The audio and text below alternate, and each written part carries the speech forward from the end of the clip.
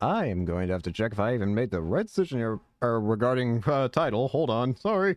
But hello everyone, my name's Caden, and welcome welcome to what might be the finale for Danganronpa, another episode, Ultra Despair Girls. I think. Yeah, that sounds about right. Sorry, it's been a while since the last recording. I had some IRL stuff to deal with. Anyways, last time we dealt with two other Warriors of Hope. We got the giant Monokuma, King Monokuma, Big Bang Monokuma, that's what it was called. We got Big Bang Monokuma going, and now, while technically this is our hope, like the thing for taking down the Warriors of Hope, at the same time, we're not trying to kill the kids, so we're gonna see if we can't stop the Monokumas before the kids all get killed. Before we do that, go ahead and pick up those. I remember I didn't really check anything here because I was just trying to get to a save point last time, but there is some stuff here, it looks like, as well as dialogue to check out. I see a item glimmer over here, which I wanted to grab. Here we are. Kenshiro, a super big-sized demon who is in charge of a secret assassin skill. It was supposed to be the strongest human alive in the demon world, and success with this can even break the ground in half. Don't hunt it alone, but it's supposed to actually be really sick, so stay far from it and make it all tight before you kill it. Huh, strongest human alive. Kenshiro. I'm trying to think of what character from Danganronpa 1 or 2 would fit the bill here.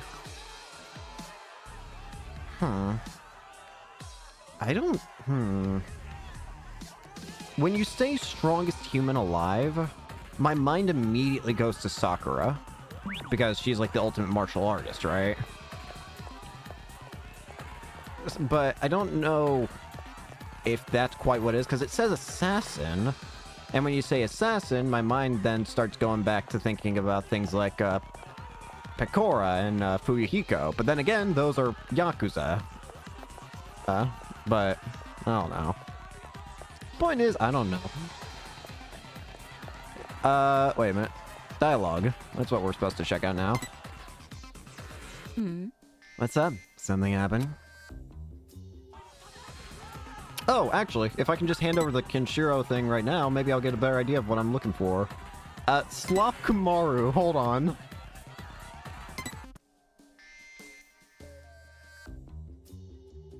Slowpoke Maru.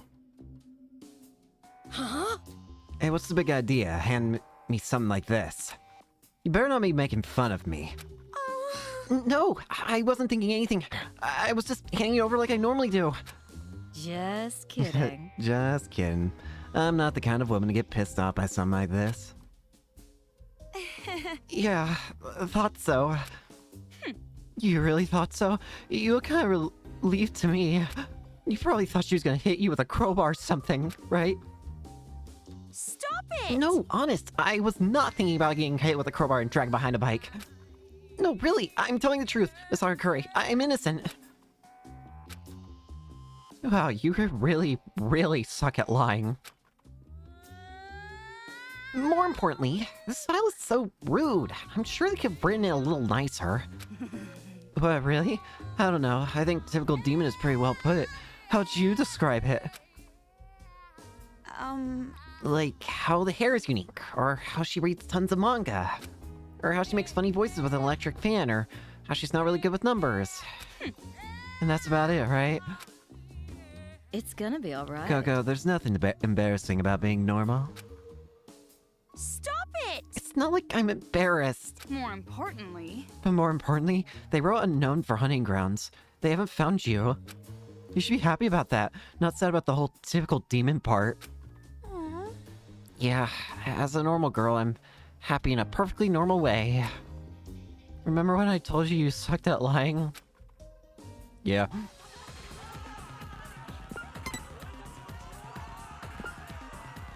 Now, I want to see, what can we gather off this guy, Kenshiro?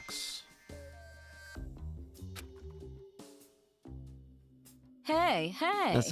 Assassin Fist. Are the captains really allowed to do that kind of BS in this game? Isn't this just something some kid wrote? They were probably just making it up. No. No, my guess is this is the truth. I know a monster just as powerful as this guy. Okay, so it sounds like they are talking about... I think she is talking about Sakura. A monster? You're right. Yeah, she was called Ogre, and the strongest person in the world. Okay, so I was right on my first instinct. It was Sakura. And those nicknames were no exaggeration. She really was a monster.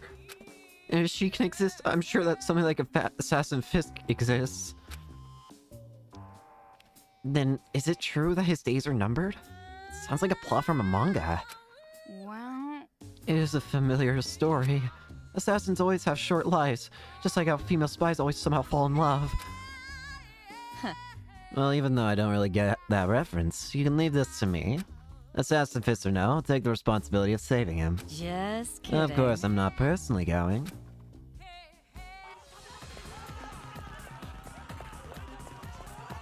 Hi there. Could it be? That weapon. Don't tell me you used it on a child. No. Don't worry, this is for Monokumas. No matter how horribly we were treated, I can at least keep my sense of tact. Now, I'm not going to just crush all their heads, little heads like watermelons. Yeah, I thought not. But if something were to happen, that would be a different story. If some horrible, unthinkable situation occurred, well, then I'd just have to use Southern Kid. Don't mess with me. What happened to your sense of tact? Hey. You sound so certain in deriding me. If you don't kill a kid, the woman next to you is dead. What if that were the situation? Would you just remain spectator, watch her die? Well... That's... I went outside with a resolute mind. If something happens, I will not hesitate to kill. If I hesitate, keep making excuses, I'm the one who will end up dead. Toko, we should go. I understand where the guy's coming from. I mean, if you're in a situation where you have to kill in order to live, I can't say I would blame someone for killing because, I mean, that's kind of your instinct to want to live, right? I can't say I would blame someone. Are you guys coming with us too? Well, not really. No. But don't worry about it. There's no need for you to risk your lives. You're still young women. It's been so long since I felt this. I feel completely free. Why? You think you've already... What? You're right. It's true. I don't know what's going to come of all this. But the day we stand up against these kids is finally here. Makes me happy. I'd much rather fight Kid and die than return to a life of hiding in fear. Please be careful. Yeah, even if it's my time to die, I'll be sure to take some kids and Monokumas with me. Yep, sociopathic adults now.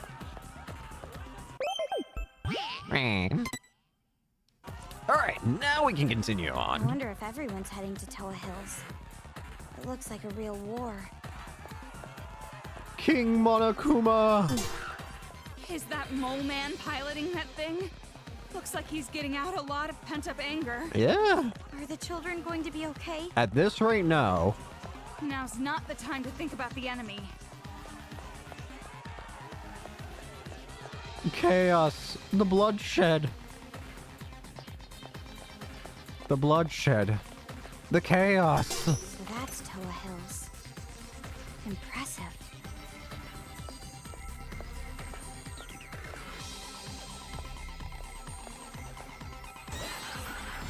Hang on, give me like 3 seconds.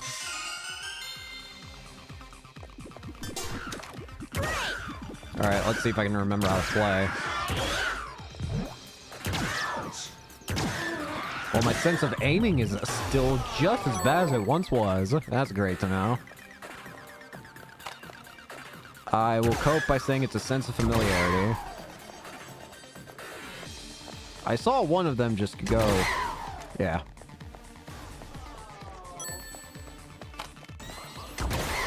Out of the way.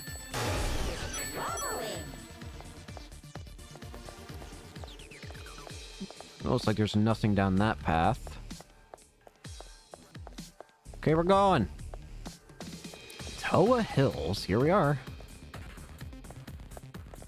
Oh, hey. Monokuma kids. Having these children, They look completely terrified. Probably just scared once they saw the adults were fighting back. Remember those idiots back when you were a kid? The ones who would mess with a chained-up dog? Inevitably they get bitten, and then they end up with the fear of dogs. But don't they just look horrified? They're completely frozen in fear. You're right. Maybe they're more childlike than we imagined. They never thought it would come to this. Or do you know something? No. No, nothing definitive. Just a feeling. Regardless, once we get the kids to HQ, we'll have all the answers, even if we don't want them. Don't want them? I'm a bit worried what that's supposed to mean. Why would I not want to know the answer to that? Is there some kind of truth here that I'm missing that's gonna make this difficult? Adventure? What's this do?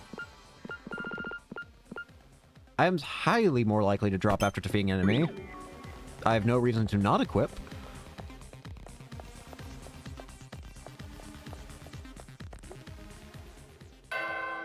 Bell.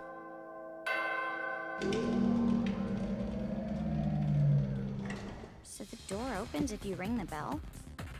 That's kind of weird. It is. Alright. We got in pretty easy, huh? Maybe it's because Big Bang Monokuma is making such a mess. Yeah. Togo, what are you looking around for? There's no mistaking it. Master is here. The red string tied to my pinky. Oh, I can feel it tugging. Does Byakuya have telepathy or psychokinesis or something? What are you talking about? But in a building this big, it's gonna be hard to find him. That's also true. Well, obviously, all we have to do is catch the head brat and make them spill. Toko, do you really think they're gonna do that? And while we're at it, we can make them stop controlling the Monokumas. 2 birds, 1 stone. Alright. Knowing those brats, I bet they're somewhere up high where they can watch it all go down. Yeah, that seems likely. But from here on, we can't let our guard down. The Monokuma controller has to be well protected. Let's buckle up and get moving. Got it. Yeah, let's end this. Personally, I'm hoping for an easy ending. Yeah, that sounds good. And while the credits roll, you'll be all jealous watching Master and me passionately embrace. Sure, I will. Yeah, I don't think I'll be jealous of that. For some reason, I feel like I've seen this before. What the hell? There's no chance it would suddenly ambush us, right? Guys! Those are the hero robot and the priest robot. Okay, so we got more of those. That's great. I mean, I guess it makes sense that they could just be probably mass-produced, especially considering we know the existence of a facility. Though they shouldn't have access. Well, I guess they would now have access to it. Hey, I'm gonna go run up to them. Hey, guys. How's it going? You're just real chill with me, I guess. What if I ring the bell?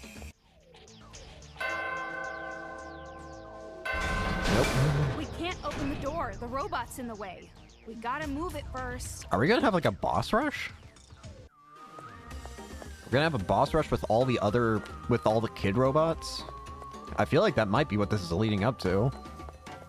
But it'll be significantly easier, I feel, considering we've got things like Burn now. That's not the right bullet. What am I doing?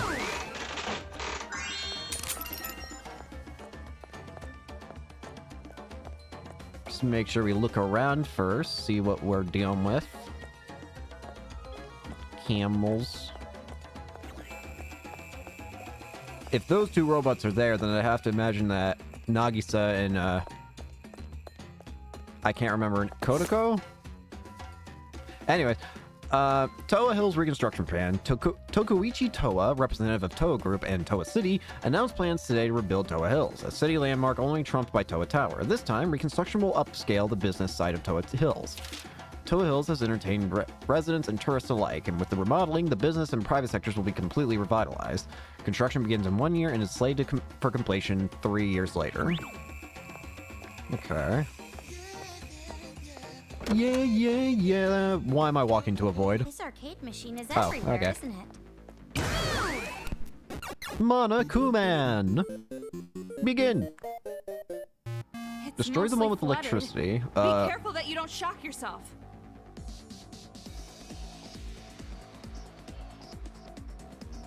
I see what the problem here is. So first you would have to hit move on that, distract him, hit move on that, distract him, which will allow you to... I want to see how this guy turns, or... Technically speaking...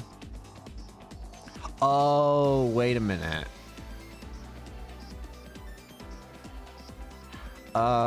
I think I see an issue here. Here's the oh, actually, I don't... We might be getting a game over, potentially, out of testing something. The thing that I'm not actually too sure on for a fact is, does electricity in the water hurt me? Like, will I get killed if I shoot the water with electricity? I don't actually know. If the answer is yes, then that means I have to get over to this spot right here.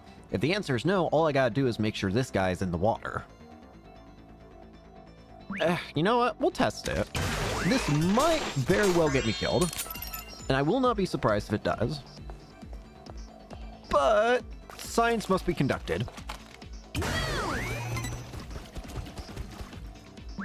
Okay, with that, we can open right here.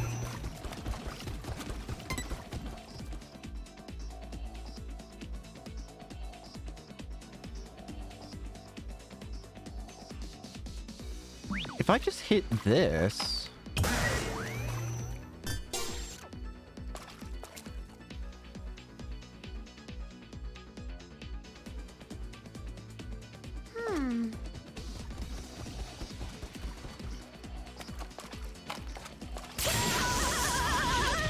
Okay, so it does hurt me. Right. But it also doesn't kill me. I'll take it. Besides, I also just got healed, so it doesn't matter anyways. I was worried if it would insta-kill me. But evidently, no. I'm good. Up we go. Well, ain't this a pretty room? What is this? This room. Does that pervert grade schooler live here? Shut the one who stole fuck your- up. I said nothing happened. Unwavering girl power. What's this do? Healing item effect +1.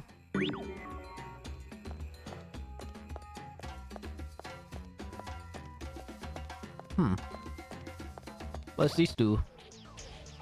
Oh, hey! Hey, if we use the remote control, we can move the robot, right? Yeah, this is one of those It things. seems dangerous to just start playing with it. Why don't you touch it? Got it. I want to play. Out of the way. Yay! The robot moved!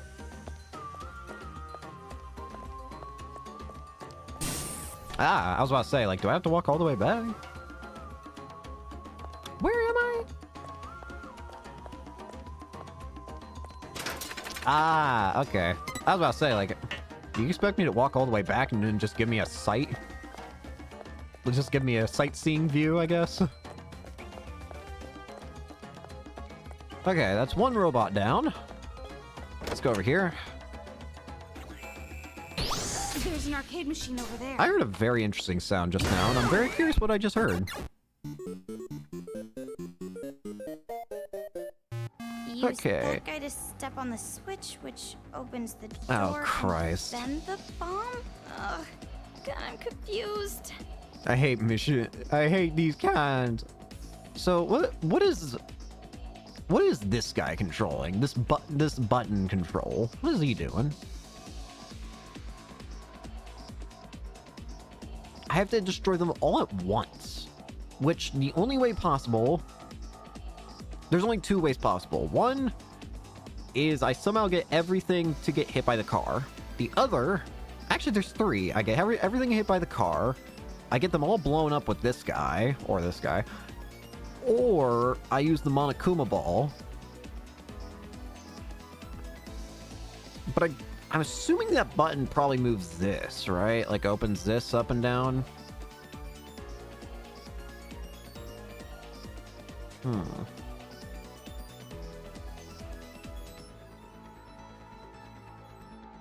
Oh, it wants me to do the Monokuma ball, I think, because I can't use break during this. Or at least I'm not supposed to.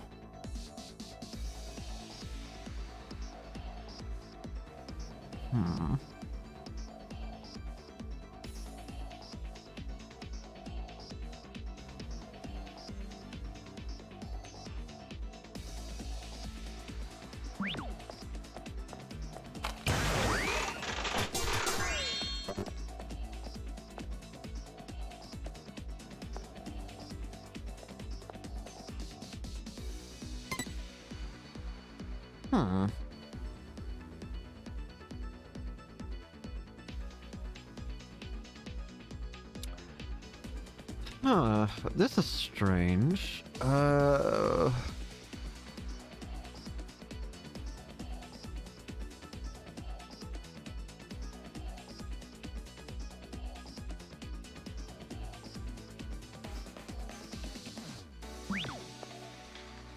Alternatively, I also could just not care about it. Yeah, okay, so that's what that does.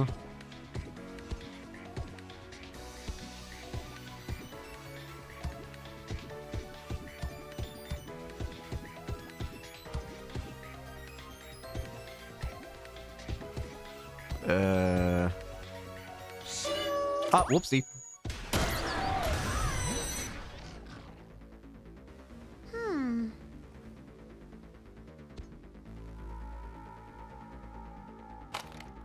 Yeah, I don't get it.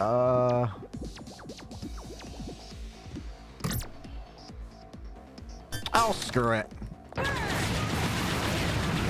Get out of here.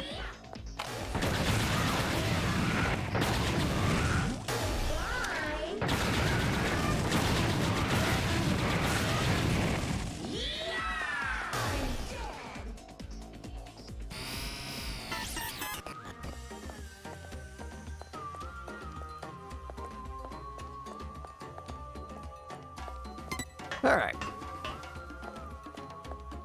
Let's see. Bugs? This looks like the room of that mask kid.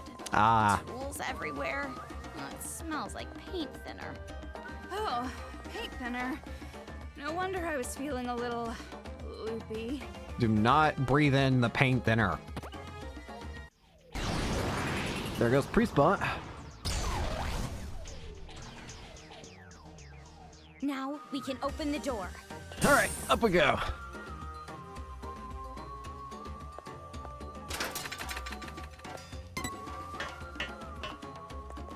Oh, well. I shouldn't have had him. There's so much I can do if my son didn't exist. So much I could have done if I had never had him. I could have obtained qualifications and licenses, taken lessons, worked more. Instead, my entire life is just a platform for my son's life. I think about it every night before I go to sleep. If I woke up in the morning and my son was dead, how splendid would that be? But every time I wake up and see him, I sigh. Why are you still alive? Why do you have a normal life? I yearn for the day he stops being healthy and stops growing and just disappears. That's all I want. Why can't you do something that simple for me? I want him to die so badly it makes me cry, and the fact that he has such a worthless face makes me even more sad. It makes me think I'm the one who's wrong. I shouldn't have had you. Was that supposed to be Jitaro's dad? Or parents? For the sake of my daughter, her thing is worth like 8 times more than mine. Younger women. Thing is, poor bitch doesn't understand that she's worth more the younger she is. If you're looking for cost effectiveness, you gotta sell it when you're still young, but it's a waste of time telling a 10-year-old any of that, I guess. That's why mommy has to sell it for you. I'll sell it with you as a set. Even if you cry and say it hurts, or if it's too scary, the men still pay. Sometimes they even pay more. Even tears have value. Being young is a horrifying thing. It's not like I want money. It's not like I want to entrust my dream to my daughter. It's not like I'm a pervert. I do all of this for the love of my child. I do it for her sake, so she can sparkle forever. No matter how much she hates me, or how much society will beat me up for it, I know my actions are right. It's the parent's job to shine the spotlight on their child. Jesus Christ, these sounds like the words of their parents.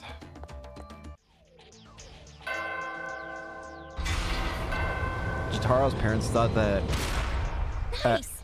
Now we can keep going! Jataro's parents thought he was worthless, keeping them tied down.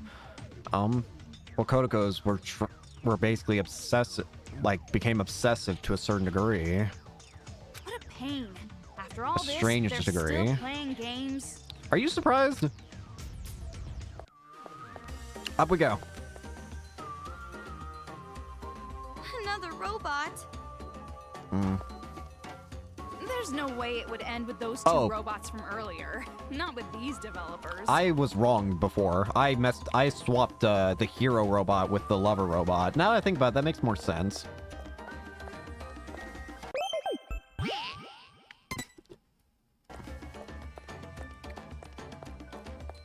Okay. Next up. It's another arcade Before we do machine, that, though. I know I'm kind of getting ahead of myself, but I should probably explore this floor, make sure there's nothing overly vital on the ground here.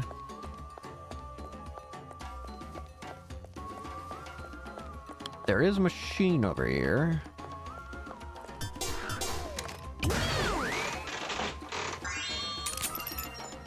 Oh, yes, more burn bullets will always be accepted. Alright, now we can go up. I just wanted to grab those. Alright, what are we dealing with? This room feels different than the others. What the? It's less of a fighting stage and more like a riddle. I'm about to say, this is weird. There's not even an objective. So I don't even know exactly what I'm supposed to do. There's a 0 right here. A guard Monokuma, a normal Monokuma, a siren Monokuma, and a bomber Monokuma. But what's that supposed to mean? It seems like it wants me to use this. But why? Yeah?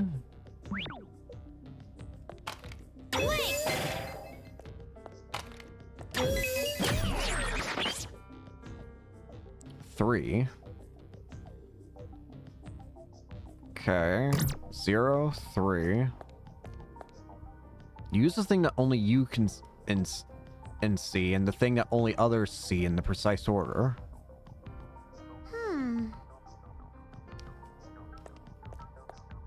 0, 3.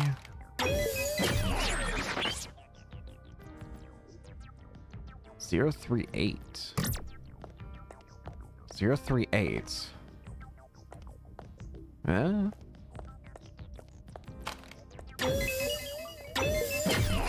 0, 3, 8. 4. 0, 3, 8, 4.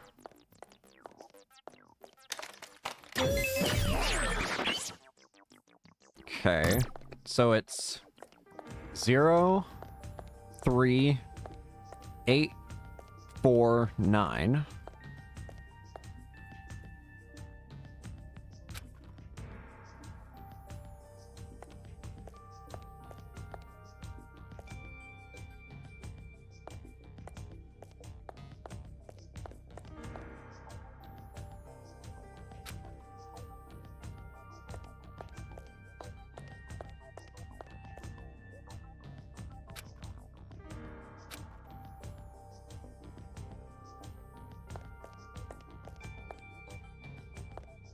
Oh, wait.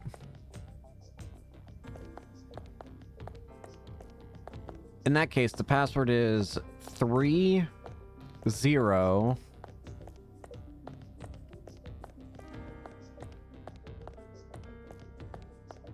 It's 3, 0.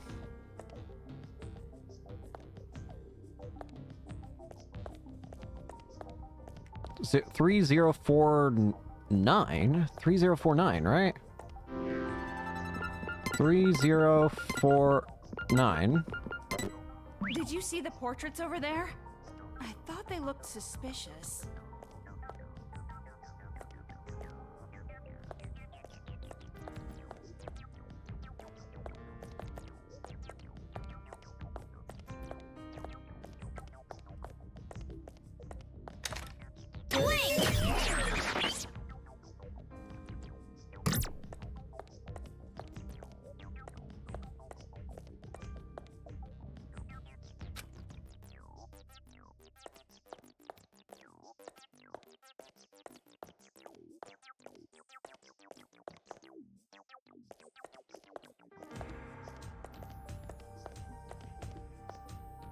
Wait, did I...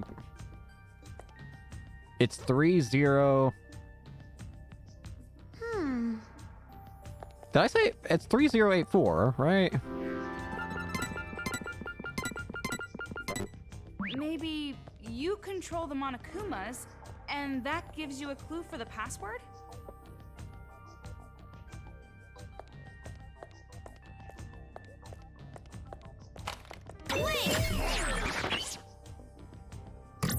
Three...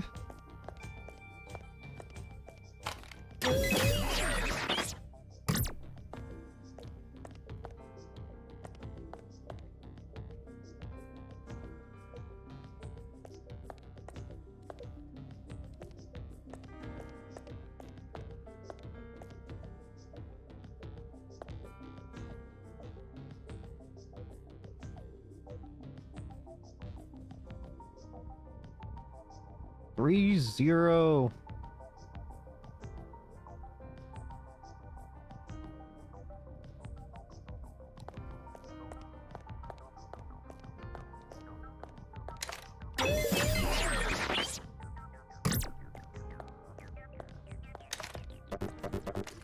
Oh.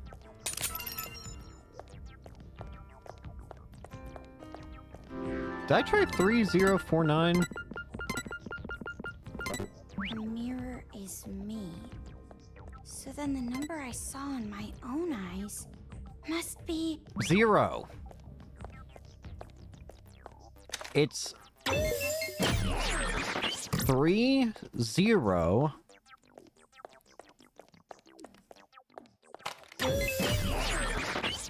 304.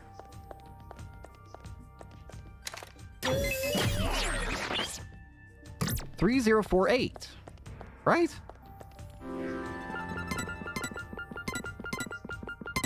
Did I not enter that before? I could have sworn I did. Or maybe I mixed up the numbers too much in my head. Whatever. As punishment.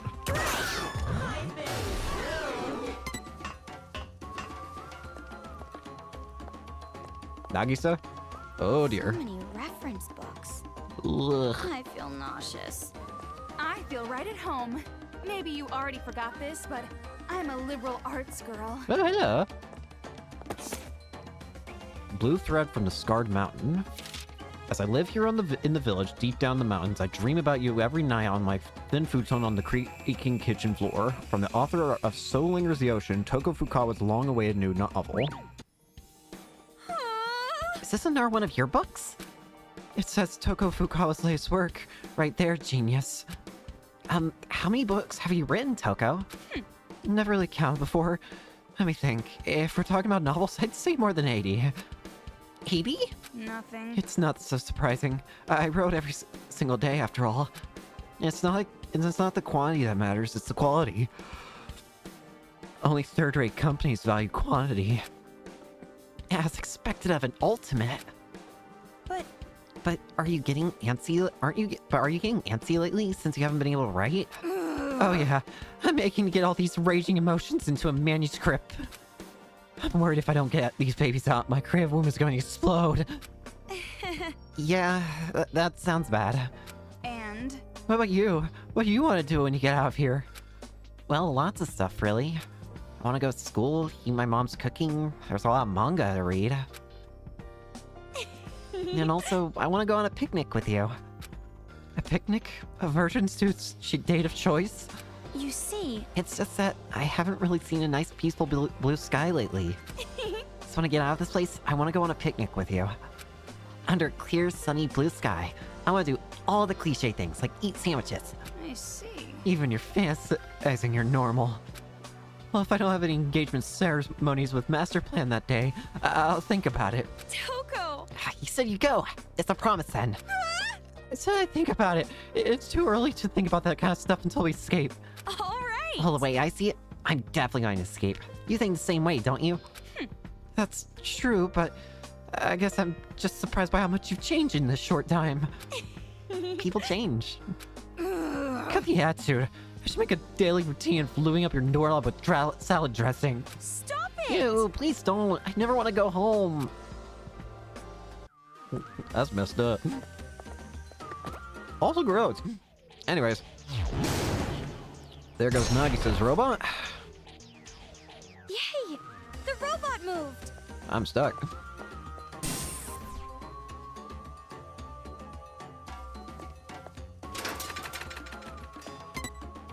Down we go. We'll read the other one in a second here. Why is it I've already forgotten which side I went?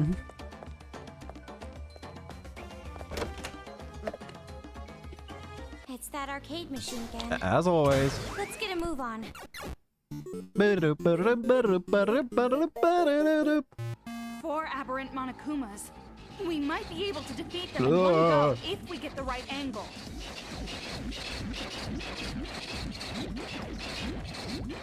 What the hell?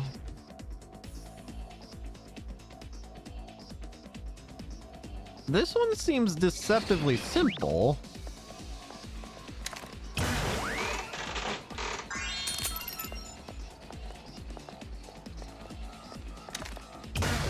First, all you do is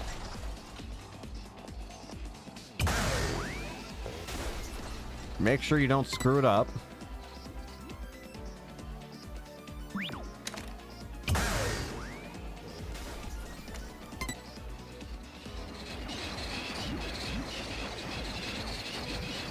Now we wait.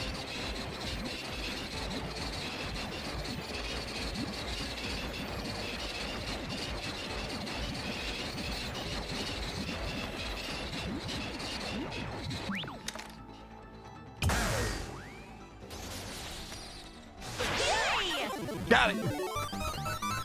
Perfect. That was strangely the easiest one, I'm gonna be real with you. I guess if you're too quick, it would be easy to mess it up. PE idiot must live here. This room reeks of insecurity and overcompensation. Bruh. Do you have some kind of girl? Eh? Oh.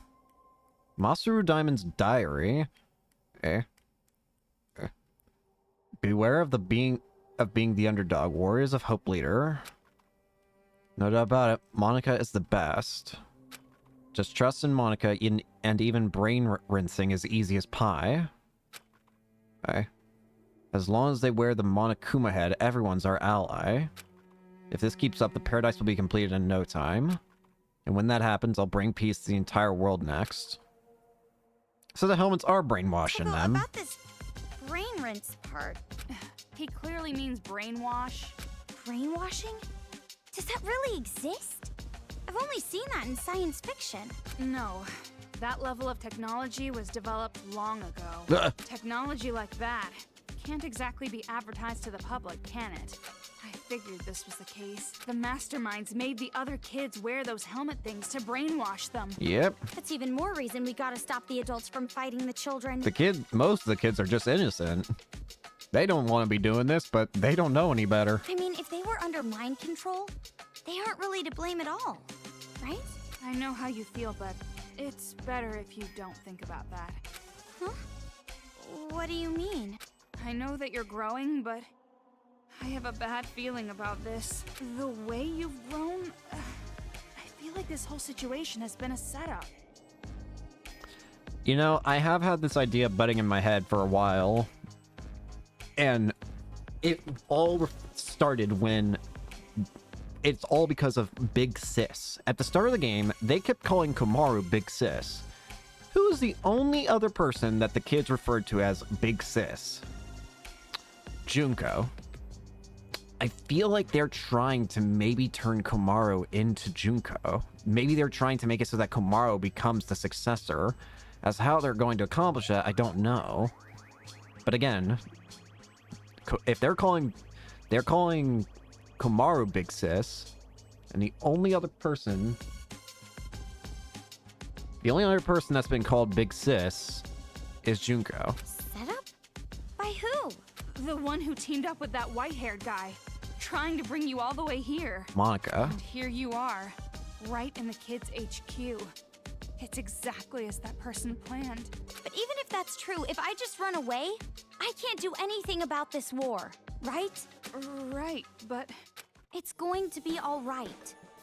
I don't know whose idea this was, or why they're doing this, but as long as we stop this violence, nothing else matters. You're right.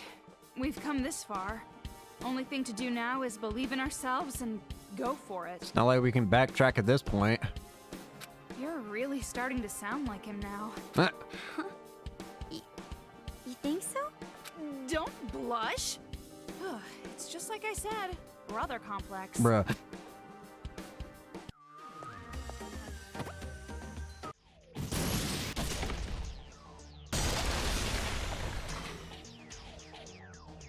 Now we can open the door.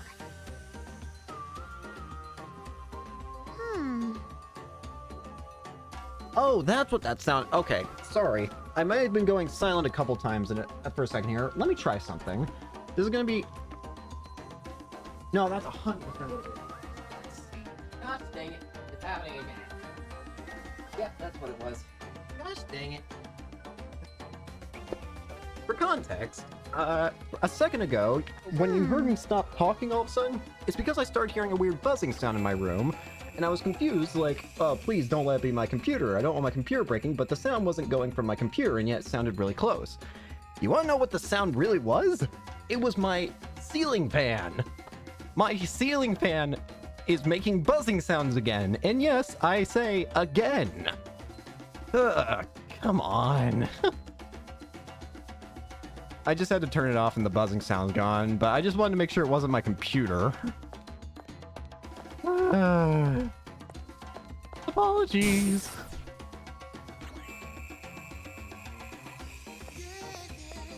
Anyways. Let's read these. That useless shitty brat. I ordered my son to go buy alcohol. I even gave him the money. He comes back home empty-handed. He said something about not having ID or something. Whatever, who cares? I trained the boy. I made him go do it one more time, and he comes back with alcohol. The next day, the cops show up. Apparently, the little shit stole it. The brat humiliated me, but I trained him good as soon as the cops left. I hate my son's face when I'm teaching him a lesson. The smile he forces so that I'll stop hitting him and creeps me out. He can't just cry or yell like a regular kid. Shit, I got myself a defective bra. Okay, what the fuck is wrong with you? Jesus Christ. Nagi says, debating on switching subjects. I cannot obtain the result I was expecting with my experiment. I cannot discern whether the environment or the subject himself is the problem. I shall look into the experiment conditions in more detail. Until now, I've used solely visual observation, but I should erect cameras to watch the subject at all times and discipline the subject when resting longer than allowed. If I do not obtain the desirable result with the experiment, I will conclude that the problem lies with the subject and change my experimental target. Jesus Christ, man. Oh, right, I have to hit this. Open up! Yeah, I feel like they might be trying to do something where That Monica girl was the only one who didn't have a room. Yeah. What? She gets special treatment or something just because she's the mastermind? Evidently she does.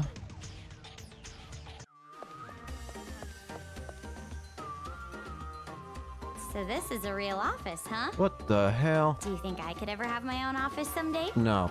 I think Oh, another God. ice age would come before you end up in a place like this.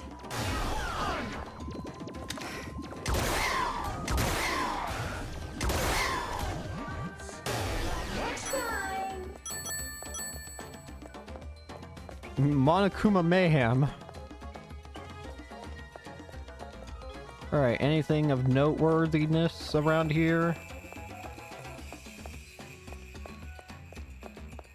Not seeing anything over here. What about over here? La-di-da-da. La-di-da-da. Can't interact. I heard that. I hear that. I'm not getting sniped again. I refuse to be sniped again.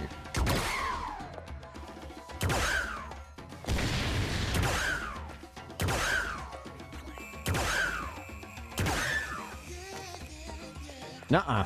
Not letting it happen twice. I already got jump scare sniped once. I'm not letting it happen again. One's enough.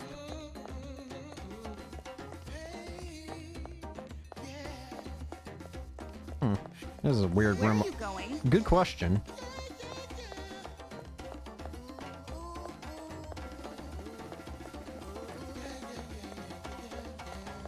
That is a very good question, actually. I hesitate to say this is the final door before the final boss, because I have a... I don't know. Personally speaking, I would expect that they would give me at least one last shot before I get to the final boss. Is this the right way? But I could also be completely wrong. And I wouldn't be entirely surprised by that revelation, to be honest with you.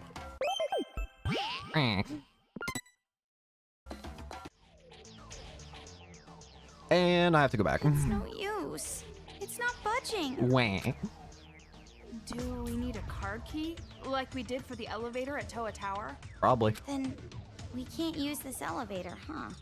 But it doesn't look like the other elevator's gonna move, so we have to work with this one. Wait a minute. Would Haiji maybe have a card key? He is the heir to the Toa group. Even if he did, that coward mole is in the middle of a fight with his Big Bang Monokuma. The coward mole you're talking about. That wouldn't be me, would it? Hey, Haiji! hey, dude. Why are you here? It's the creep. Same reason you're here. You're looking for the device to control Monokumas, right? Haiji. No, I'm not even gonna play around with you. No. You've already disgusted me long enough. now I'm seeing something else. I'm not letting you have that control device. You're gonna try and take it for yourself and control the Monokumas on your own then. Don't even try me on this one, buddy.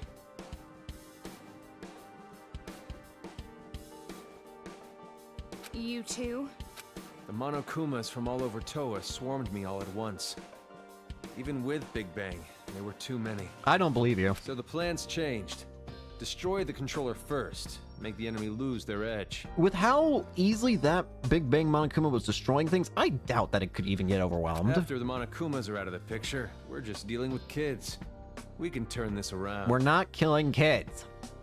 Is that Shirakuma's advice? Huh? So what if it is? No, nothing. But I had no idea you two were already here.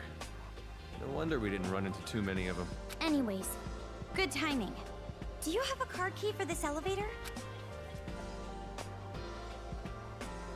No, we don't need a card key for this. This elevator only works with retinal identification. Oh. Retinal. Is that an animal? Tomorrow. Retinal means eye. Even I know Why that. is it locked in the first place? This lock shouldn't be on unless it's been manually set.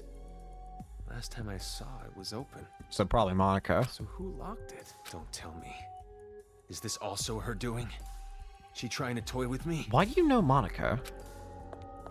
Stop your creepy mumbling to yourself and open it. Your eyes will work fine, won't they? No. The only thing that can release the lock is the eyes of Toa Group's chairman. We are not going corpse hunting. The chairman?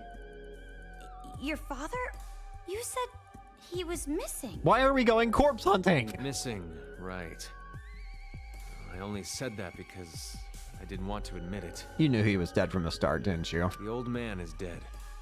The kids killed him. We're gonna have to find his corpse and take out his eyes, aren't we? What? Wait a minute.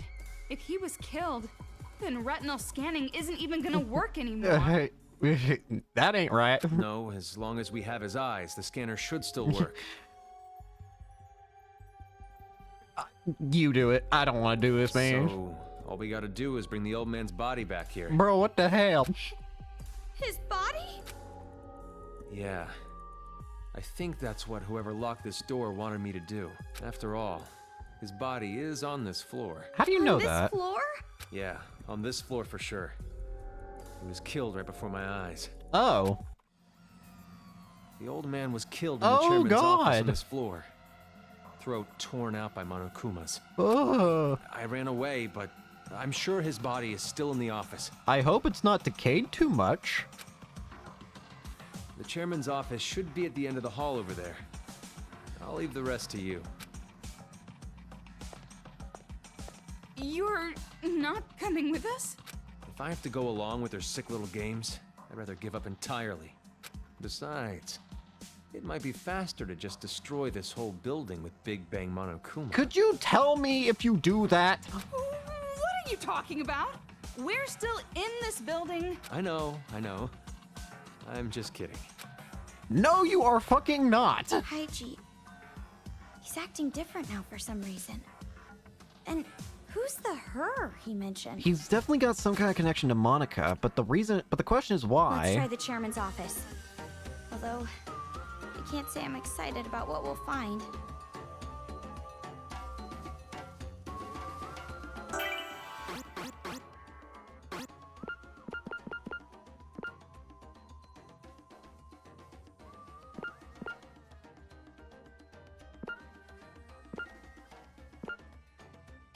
Oh no. Oh no. I have a bad idea. I know what's happening here. Masaru Daimon, Jotaro Kimura, Kotoko Utsugi, okay, Nagisa Shingetsu, Monica. How interesting is it that Masaru, Jotaro, Kotoko, and Nagisa all have a last name noted, but not Monica?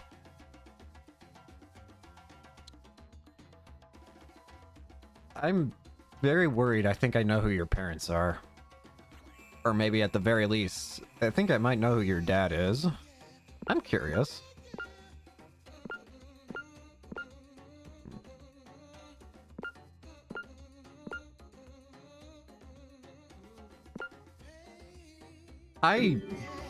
Oh god. A lot of things would actually potentially make sense if what I think is true. I'm not gonna say it because I don't want to try and will it into existence on accident, but I hope it's not right what I'm thinking. Unfortunately, it probably is right what I'm thinking. What in God's name? You might say it's game over. Yes, thank you.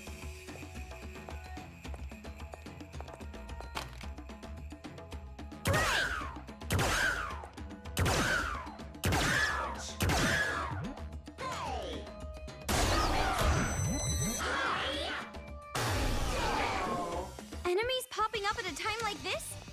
Did they really have to make this level harder? Who's they? Alright! That was easy.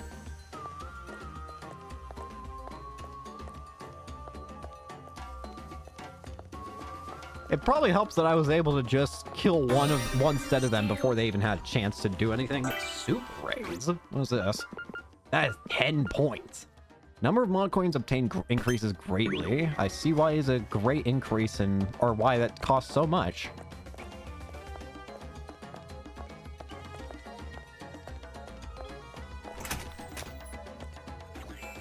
I'll go ahead and just say it, considering I feel like it's probably obvious what I'm thinking.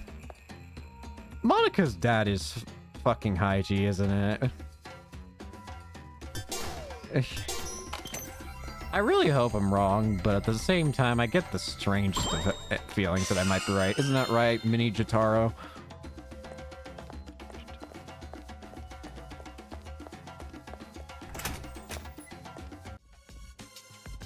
Well, there's the body. It's blood! Blood!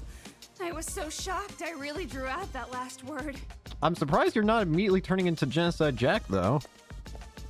Pleasantly surprised, though. Good job. You really have been growing. Kamaru.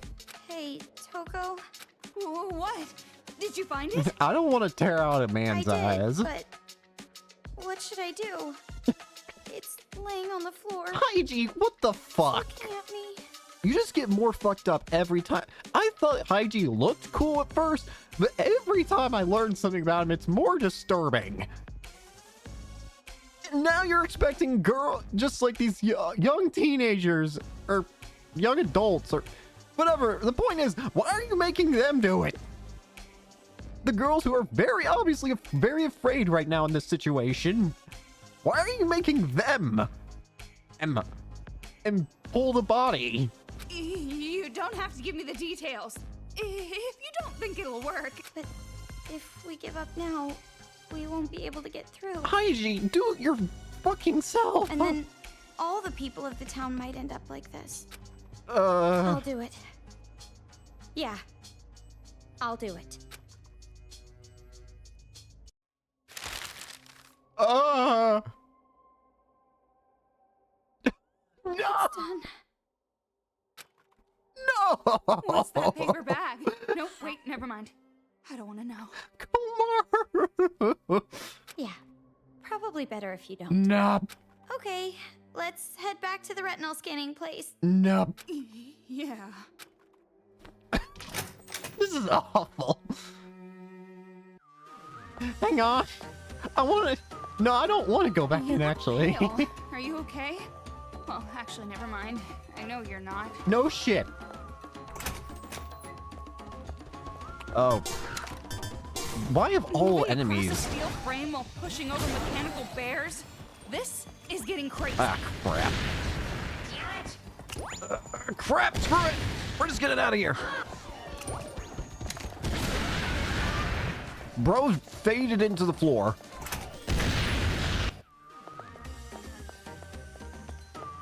Haiji, I swear to God. Part of me is honestly starting to wonder if we might fight Haiji. I can believe it, strangely enough.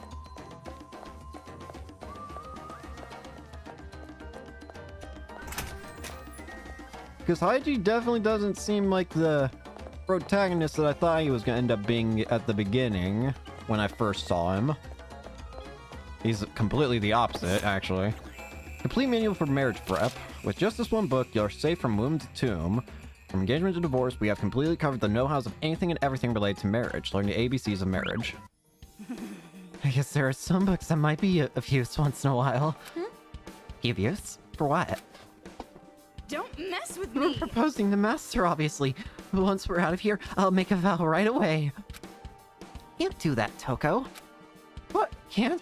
What do you mean I can't? Are you saying that master rejecting me is a foregone conclusion? That I should just give up? No, I'm saying if you keep talking like that, you're totally raising your death flag. Huh? Oh, you don't know? A death flag? Like, imagine in a mystery novel when a bunch of people are trapped in a mansion. One guy always says something like, there's no way I'm staying, and runs off alone. Talking like that or making a dumb decision pretty much means they're gonna die. A death flag. I know what it is. I just don't believe in a stupid jinx like that. Toko, no! That's also a death flag. Well, I can't say that either. Characters who don't believe in curses or the power of God always get killed off.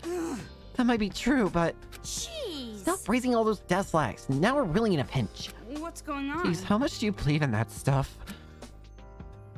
All right. Since that's the case, we have no choice but to raise the survival flag. Huh? Huh? You see. In tear-jerking dramas, surgeries that have a low success rate always miraculously work, right? In anime, whenever you think the main character's gonna lose, somehow they win. So we just have to raise the survival flag. Activate super low probabilities principle. Well, Okay, what do we do? What do we do? Probability that we're going to defeat the children is a mere 1%. Oh no, there's no way we can win against them. I'm just a normal high school girl and stuff. That's pretty much the first thing you told me when we first met. Well, yeah, I've been trying to raise my survival flag ever since. The character who tries too hard dies early too. You're right. They also do die. Oh, God.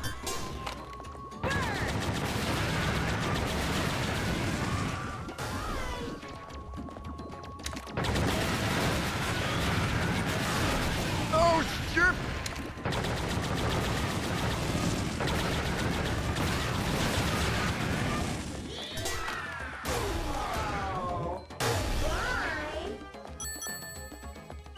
Ugh.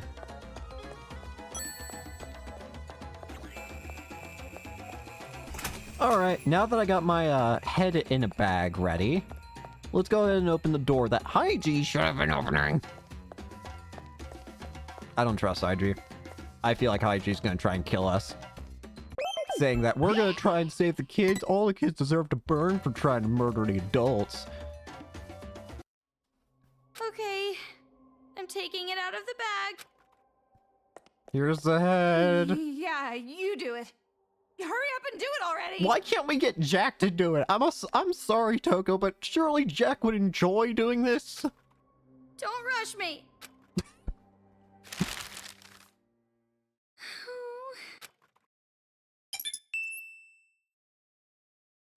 Now throw that bag away. We don't need it anymore, right? Just throw it. Throw it. Now. No, I can't. I'll get divine punishment. Then drop it on the ground. Divine punishment, sensing ghosts? That's enough of your occult stories. Leave that to Sonia. Divine punishment is a fiction the living created. The dead have no power. That might be true, but Miss. Excuse you? Toko, did you say something? Huh? I didn't say anything. That's strange. For some reason, I thought I heard a voice. Kamaru? Kamaru? I was just telling you to stop with that stuff. God? Is that you? Miss. God? See? I hear it again. Oh God! It is a ghost. What? What happened? What are you shouting about all of a sudden? Ghost! The ghost of a severed head! I told you, now's not the time for fooling around. I'm serious! Miss. You're horrible. Kamaru! My head away like that. I am sorry. I was surprised. I dropped it on accident. I didn't mean to. Kamaru! I'm really sorry. I apologize. Please, don't curse me. Oh, Kamaru. Curse you. There's no way I'd do something so lonely. I just want you to listen. Listen? Kamaru, get a hold of yourself. You're I hallucinating. agree with Toko. My name is Tokuichi Toa.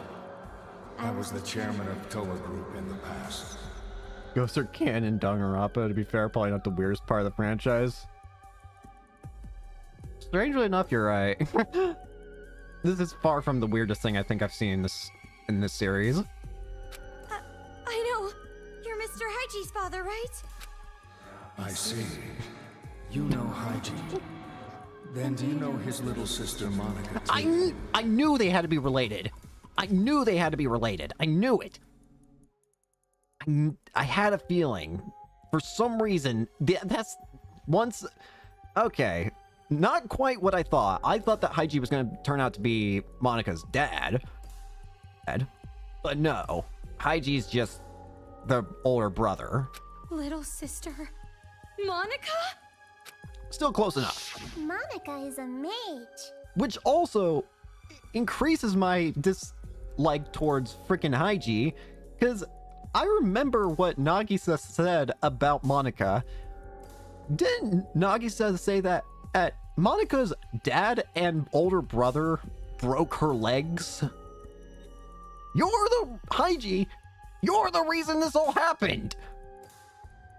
You're one of the reasons why this is happening. And when I attended elementary school, I was called the Little Ultimate Homeroom. And that kid and Mr. Haiji are siblings? So you do know about Monica. In that case, I can get right to the point. I beg you, no matter what, using any means necessary, stop Monica from going out of control. If you let her do this, the name of Toa will be finished. Well, alright, Mr. Ghost Chairman. I'm gonna be honest with you. I can't guarantee the safety. I'll try and save her. I don't want to kill Kid, obviously. That being said, at the end of the day, there's no denying she's gone psychotic. I'll try and save her, but if I can't, then don't blame me, because I'll try, but I can't make any promises. Do you realize what's happening out here? This is bad. Kamaru's chatting up an illusion. I gotta bring her back to her senses. Quick, slap me. The ungrateful child. She forgets she is in my debt for taking her in, and revolts against me. Taking her in? That whelp's mother was my mistress, but that bitch abandoned her responsibility. and forced Monica on me when she was a baby. So you're just a bad dad for not caring about your kid. But isn't a father expected to raise his own child? You may not have wanted this. That doesn't change the fact that it's your responsibility, unfortunately. If her mother wasn't going to raise her, I wouldn't have tolerated the pregnancy at all. Did you... That's horrible. I even let her stay in our home and raised her. I could have easily left her in an orphanage. If Nagisa is to be believed, you broke her fucking legs. But that child made me end up like this. She killed her own father. If what Nagisa says is true, then honestly, I don't blame her. I can understand why a kid might result to such insanity. Against such an awful parent that abuses them. Do I condone it? No. But do I understand it? Of course I do. It's all that woman's fault. She's the one who made Monica insane. I knew something was wrong the moment I noticed Monica growing more rebellious. Wait, that woman? Junko? Even thinking about her horrifies me. The power of Christ compels you. Ah! The power of Christ Ah! Ah! Ah! The power of Christ compels you. Of all people to be saying that, I gotta say, I was not expecting Toko. I beg you, please stop Monica! Avenge me! Thank you, Toko. I didn't like the ghost. Toko, what are you doing? I was just about to hear something important. Looks like you're back to your senses. Thank you, Toko. There's no way that stupid chant would work on a real ghost. You were dreaming it. It worked, damn it. Dreaming? But he told me a lot of things. About the Toa family. Oh, it was all just a delusion. I don't know about that. Really? A delusion? Look, you're tired. Dream about stuff when you're in bed after this is all over. I still don't get it, but...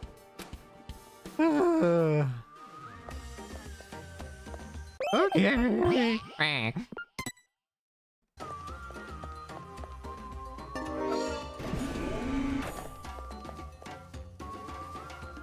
Alright, and I mean, I guess we can just confirm with Monica if any of this is even true. Though, maybe she won't be willing to speak about it, I don't know. Anyways, what the hell? What in God's name? Do I want to know? I don't know if I do, honestly.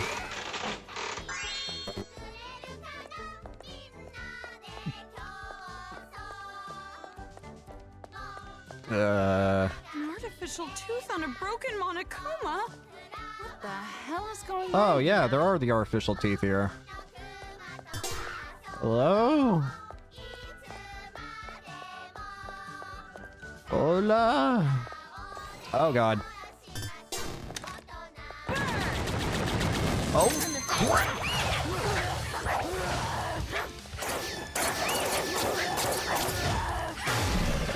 Tragedy! Careful! The tricky one came out! Yeah, I can tell. Any more? Yes. Check out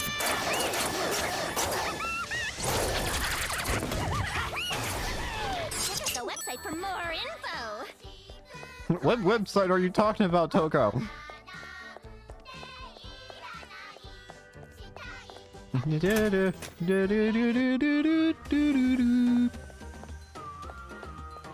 do we got here? Those who dream Momoyo's throat. I shouldn't have had that dream. If only thinking it would make it so... Oh, how easy that would be.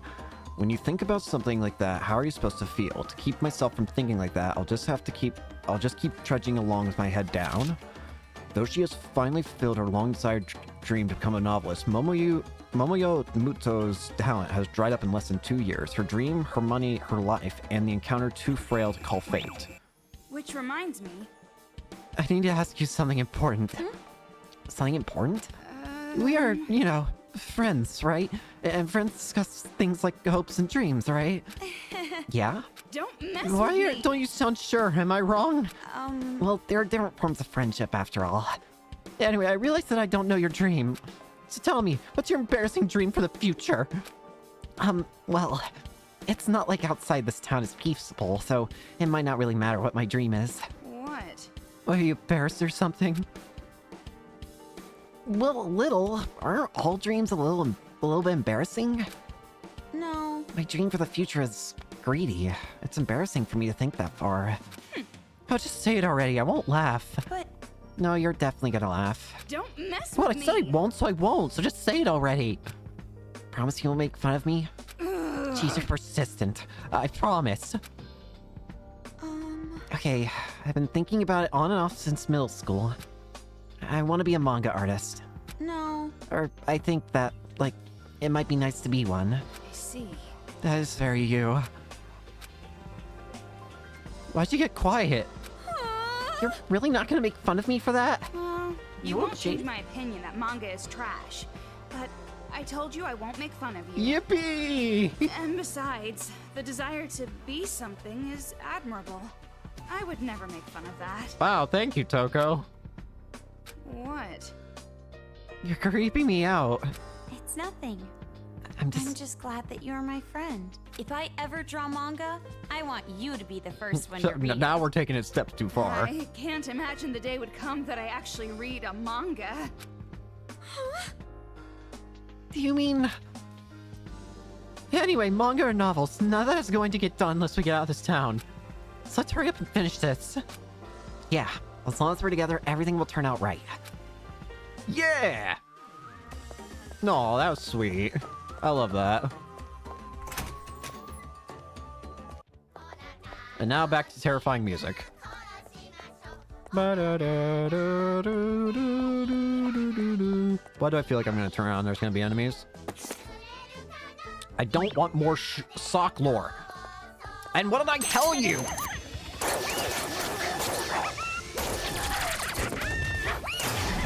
Tragedy! Da, da, da, da, da, da, da, da, da. Hey there, buddy.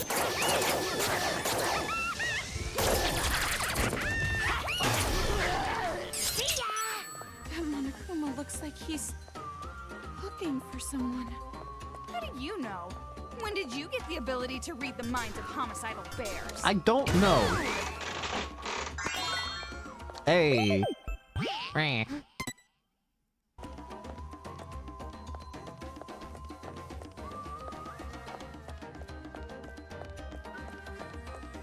What do we got back here? A debate. Killing urge. I'd have to take max batteries plus 1. Hmm.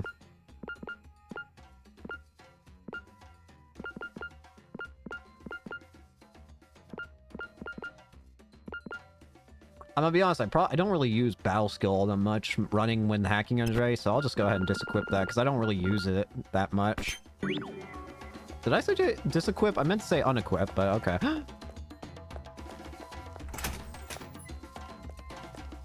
I can English.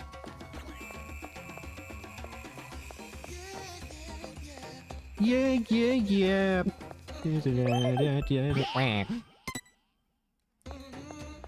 Alright, up we go. Oh, wait! I totally forgot something. What's up? What? The chairman's head! We left it! Now he's gonna curse me again! Kamaru! I'm leaving. Thank you. A lot of messed up Monokuma parts here.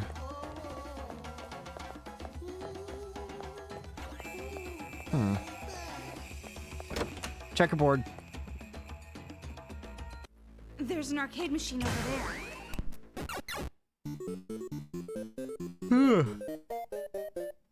Over there! Someone's hanging Oh from the god, ceiling! not again. What do you... Oh god, you're right. Wait, that's Kodako!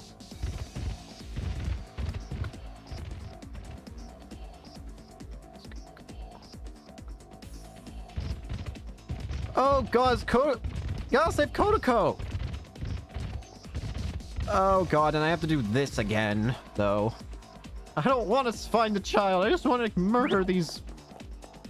I'll try. Stop! Don't come near me! Girl, what is she doing? Hang on. You two, please help me! These perverted bear robots are gonna gang up on me! Ignore her. No. What are you talking There's no about? way I can do that. You're too trusting. She's that perverted girl who took away your virginity. I prefer to forget about that. What? No, she didn't. A Monokuma kid is somewhere in this room controlling them! Find that kid and friggin' kill him! You heard her. I'm not going to kill them. I have a better When the solution. Monokumas are focused on her. That's your chance.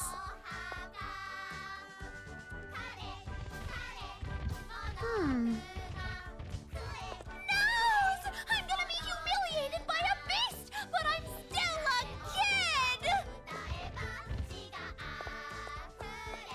It says one. Are you kidding me? Okay, that's it. Also, What are you doing?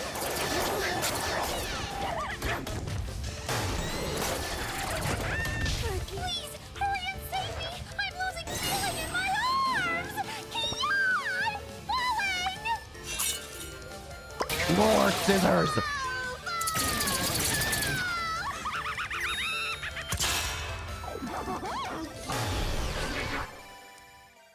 Ay, ay, ay. Hey, Kodako. I'm glad. Even the worthy Homer sometimes nods. Did I use that proverb right? I don't know. almost never say stuff like that, so I'm not sure. But just because you're not used to it doesn't mean you should give up. Like those tentacles. What? Hey, why were you getting attacked? That's what I want to know too. Aren't you supposed to be safe with them? It is highly unfortunate, but it appears I too have been betrayed. For being so unfortunate, you sure seem nonchalant about I'm it. about to say, you seem pretty chill with this development, I'm gonna be real with you. Well, this is an act two. If I stop acting, it would be bad. I would lose my cool like some miserable wretch. It's fine to lose your To cool. put this much effort into betraying me, I'm boiling with anger. You're talking about Monica, right? Yes, she said it herself. She doesn't care about paradise and never has. Oh, She was tricking us with all her talk about succeeding the will of Big Sis Junko. so you've been spying on She even took advantage of the hope Big Sis Junko gave us. And she made everyone in the Warriors of Hope fight. No, more than that. Remember after I lost to you two, I got ambushed by Monokuma kids? I think that was her doing. Masaru and Jotaro probably ended up the same way. She didn't just betray the Warriors of Hope. She wanted to kill us. So, how are you alive though? She didn't believe in friendship, or effort, or victory. The children's paradise we dreamed of, it was never gonna happen. From the very beginning. If that's true, then what is she really after? I'm not sure. But she said something about the successor to Junko Enoshima or something. A successor? She's twisting this whole situation to make a kingdom for herself, not a paradise for all. And as queen of her little kingdom, she probably wants to be the pampered successor. She's seriously the worst! She should just choke on a bowl of poo and die! Hey, Toko. What do you think? Well, first off, I still don't think we can trust her. Saying things like, I was betrayed. She probably just wants us to let our guard down. Never! Look, I'm completely... Could you not? Hey, stop! If you still don't trust me, I'll let you in on a little secret. The whereabouts of that big fat liar, Monica. She should be inside the Excalibur, anchored at the rooftop helicopter port. The Excalibur? Is that what you call your ship? It's that big airship thingy you so courageously jumped out of. It's on top of Toa Hills. I didn't jump out of anything. I dropped. If you know where she is, why don't you go find her yourself? Well, I was planning to do just that. But that's when I got jumped by these Monokumas. The device that controls the Monokumas. Is that in this Excalibur thing too? I'm guessing that liar poophead Monica is holding on to it. She's controlling the Monokumas. Jeez, her stupid magic. Getting all carried away with that controller. You should snatch it from her. Then you can give it to me for safekeeping. I'm destroying it. Safekeeping? You're just as bad as Monica. And more importantly, where's the hostage from Future Foundation? This is crucial. You mean that blonde guy who looks like he has really pretty nipples? What the fuck? Yeah! No! That's him! No doubt about it. Master. No! Shut The up! master you're talking about is in the storage room on the top floor of Toa Hills. But the key to that room is in that liar poophead bitch Monica's pocket. How many more tiles are we gonna give her? Then all I gotta do is strip that brat down. and Toko? snag that Yeah, and after she's stripped down, bury her legs and let starving dogs come eat her. You don't have to go that far. All we have to do is make her give us the key. Oh, you're so kind, miss. But remember, the device that controls the Monokumas, just leave it to me. You can trust me with it. I don't. After all, I don't hate adults anymore. They're not demons to me, not one bit. Now then, good day. Not sure I quite trust you. Good day? Where is she going? She doesn't hate the adults anymore, huh? Don't make me laugh. You aren't that good at acting. Maybe we shouldn't have saved someone like her. Maybe, but oh well. Right now, we know where we need to go. So let's get to the roof already. Before there are more victims, we have to stop the kids and adults from fighting. Kamaru, your eyes are scary. Huh? I told you before, Master comes first. But if we can save the city while we're at it... But got it? Fine. Got it. Oh, I'm still Jack.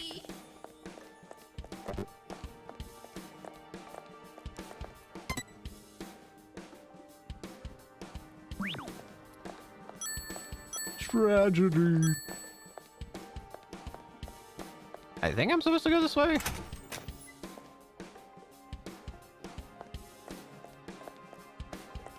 But what do we got back here? We have a quick and easy cleaning technique. Rooms are said to be the mirror of your mental spirit. If the room is messy, your mental hygiene is not very good either. But if you are always busy in your everyday life and have no time to spend for cleaning, this book is the perfect cleaning book for you. With the godly skill of cleaning that only lasts 5 minutes per day, your room can once again be your sanctuary. I'm an annoying woman, aren't I? Where'd this come from? Just be honest, I'm annoying, right? Maybe? That's right, I knew it. An annoying woman, I'm scared that Master might hate me. Toko! No, it'll be alright. You don't want to be seen as annoying. All you have to remember is the 3 don'ts. The 3 don'ts? Amazing! That's right. Just keep the 3 don'ts in mind. You'll never think you're annoying. But that's... What is this magic you speak of? What are the 3 things? Tell me, woman. First one is don't want. If you say you want this or that, boys will think you're demanding. If you want that and to do something for you, first you must be the woman worth doing something for. Second is don't be greedy. It's true. It's true. It is a woman's nature to never be satisfied and always want more. But you have to fight those urges to be the ideal Japanese woman. Amazing! And third is don't last long. You have to give off an aura that makes boys think that they have to take you quick or you'll disappear. And you have that attitude, guys will start paying attention to you all the time. What's going on? Sounds simple enough, but how do you know this stuff? Well, to be honest, I just came up with the 3 don'ts myself. I used to give lots of advice on the internet all the time. Your version! How are you gonna give advice like that? I thought you said that kind of experience doesn't matter. Chastity is a virtue. Don't mess with Alright, me. now it isn't. Bruh.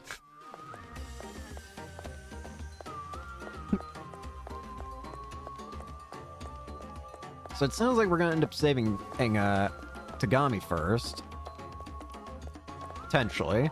Before we actually get to deal with, Monica. Paralyzed. How much longer until we get to the roof? Good question. We've climbed pretty high. Can't be too far away.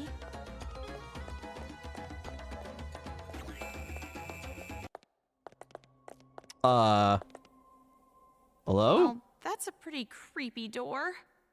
What should we do? Open. What should we do? Are you actually planning to open this obviously creepy-looking door? Yeah. I mean, there might be something important or useful in here. I'm not gonna help you out if a head starts rolling on the floor like last time.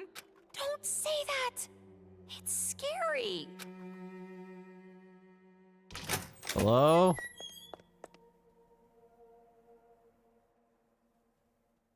What is this? Oh.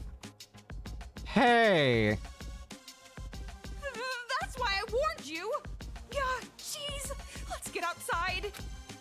Wait. Wait. This is... Tomorrow. Huh? What is this? It's written in blood. They're letters, right? Hey, Togo, can you take a look at the... Hi. Why are you here?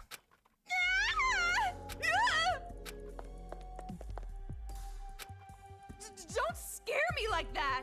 If you were gonna tag along with us, make your presence known! Say something, damn it. So, it was here. Mr. Haichi? You have no idea what this room is, huh? Well, I'll tell you. This is a torture room. Those kids were torturing our loved ones in here. Torture? Oh, is this where it was broadcast? The stuff on that TV in the safe house? You guys saw that broadcast too, right? Yeah. Someone help! That's my wife! So that's what this To was. try and flush us out from the base, those brats made us watch our loved ones get chopped up. It actually had the opposite effect, though. We were all too afraid to come out. What? Such a despair-inducing idea. Someone with experience must have planned it. Gee, I wonder who. You understand now, right? This room, it represents all the despair we were forced to feel. All the adults back at the secret base. Their loved ones were killed right here. All of them? It's not an exaggeration. Every single one of us had loved ones killed in this room. Then those kids somehow discovered all your identities and found your relatives? Yeah, so? Well, doesn't that sound strange to you? Do you really think those brats are capable of that? Yeah. Well, capable or not, that's what happened. And that's why we can't show any mercy. Not anymore! I'll never forgive those bastards. Never!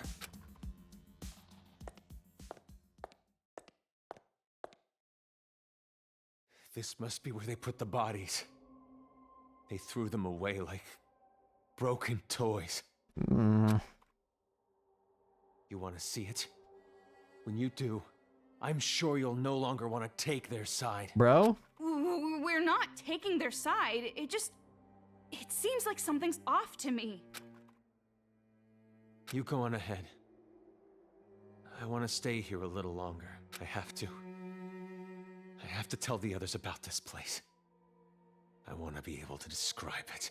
Mr. Haichi, I understand how you feel, but those kids didn't do it of their own free will. Let's just go. Wait, no, but Tagami! I'm positive he's back there! Toko, shouldn't we explain the brainwashing to Haichi? He won't even listen to us. It would probably make him even more upset. But I wanted to ask him about his little sister, too. You heard about that from your hallucinations, right? You shouldn't take that as fact. It is not that outlandish of an idea. And not just that, but a lot of things seem off. Off? The victims are all relatives of the people at the secret base. Doesn't that seem strange? It is, but No why? matter how smart those brats might be, how could they possibly learn who they all were? The remnants of despair? Jeez. Things are starting to get fishy. The only thing I could think of is maybe the remnants of despair.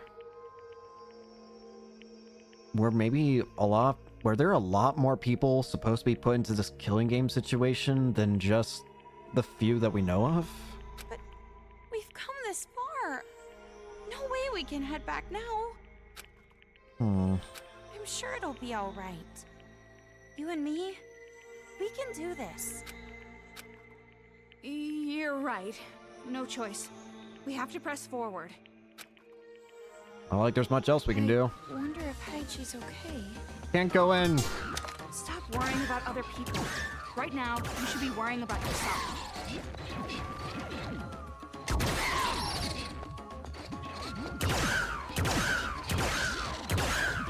There's one behind me, isn't there? Oh god, that hurt a lot.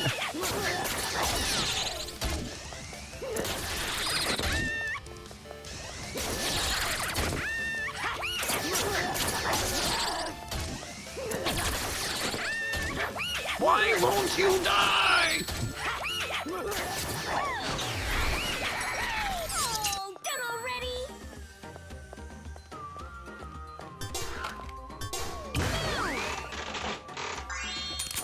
Can't even give me health.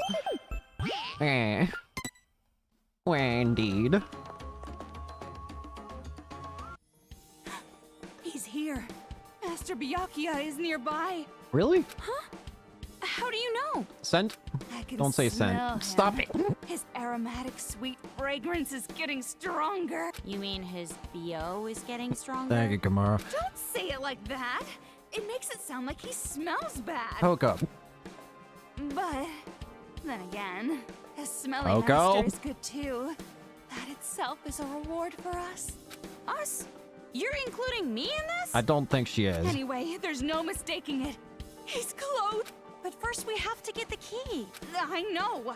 That brat called Monica has it right. But before we go, let me nourish myself. With what? No, no, stop it. Bad. Okay, we don't have to watch it this time. Jesus Christ.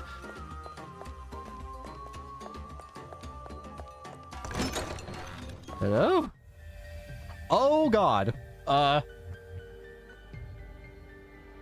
some reason, this room creeps me out. I guess they use this room as a war room. Probably made it creepy for ambiance. Pretty blunt if you ask me. But I guess you can't expect much from kids. Wow. You're mean. I'm glad you're on my side. That's a backhanded compliment. Maybe there's a Ah, hidden room ah. behind that throne. Of course. There's always a hidden Oh, hey. So it really was a hidden room. Do you think Byakuya could be in there? This is exactly the kind of room where he'd be hidden. Toko. Toko, wait up! Gosh dang it, Toko. Oh, she's right here. What the?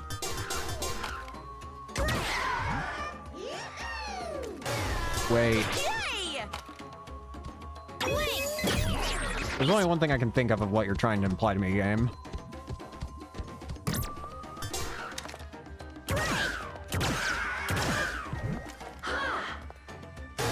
Exactly. Looks like there was a hidden passageway too. Geez, secret rooms, hidden passages. Definitely a gimmick a kid would think of. Stop giving me sock lore.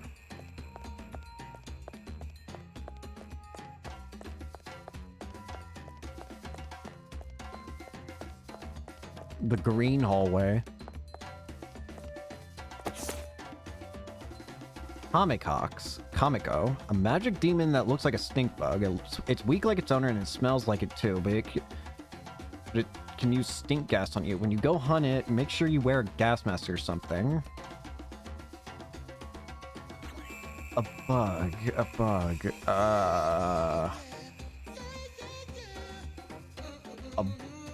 bug? In the Danganronpa 1 class mates, who would be a bug?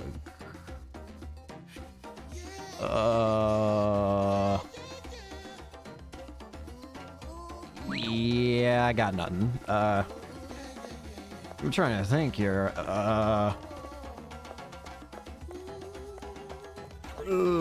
don't know. This one's different from the other one.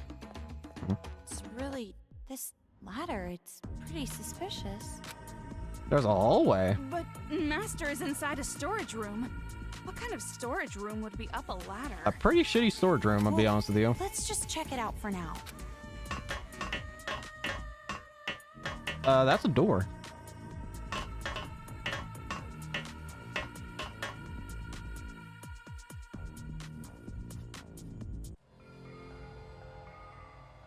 Oh, Christ.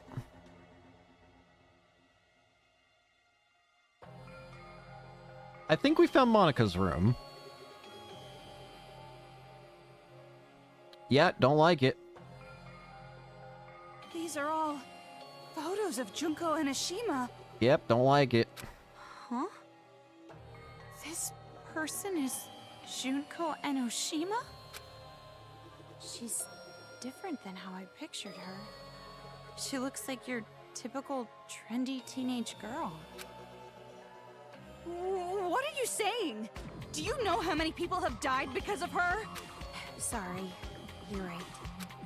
And more importantly, this creepy room. It's like a cult headquarters. What happened? Take a look at this. The girl in this photo with Yep. Junko. It's Monica. I see. No wonder. She has a wicked face. Really? Looks like a normal smile to me. How about to say? That just makes it creepier. Posing with Junko and Ashima and smiling like this. The way this photo was placed here, I'd guess this is Monica's room. Although, that's weird in and of itself. This is up a ladder. Wouldn't Monica not be able to get up here? No wonder she wants to be the successor. She worships Junko from the bottom of her heart. But don't you think it's a little strange? What do you mean? Don't tell me you're still on about that ghost or whatever. Not that part. If you're curious, you can question her yourself. I thought Master would be here, since this is a hidden room and all. But I guess not. It's just, there's no way this can be a room, right? This is a room that requires you to climb a ladder. Wouldn't that be exceedingly difficult? I mean, I guess it's not impossible, but it'd be exceedingly difficult, I'd imagine. Not a fairy tale. I never expected my mother would abandon me to my father, someone I never met before. I never thought something like that could happen to me, meow. If this were a fairy tale, the main character would tie the knot with a prince from somewhere, but I know this is reality. Not some silly old tale. The only thing I can do is sigh. Selfishly do their business, selfishly give birth, and then to top it off, selfishly abandon. Such pathetic characters. How splendid. Right. Speaking of splendid, all of my new family is so splendid too. The attitude they have towards me, the outsider, is far too obvious. When I say a joke, the room freezes. When I smile, they make a face that says, "You don't deserve to laugh." They're so amazing. It's so splendid. So splendid that I want to die. Just kidding. No, seriously, I was kidding. Just a joke. I don't like it. You just got a bunch of Junko in a bunch of random freaking areas. Nice, I guess.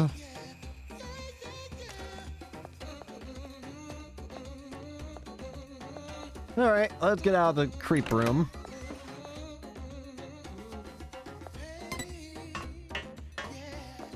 There's another thing here, though. Yeah, this. Where does this lead? I'm sorry? My intuition says we're almost at the highest level. Oh. You're surprisingly correct. That spiral staircase must be connected to the roof. I still feel like... I get the feeling the final boss is probably going to be that Big Bang Monokuma somehow. You give me a giant robot Monokuma. There's no way that's... Oh, this is where... This has to be where Togami is. This door is locked.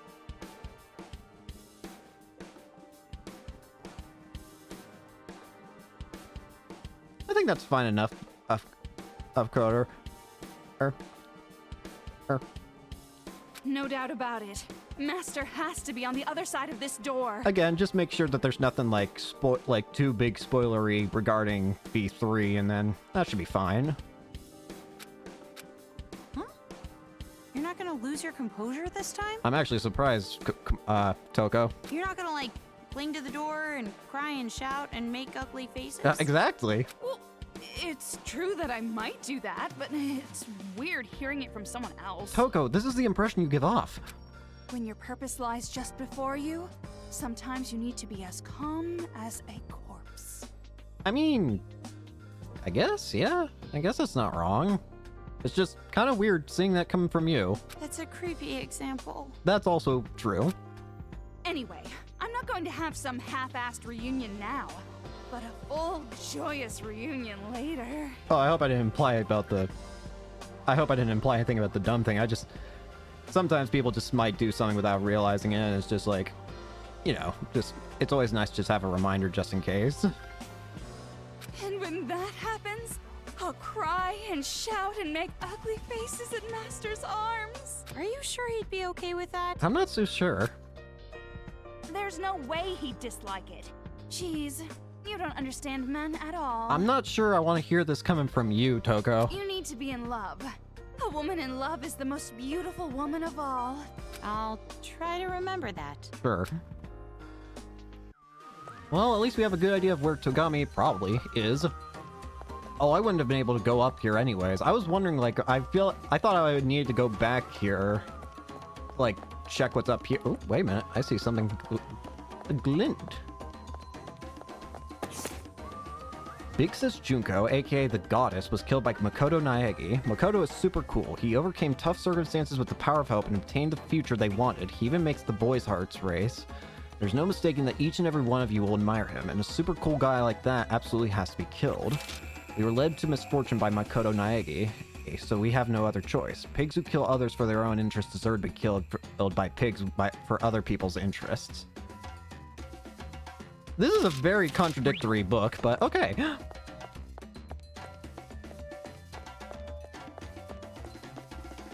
Alright, let's go up.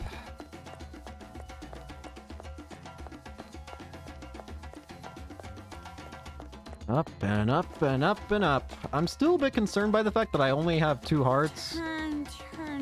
Thank you, Kamaru. You're right. Ugh.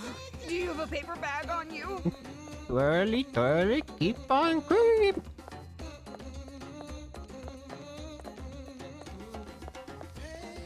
Rolly, polly, keep on rolling. Yeah. Ba-ba-da-ba. Oh, what the?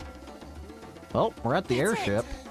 This huge airship is the Excalibur. You know, it just now occurs to me, are there kids flying this airship? Do I want to know the answer to that question? Because maybe that worries me. Does that thing even fly? It looks like a floating hotel. It really does. Whoa, that's I had a lot feeling of that was them. going to happen. Ah! Nothing but chumps. Let's end this. Fair enough.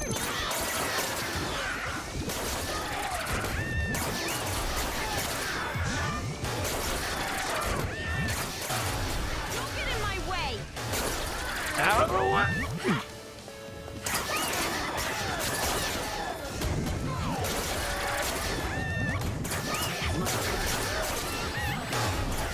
How many of you guys are there? Holy crap!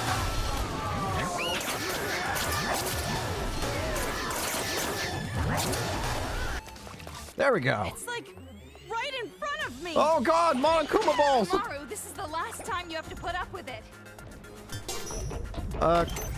That's not dance! Dance for me!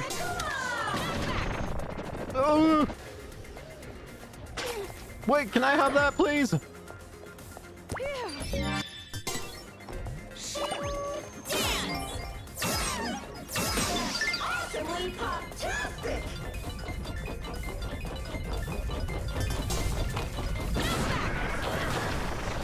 That'll do. Oh god!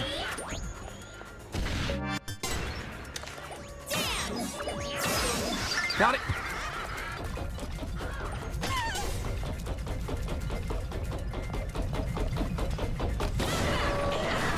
Go!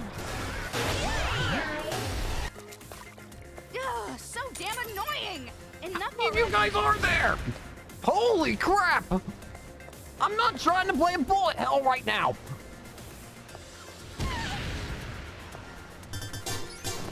Oh god.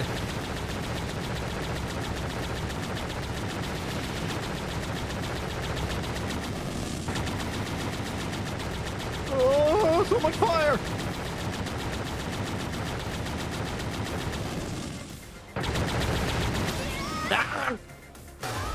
Oh god! A little tired.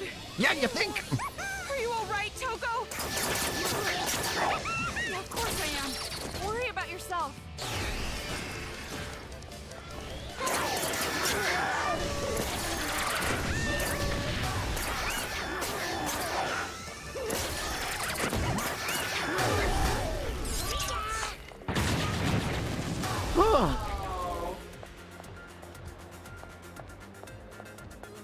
Huh? There's the thing back here. I feel like now's not the time to be doing this. Oh, I thought I still saw the glimmer. Oh, that's why. I was about to say, like, what's going on?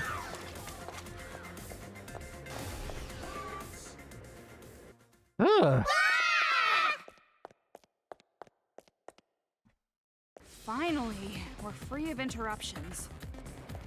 All we gotta do now is get in the airship. Then let's hurry and end this. All right. Up we go. Togo. Oh, ooh. Hey, Toko. What? A lot of terrible things happen to me in this city. And I have a lot of bad memories. But I am so happy that I was able to meet you. Aw. Why are you saying this all of a sudden? You can say that stuff after everything's over. You're right. Alrighty then. Let's go. Finally back in the I'm airship. sure that girl Monica is in that huge hall all the way in the back. Finally back here after so long.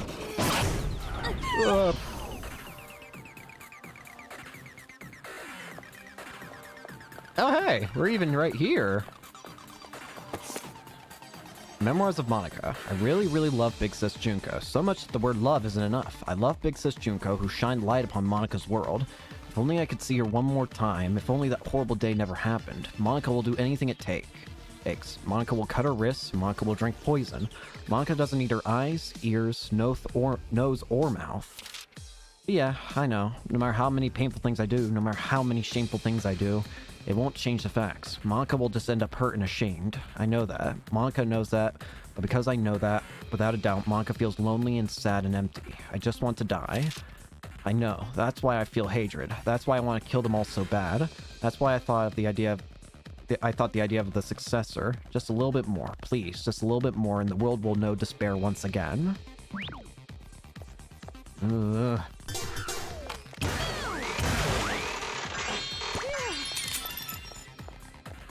Last minute, it's stuff here, it looks like. Welcome. Skill shop. Splendid. I'll buy everything it says that it recommends. Sold. Passionate. And then I'll get one upgrade here for, let's do attack power, why not? Hey, thanks for your business. Save the game. Take a look at these other rooms first. Aha! What makes me cry the most? Peter Piper picked a peck of pickled peppers. A peck of pickled peppers Peter Piper picked. There are tons of reasons tongue twisters are hard to say, but I think a lot of it comes from having to suddenly start another consonant sound. Humans are weak to sudden changes. I dislike sudden things, too. Old men just suddenly start talking about it. Mommy suddenly starts crying. Just thinking about it makes my tummy squeeze. Why do I have to feel like this? I'm fine with normal. I don't need to sparkle. Mommy tells me that's too late once you're old. Mommy says youth isn't eternal. But I didn't even want to start. Youth might not be eternal, but I'm sure knowledge is. But I cannot say that to Mommy. If I say something like that, Mommy would cry. Even though it hurts and it's scary, and it makes me sad when the old men are gentle on me, making Mommy cry hurts more. So I might as well just be gentle all the time. If I just hold it in a little pain and fear and sadness, Mommy doesn't have to cry a single tear. Something else here.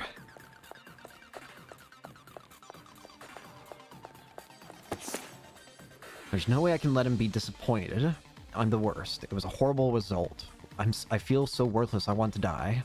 Why am I like this? Why can't I just be better? Father had such high hopes for me, but I couldn't meet his expectations. Not even once. It was all meaningless, just because I wasn't good enough. It was stupid of Father to expect so much from a worthless fool like me. Why am I me? Why wasn't I born better? Why am I not the child Father wanted? Excuses aren't going to help me now. Only hopeless idiots fritter away their lives with self-hatred. I don't have time. I need to work even harder. I need to live up to Father's expectations. It doesn't matter how high they are. I don't want to disappoint him. Never again.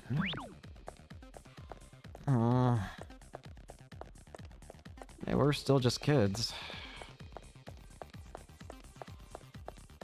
Kids like to make their parents happy. The family from the day before yesterday. Toko Fukawa. Toko? So this is also your book, huh? Why is there no synopsis written here? I'm sure you wouldn't know this, but that's not rare among pure novels. With a name as prestigious as mine, you don't need a summary to move units. But because this is written by a friend, I at least want to know the synopsis. Okay, as a friend, I'll tell you. Since you're listening to the author herself, you better clean your ears and listen carefully. Wait, oh, well actually, never mind. It's fine, continue. Don't mess with What's me! the problem? Call me a friend like that and snatching my moment away from me? You sadist.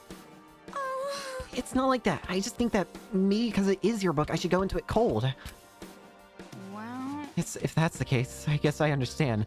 But you should be more clear when you speak. You startled me so much and nearly made me forget the idea for my next book. Huh? You already have an idea for your next work? Isn't that obvious? Who do you think I am? I always have more than 200 ideas in stock. I just haven't decided on which idea to use. Well, maybe it would be fun to write about your own experience, like in this town. You're right. Write about my own experience, huh? I've heard that advice before. I've already decided not to write about this town. Or maybe I should say that even if I do end up writing something, I would never publish it. I want to read it though. A novel about this city, written by you. Like, a novel written about me. About this town, and about what happened to you. I'd rather keep it a memory just for myself. No, that's wrong! Huh? Wait, what? What I mean is, it's not just your memory, it's both our memories together. Aww. Right? You're an average idiot, but your hairstyle's weird. Bruh. Jeez! It's not weird. My antenna is charming, really pretty. Don't call it an antenna! Jeez, I thought you were actually gonna say something nice to me. Not in 1,000 years. But you made me happy. Aww. Did you say something? You didn't hear me? I said that you're an average idiot with a weird hairstyle and a brother complex. Really? I heard you say you made me happy. Don't mess with What? me! So you did hear me? Two goobers. I can't go back into this room.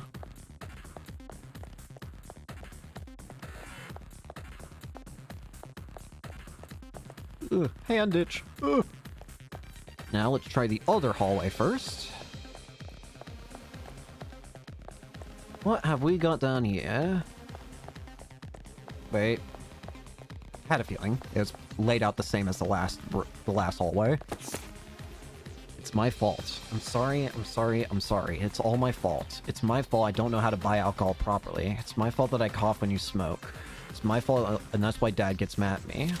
I'm sorry for making you look like the bad guy. I'm sorry. I'm the one who's at fault, and I'm sorry that I made you look like the bad guy. Please don't throw me away. Please stay with me. Please keep being my dad. Ugh. And this is gonna be Jataro's. I'm the Prince of Inspiration. The strongest land animal is the hippo, it's decided. The skin is 4 centimeters thick. 4 whole centimeters. That's about the thickness of an omelet.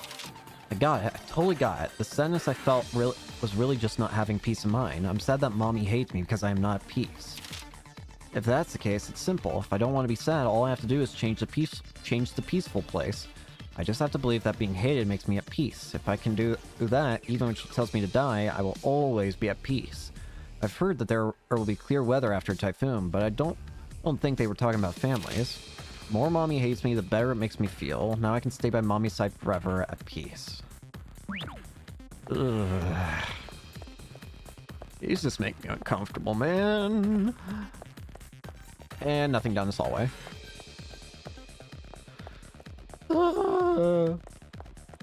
Alright. I think that's good. I think that's everything I can get. Only downside at the moment is that I don't have any batteries for what's coming up. But, oh well, that's more of a me problem. We'll just have to deal. Jeez. The atmosphere in here is practically screaming final boss fight. Indeed. Toko? We're gonna be alright, aren't we? We'll make it alright. We've come this far already. Don't go freaking out now. They should be scared of us. Yeah. You're right. Let's do it. I guess you're right. After all, we're a powerful team. Wait, powerful team? Can't you think of a cooler name than that? Well, then you think of one. You're the ultimate writing prodigy, after all. Say the title. Yeah, you're right. I'll think of something after the happy ending. Say the title. Yeah, after the happy ending. Say the title. Here we go.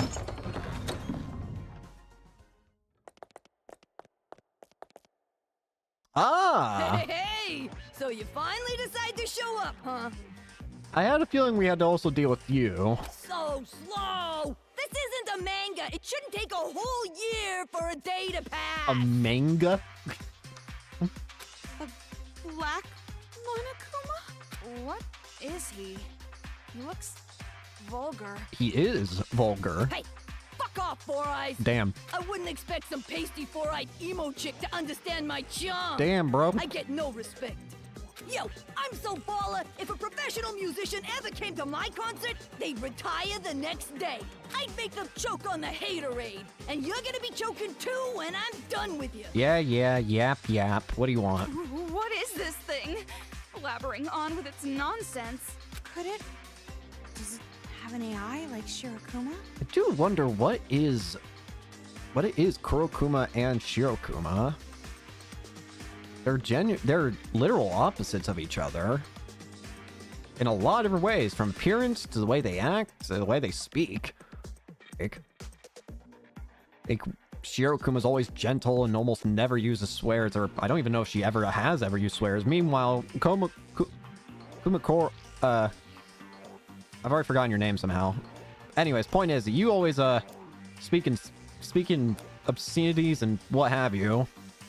Did you say Shirokuma? So you know him, huh? How's little bro doing? Oh, you're brothers, are you? Brothers? Huh. You know, actually, that kind of makes sense in my mind. I don't know why. Well, he's like a brother. We bear folks stick together, you know? He's literally against you. But that ain't important. Don't you think it's strange, huh? Weird? I'm talking about why Monica ain't here. Well, obviously. To tell you the truth, it's nap time for little Monica. I killed it. Nap time? Oh yeah, she's still a kid after all. She wore herself out being all hyped up. Eh? What is this? I did notice when we were first at the beginning of the game, there were these rooms here, so I figured that we had to do something in here. If you're brave enough chicks to disturb her nap, you can always try opening the door. Which door? I'm about to say, there's 3. Hell if I know. Bro. Monica made this little trap to keep out big mouths like me, see? Bruh. If you open the wrong door, blammo! Instant death! Hello, nasty. Thanks. But if you leave her be, she'll sleep for like 3 years. Now what you gonna do? Hurry, choose! Damn it, you're making me impatient! All right. You've seen that Monica kid before, right? So what do you think? Any idea which door she would choose? Not a clue. Rather than choose, it's more like, which would she even be able to access? But it can't be that simple. He said it's a trap, so it can't be easy. Wait. Is that what the game's trying to do?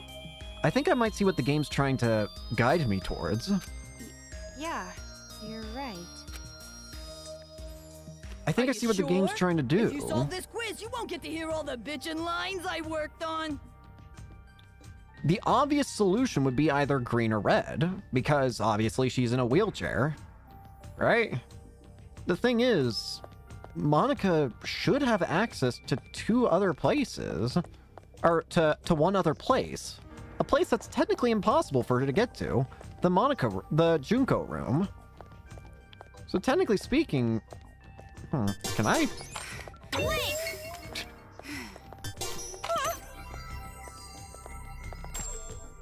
I'm gonna go with my gut. I'm going with my gut. The title of Voice of a Generation. I'm going with my gut. Stop taking this so seriously. It's gonna be this one. Knew it. You are a lying bat. You are a liar. Good morning! Good morning! Your legs were never broken. So, did you lie to Nagisa as well then? She stood up. Monica is standing. Huh. I thought that's Haiji's line. I knew it. You can stand. Your legs aren't paralyzed. Yeah, that's the only way you would have been able to get into the Junko room. Also, I just now noticed, I don't think the game ever makes it so you can see it, but that's a creepy pattern you got on the back of your dress. Just being the back of a skeleton. Oh? Would you look at that? You're totally right. And you were like that from the beginning, right? You just pretended to be disabled. Yeah. Don't tell me. You saw my secret room, didn't you? Exactly. That's the only way that makes sense. Your legs are not actually broken. So that was your room. I saw the photo of you and Junko, so I figured that was your room. But something didn't add up. The fact that you had to reach it by ladder. To even get to that room, you have to climb up a ladder. There's no way you would make a place like that your room if your legs were disabled. I see. So that's how you figured it out. And you even lied to the other warriors. You might have a stupid-looking face, but you sure are pretty smart. But why pretend that you're disabled? Makes it easier to have people want to do things for you, isn't it? Because pitiful children are the most powerful, don't you think? I thought so. Makes everyone easy to control. Huh? Monica's home life was terrible. She didn't feel like she belonged there. But Monica was more brilliant than her brother or her father. And they hated her for it. But then, I thought of a way I could counter their neglect and cruelty. All I had to do was become a pitiful figure. Then, I would have the whole world's sympathy. You're psychotic. The wheelchair was inconvenient, of course. But thanks to the act, I acquired much. I even acquired the Warriors of Hope. And Papa and Big Brother were a little nicer to me too. Bro. They thought they were the reason I ended up in a wheelchair, so they really pitied me. What the fuck is wrong with you? You tricked everyone all this time. You're the worst. You're more awful than all the other kids. I don't even know if it's fair to call them a kid at this point. Maybe. But to survive in that horrible world, I had to be. When Monica talks, everyone freezes. When Monica smiles, everyone stops smiling. For Monica, the outsider, the eyesore, to survive in that house, she did what she had to do. I want to ask you, the Papa and Big Brother you mentioned, are they from the Toa family? Oh, so you know that much too. See, Toko? It wasn't a hallucination. The ghost was real. It's a coincidence. Delusion and fantasy with a little coincidence mixed in. Sure. It's true. Fantasy and reality Oh overlap god, it's sometimes. machine gun I'm sound so effects. desperate to make my fantasies real. That's why whenever I think about the girl I like, I strip her naked in my mind and pose. Okay, now's not the time for that talk. Silent mode. So you're the one who made Kamaru come here by using that skinny white-haired boy, right? Why would you do something that could compromise your own plan? My plan? Oh, you mean the children's paradise? No, she wants the successor. Well, personally, I don't really care about that. Monica has a much more important job to do. Does it have something to do with the successor? Yep, that's right. The successor is the most important thing to Monica. You have to be trying to make Kamaru the successor because of the way that you call her Big Sis. And for that plan, I wanted you to come this far, Big Sis. Yep. After all, you are essential for the successor. Huh? Just what I'd expect from the little sister of the ultimate hope. You're so impressive, Meow. Completely different than when I first met you. Now, you have the face of a savior. Savior? Kamaru has the face of a high school girl you'd find anywhere. But who cares about any of this? Hurry up and hand over the key to Master's room. Key? Monica doesn't have anything like that. Don't play dumb. Hand it over. Like I said, I don't have it. You want to strip search me to make sure? Please Monica don't. doesn't mind. But weren't you guys in a hurry? What the? You want to break this controller, right? You want to stop Mr. Monokuma, right? Is that... Monica Toa, Chief Executive of Toa Group Robotics Branch. Chief Executive? This is the magic that Monica invented. And as long as Monica has her magic, Monica can control the Monokumas and the Monokuma kids. You're the one brainwashing them too? Huh? You didn't know that? This idiot brat slipped up. In that case, I'll make you hand over the controller by force. Something ain't right here. Why are you being so easygoing with all this? And after that, I'm going to make you hand over the key to Master's room with even more force. No, something's not right here. This seems too easy. No, I don't think that's possible. After all, I have a trump card. What is it? A trump card? A super big, awesome battle robot the Toa Group Robotics Branch created. Oh shit, I didn't even think of that. You're the chief executive. If that's the case, you can probably control that thing by remote, can you? That is Monica's masterpiece. It's so much better than the other Warriors of Hope robots. You're about to take Big Bang Monokuma and try and destroy everything with it, aren't you? So, Mr. Kurokuma, I leave it to you. Hell yeah! Oh god. Leave it to me, Monica! What's happening? Oh no. Not good.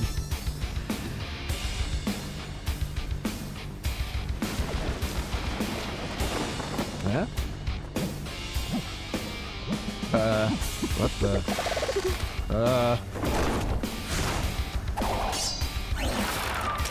What the? Oh god! Laxasperion? It's an amalgamation of them all!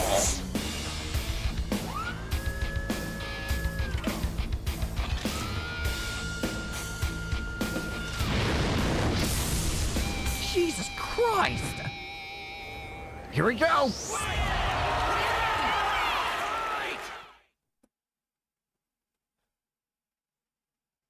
Oh god, oh god! Bear? Hell no! Oh, God. I'm my own bear. As expected of a final Oh god, boss, he's got so this many one's different than weapons! the other robots. Now let's do our best with the boom boom and beat this thing with a kablam! Thanks! Well, that's not how I would have said it, but nevertheless, I am feeling pretty fired up. The blinking part looks suspicious. Yeah, I think so too. Kamaru, let's end this. I see. I gotta hit those. Shoulder. The vulgar one came out. Where?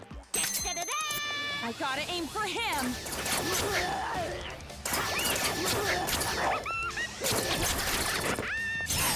Get over here! More scissors!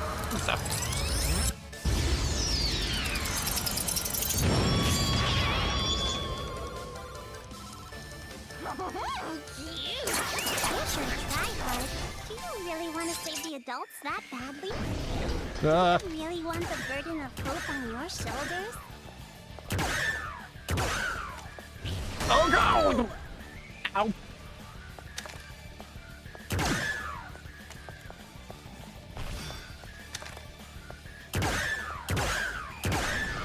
Crap.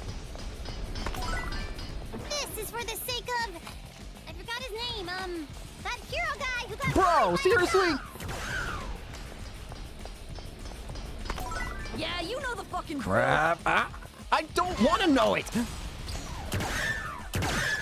One day is 24 hours? Ah, too damn short. Gotcha. I need some insomnia, cause sleep is the cousin of death. Falling down. More knives!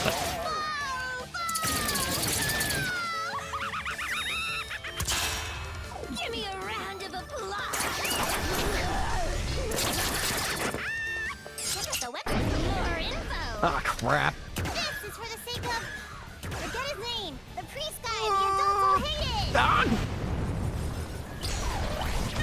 Ah! How's that fit? Oh god, I just now noticed. Who's a bad boy? Who's a good boy? Who's a normal boy? Welcome to my world. I don't think this is gonna do anything, but I'm gonna do it anyways. Maybe it'll pop the ball. Oh, it actually did do something. I'm very happy I did that then. Now this is straight up stimulating. What a shocking turn of events. Give me that. Give me that. Who's a bad boy? Who's a good boy? Who's a normal boy? Oh, crap. Tragedy.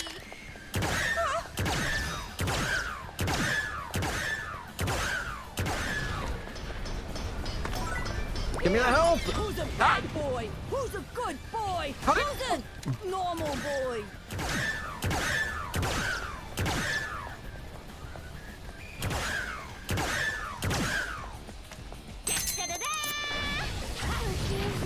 Watch out! It might be a nuclear warhead. Or was it nuclear? Oh. For the sake of... What's her name? The fighter who fell victim to the male gaze. Gotcha. I'm on the fast track now.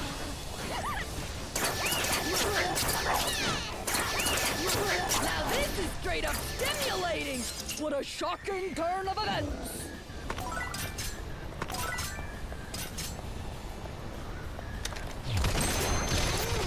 I'm very happy I did that.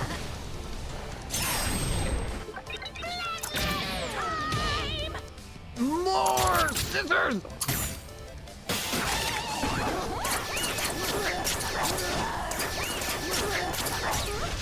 Is Monica Gotcha. about to lose? No. Sure.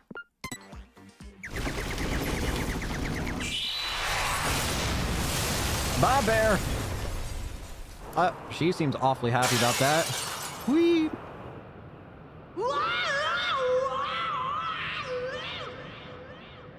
Bye, Kurokuma. Get the feeling that's not it, though. There's no way that's it, though.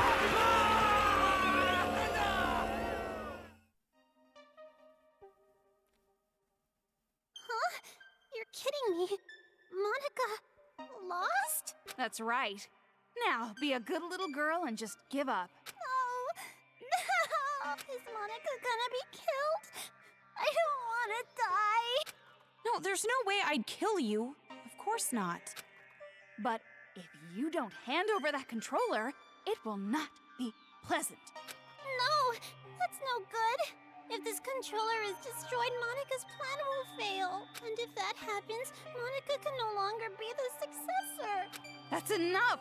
Just hurry up and hand it over, or I swear I will spank you good! Oh, fine.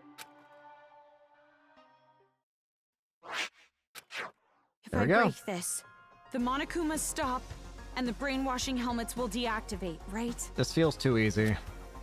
And then this uprising will be over. But that was... well, it was kind of easy. Exactly.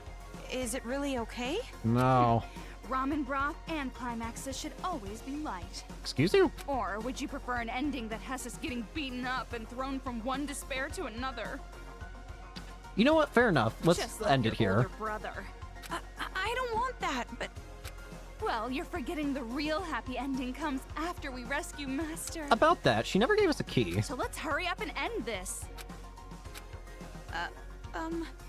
It's really okay to break this, right? It's gonna be have It's to. obviously okay. You can stop the Monokumas and the brainwash gets lifted. Right. No. No, something's not right.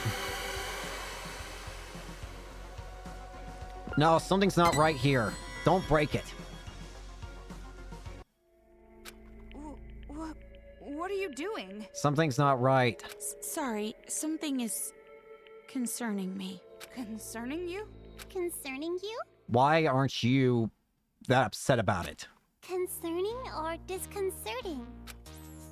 Could it be that maybe you want to be Monica's ally at the last minute? No. So you're No need to hesitate. Just break the controller. End this already. You're right. Nose! Please wait! Kodako? You? Why are you here? Don't break the controller! Yay! Kotoko, you came to save me! Shut up! Who the hell would want to save you? Damn, bro. I didn't know breaking the controller would also end the brainwashing. That would be bad. Why? If it's just the Monokumas, that's fine. But the kids, we lose all the friends we made. Kodako. If that happens, I'm gonna be all alone. What friends? You brainwashed them. But even then, I don't want to be alone. Please, Brittany, please don't take my friends away. Kotoko's right. Don't break that controller. If you don't, I promise, I'll kill all of the adults and build paradise. I don't trust you. Shut your mouth, traitor! Kotoko, why are you saying such mean things? We're friends. No, we're not! You're just a traitor who killed her own friends! Oh, please. Please forgive me. Let's just forgive and forget. Live in the now. No. Let's kill adults together again. Shut up! Be quiet! Die! What do I do? What's going on? Just let those idiots fight. Hurry up and break the controller. Toko, something's not right. No! Stop! Please! Leave me just some hope! I'll even settle for just a little! What hope? You really think there's hope for you guys? Miss Kumaru Naeki, please listen to Monika's request too. Please, make the right choice. If you don't choose right, you're gonna replay this moment over and over. Well, I know that, but that's why the game gave me a save point, thank goodness. The game knew what would happen here, thank God. So make the correct choice and end this properly. Correct choice?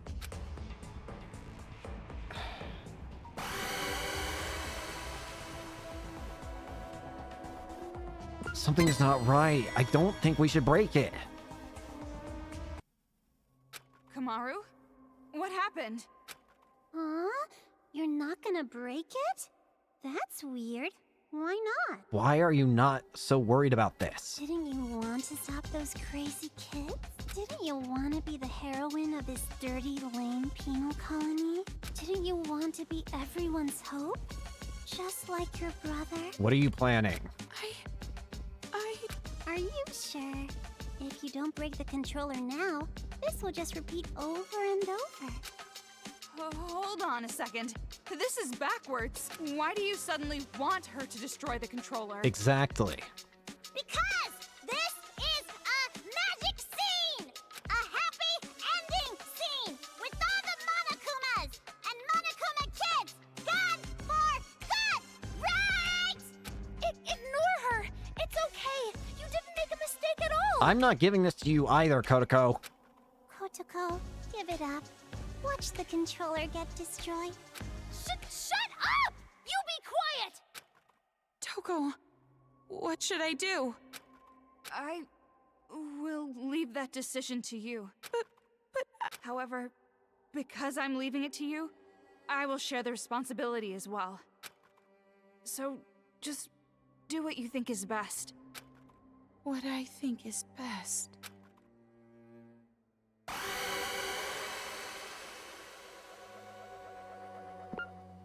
I'm not breaking it. I don't trust this. Something's not right. I don't think it's a good idea to break it. At least, not right now. I feel like if we break this, something really bad's gonna happen. That's right. Good. Thank you, Big Sis. Thank you so much for not breaking Monica's special controller. Jeez, which side are you on? It would be such a bummer if the end credits started rolling before all the cast was here. Cast? Excuse you? He'll be here soon. Probably running down the hallway right now. You mean Haiji, don't you? See? His hand's on the door. Yep, knew it. Found you, Monica. What do you See? want here? Just like Monica said. Bullseye. We do have a sibling connection after all. You? Why are you here? What are you doing, Haiji? Big Brother came to save Monica, right? They're being so mean. Everybody's bullying Monica. Monica's getting picked on by the kids and the adults. Isn't that awful? Big Brother, save Monica. Don't tell me that's what you're actually here for. Oh, God. I knew you were messed Don't up. be an idiot! Who the hell's gonna save you? Big Brother? Stop calling me that! You're not my sister! You're just the old man's mistake. I didn't want you around. I never thought of you as family. Why? Why are you being so mean? Monica's just a child. You're no child. You're a brat who never learned her place. And now it's biting you in the ass. It's over, Monica. I'm finishing this now. Please, stop, Big Brother. I'm scared. Haiji. Mr. Haiji, So that's the controller for the Monokumas. No. No. What are you doing? Hurry up and destroy it! End this nightmare already! Please stop! If you destroy that controller, all of Monica's hard work will be wasted! I won't be able to create the successor! I won't be able to inflict despair on the world! How crazy are you? I don't know. But I don't think it's a good idea to destroy Now this. hurry! Hurry and destroy it! Haiji. I know, but Don't! You can't destroy it! This is some kind of trap! Destroy it! Destroy it, Kamaru! What's going on? This is what she wants. No. I'm not destroying the damn thing. It's what she wants. I'm not breaking it. I'm glad you understood us. I don't know why breaking this is a bad idea, but it is. What is this? Why are you siding with those brats? I am not siding with them. I'm not siding with them or anything. Did you forget what they did? If that's the case, then shut up and listen. Listen?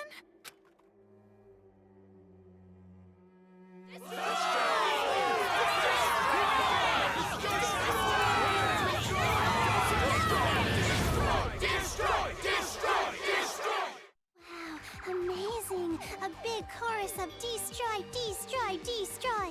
What is this? It's what All she this wants. time, the people outside were watching. They saw you defeat Monica's robot. What? You did this, didn't you? You're filming all of this! This is what you want, isn't it? Huh? Monica has no idea. They're still watching.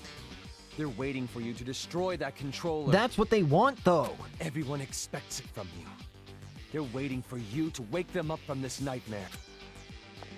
No. You showed us hope.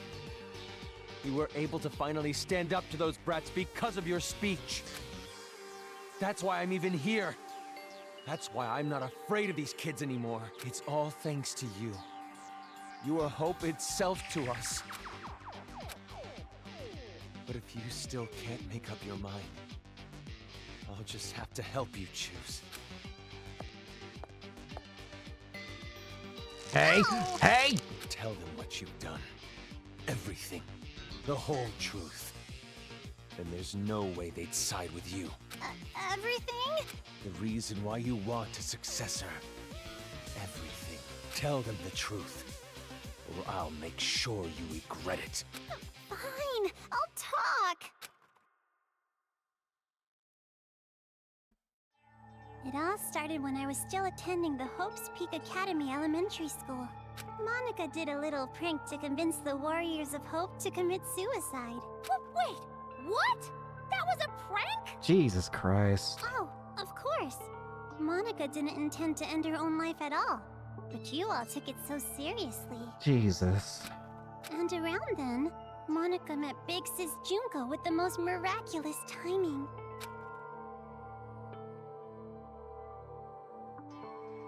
The moment Monica saw her, Monica understood. Big Sis Junko is light itself that will shine down on Monica's boring little world. It's a miracle! Thank you, God! At least, at the time I thought it was a miracle. But later I learned it was inevitable. She came into my life just to take advantage of me. Take advantage? By then, Monica was already a chief executive at Toa Group's robotics branch. Oh, Big Brother, I'm sorry about that. Wasn't it painful to watch your little sister surpass you? Jesus Christ. And I'm also sorry to you, Kotoko. You didn't want to hear that little truth, did you? Big Sis Junko only cared about Monica. The other Warriors of Hope were just bonuses. Don't make stuff up! Big Sis loved us all! What are you talking about? There's no way someone would love you. Your own parents didn't even love you. Jesus. Just keep talking. Stop abusing the child. I'm sorry, I got it! Stop, Big Brother! At first, Big Sis Junko was looking for a corporation that could mass-produce machines, so that she could use them for the tragedy. That's why, to meet her expectations, Monica started making all the Mr. Monokumas, concentrating all of the resources of Toa Group's robotics branch. And just what was everyone else at Toa doing? Why did no one stop you? I lied to Papa and Big Brother. Excuse you? I told him I was building robots that could be domestic helpers and emergency aid workers. And the adults actually bought that story? No, it's more like we turned a blind eye. Why? She was the outsider in our family. But she's tenacious, with a genius intellect. As long as she kept earning Toa Group money, we let her do whatever she wanted. This brat took advantage of her position and started mass-producing these monsters on her own. And that's why there was the Monokuma factory. I didn't know what the machines were even for, so as usual, I let her be. But I did think they had a weird design. And thanks to that, Monica made Big Sis Junko so happy. She started using them for the incident. That's what helped the incident get bigger and bigger. That's when the old man finally realized what was up. And when he tried to stop you. It's a little too late to stop producing the Monokumas anyway, right? If we stopped, Big Sis Junko would reveal the whole thing. She would make it known that Toa Group built all those murder machines. And if she did that, Toa Group's finished. Of course. Monica, are you threatening me? Jeez, Papa, that's not it. It's more like a business opportunity. This little bitch sold us the idea of making a weapon to fight the Monokumas. You made them, and then you sold the weapons to fight against them as well? The more out of hand the situation got, the more profitable Toa became. Exactly. Just what a filthy demon would do. We didn't have a choice. We were in too deep. If we went against the Despair Group, they'd reveal what Monica did under Toa's name. Then Toa makes enemies with both forces. We'd be shunned. Go extinct. Anyways, Toa Group did the right thing and chose to coexist with the despair. No. And to the public, they looked like heroes fighting against the incident. But behind the scenes, they were working for both sides.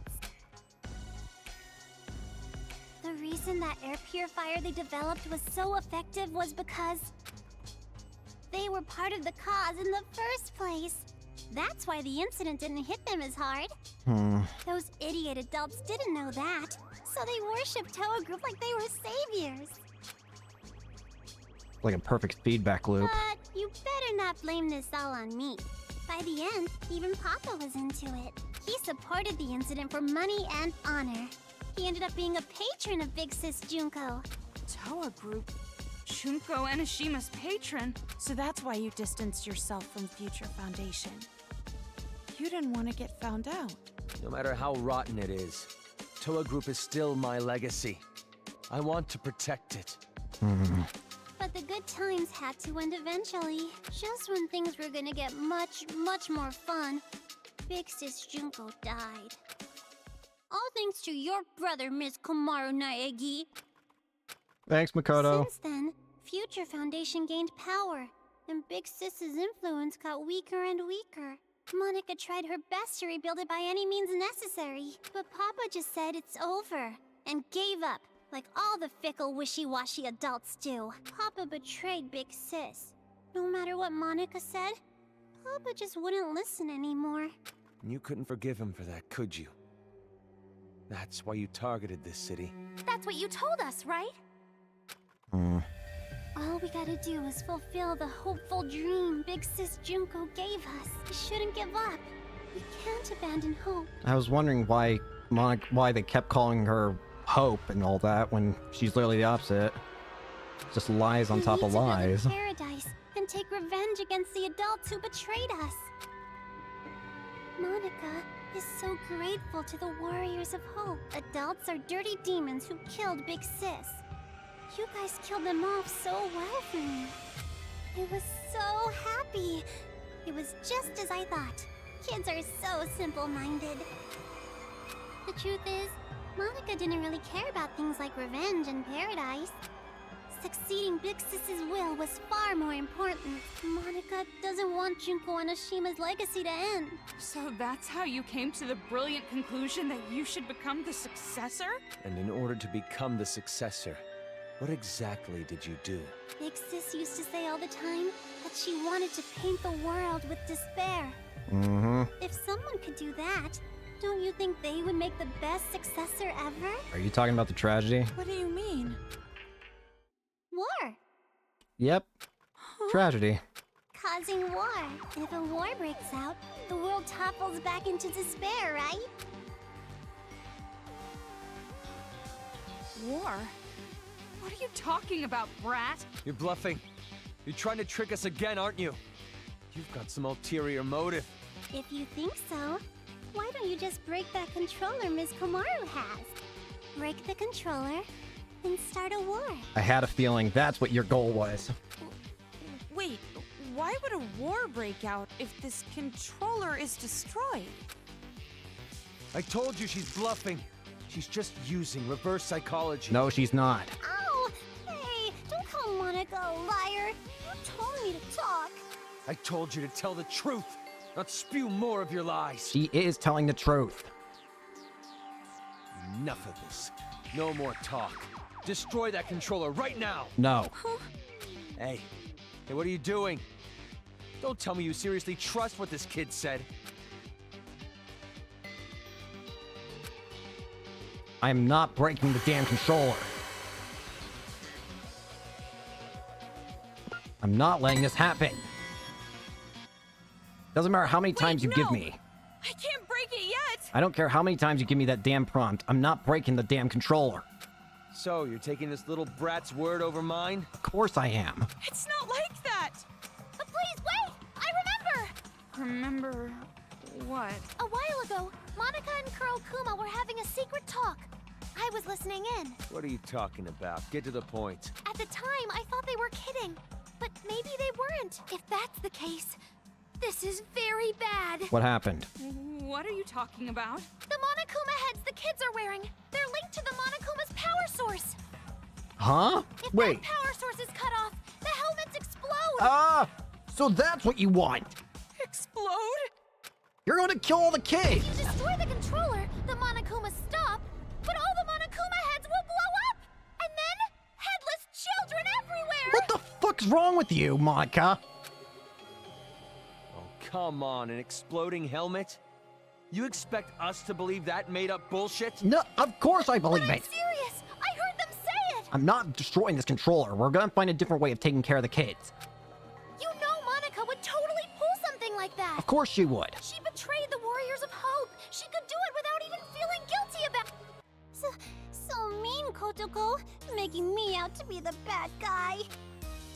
Monica doesn't want the controller to be destroyed. No, she absolutely does. A rift in the group now, huh? Well, if you're both lying, you need to get your story straight. No, I'm serious! I heard it! That's enough. Destroy that thing already. Doesn't matter how many times you ask me to do No! it. Never ever destroy that controller!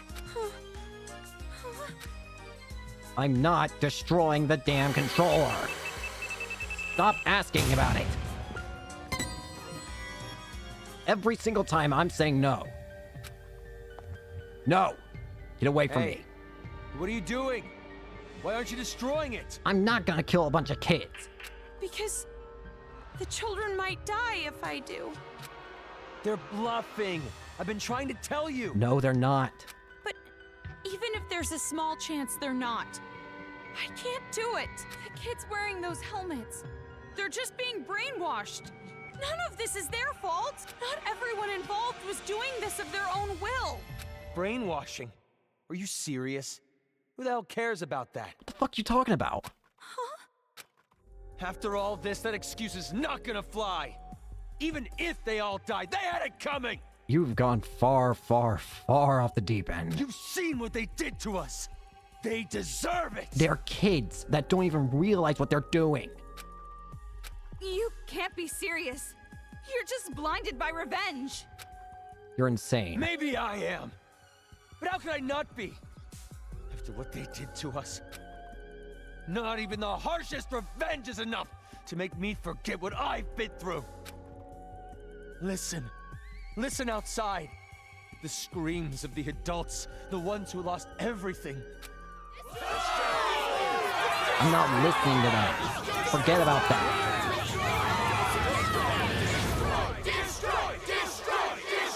Hate me all you Our loved want ones up were there. butchered by those little brats. They took everything from us. She's sitting there smiling the whole thing. Yeah, I'm not gonna give her what she wants. She wants the controller to be destroyed. But you were the one who told us to stand and fight, right? We are standing and fighting. We're just gonna be finding a different way of taking care of the helmets first. It's because of your speech that we're even here right now. If you really are our ally, then finish this.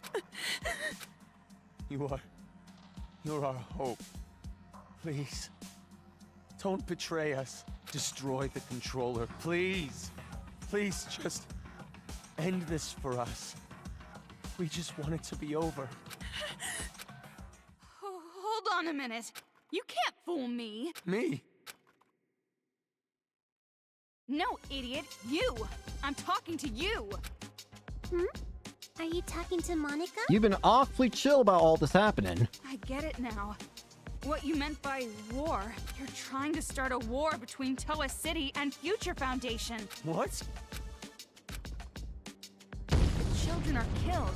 What would Future Foundation do when they found out? They would try and destroy Toa, wouldn't they? Think the adults who survived were behind it. Exactly. And then they'd find out Toa Group was involved with manufacturing the Monokumas. And guess what happens then? War. Just what she wants. That evidence. I'm guessing Future Foundation would think the adults were remnants of despair. Mm-hmm. And if that happens, Future Foundation would crush this town immediately. That's the idea, isn't it? Nope, that's not quite it. Because it won't just end with a war between Toa and Future Foundation. Huh? Future Foundation isn't the only one who'd see the adults as remnants of despair. The true remnants of despair that are spread all over the world. They'd learn about the war in Toa City, and they'd come charging in. Toa City would become the heart of a resurgence of the despair that Big Sis Junko left us. You want to bring the remnants of despair back together is what you're trying to do, then. Worthy of the name of Junko Enoshima. Wouldn't you agree? Are you serious with this? She can't be. She's bluffing anyway. No. Even if it were true, all you'd have to do is explain the situation to Future Foundation, right? You think that's gonna fly? And you're with them, right, Toko? I mean, you could straighten this all out easily. I don't know. Because the city shares a past with the incident, they won't take any chances. The moment they see the headless bodies of children in the streets, it's over. They wouldn't even care about their hostage or Miss Toko's testimony, don't you think? They wouldn't. What? Child victims have quite an impact on people. It's just like I said from the beginning. Pitiful children are the most powerful. You are supremely fucked in the head. So that was your plan. You are willing to kill hundreds of children just to further this whole agenda of yours. You need the adults to take revenge so they will cause more child victims. You chose adults with no children because you thought they'd kill the kids with no remorse. Oh. I mean, adults with no children wouldn't have a single bit of mercy, would they? Wait, then. We were sorted and kept alive? Of course you were. You used Kamaru to incite the adults to take revenge against the kids, didn't you?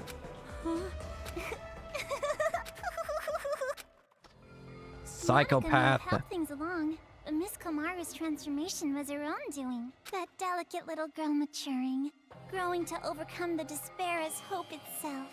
You even grew to care about this town, wanting to save it, becoming the hope for the adults. But even so, you know hope isn't always a good thing. At times, hope can be a terrible burden. It can be a drive to hurt others, just like now. That's... What did you think would happen if you gave people who watched their loved ones die hope? Did you think they'd all be positive, working together nice and peacefully? Of course not! They will turn into demons. Demons who live for revenge. You see? Just listen to them. I'm not doing this.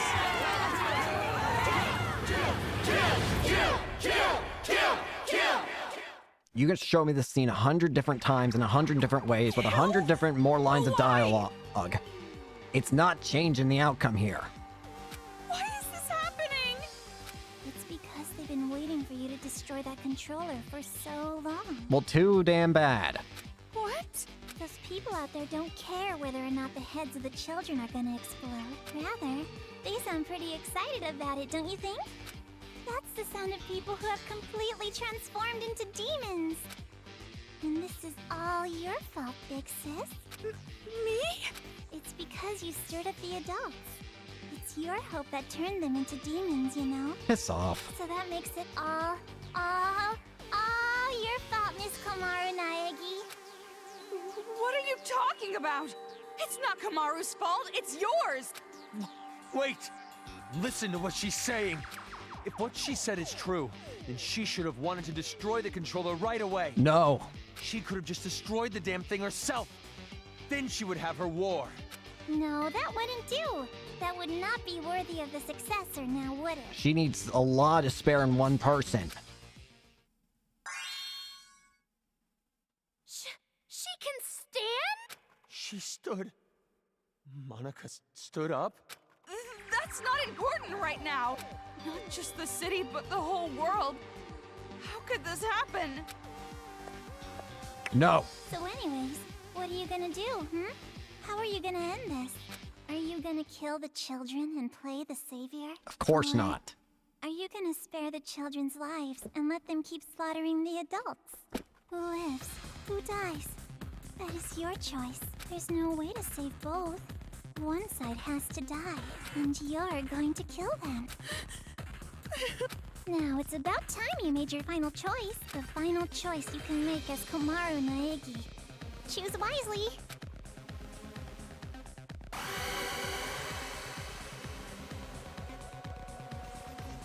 I don't care. I do not care. I'm not breaking this damn thing. I'm not giving you the war you want. impossible. I can't break it. No, you're gonna break it all right. Monica knows. Huh? You're gonna destroy the controller, and then the children's heads are gonna explode. And that's when the war begins. And the successor, a new splendid symbol of despair, will be born. You don't know that. And there's no way I'd ever accept you as a successor in the first place. She doesn't want to be the successor. She wants Komaru to be it. There's no way you can be a vessel of Big Sis Junko. Kotoko, when did I ever say that Monica wanted to be the successor? She wants Komaru to be. Huh? Monica's not the one who's going to be the successor. It's gonna be Miss Komaru Naegi. Paint the world with despair. That's what Big Sis Junko always used to say, you know? And what could be more despair-inducing than having Makoto Naegi's sister be the successor? Well, that's too damn bad. So, the one who's gonna murder all these kids has to be Miss Komaru herself. What are you saying? Oh, don't worry. It's not hard. All you have to do is destroy the controller. I've already prepared cameras so that the moment is recorded and sent to Future Foundation, with Monica's video message as a bonus set. Monica already declared that Miss Komaru Naegi will succeed the legacy of Big Sis Junko. What do you mean? Why would I? Like I said, don't listen to her. She's just trying to keep you from destroying it. No. Big brother, you've just been saying that over and over. Adults don't like change. You shitty little brat! Enough! Give me the controller. I'll destroy it myself. No. If we do that, the children will die. What else are we supposed to do? We have to end this massacre. We're not. What about all the adults who died? Are we just going to forget about them? We're gonna do it a different way. Don't go dragging us into your revenge. Komaru has nothing to do with this. That's right! There's no reason to kill them! You don't have to be a part of this one bit! No need, no reason, no relation. That's the difference between Big Brother and Miss Komaru. This isn't personal for her. But I knew that might be a problem, so Monica made sure to make a special request. To get Miss Komaru to want revenge, I needed help from her parents. Huh? Now come on over here. Let's open the gates of hell with Monica. Oh, fuck You off. too, Mom and Dad. The climax is gonna start soon. Your child will be born again as the successor to Junko and Oshima. Oh, fuck off. What do you mean, revenge? Are you ready for this? Take a potty break? Get a list of insults ready for Monica? Have you mentally prepared yourself to surrender to despair? Unable to suppress the urge to kill? Then I'll show you! No.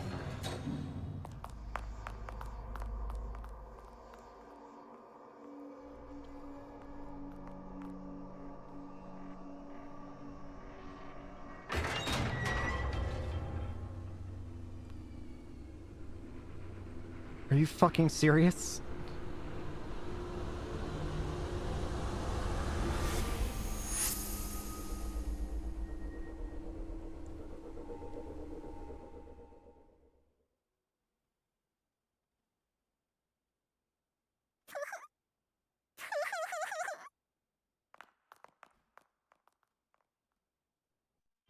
What? More bodies again? You don't have to show them, you know. I'm already well aware how terrible you are.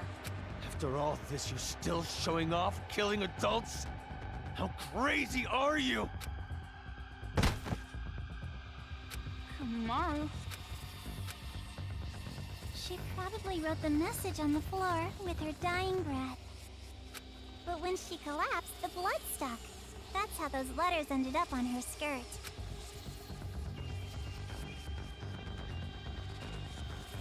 Komaru? Makoto? Did you notice? She wrote the names of her children before she died. Piss You off. have such loving parents. I'm jealous. Family love. It sounds so nice. Something I've never felt my whole life.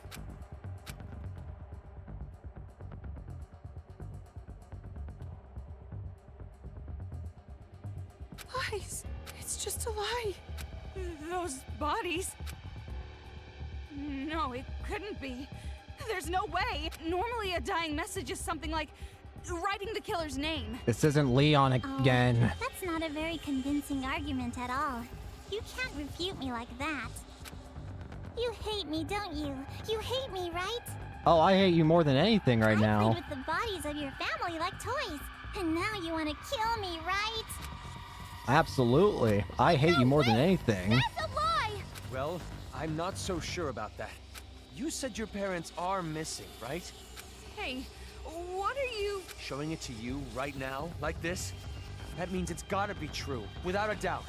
Now, are you gonna just forget the fact that this bitch murdered your own parents?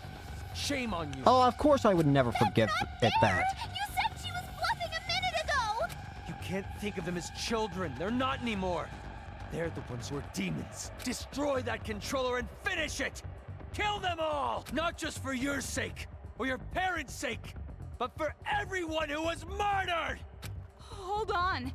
We can't just do something like that.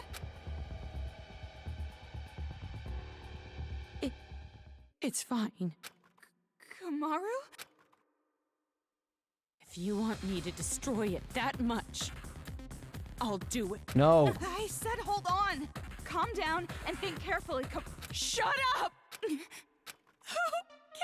anymore? No matter what happens to adults, no matter what happens to children, no matter what happens to this town, no matter what happens to the world, Kamaru. I don't give a damn anymore. I don't give a damn. Kamaru, please. Kamaru? Don't go. I'm sorry. It's impossible. I can't become like Makoto. This is all determined from the very start. Kamaru, I hope please. That was just for the sake of making you feel the worst kind of despair. I knew from the beginning that you would fall into despair.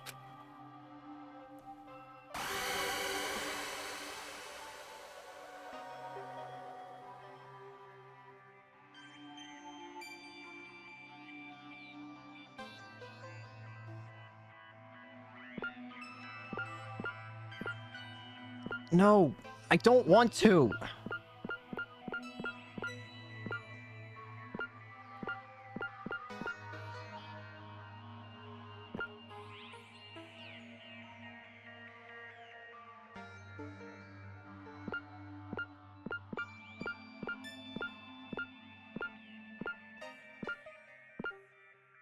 No. I don't want to. Please!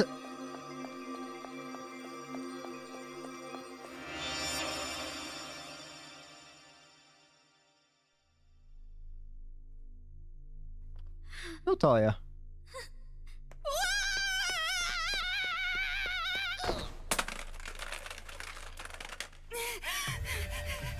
Coco! What are you doing? Outsiders have no business interrupting us. I'm not an outsider. We're friends. Aww. Stop shouting nonsense. And just hand that over! No. No. I won't give it to you. I need to protect this controller. I need to for Kamaru's sake. What are you talking about? She was going to destroy it! That's not how she really feels. I'm sure she's actually thinking that she does want to do it. How the hell could you possibly know that? I don't know how. I just know. Huh? I've been told you weren't the type to interfere. That's why I chose you to take on the role of escort. But it appears that the information Mr. Servant provided was false. What are you doing? So, how about this? No. That's right! It's the key to the room where Mr. Byakuya Togami is locked inside. Say, you want to trade this key for that controller?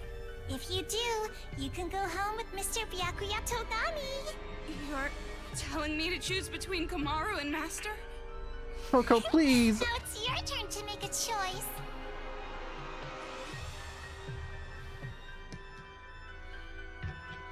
Fine then.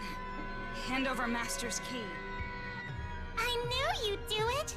Now, Coco. why don't you just hand me that controller? No, not gonna happen. Huh?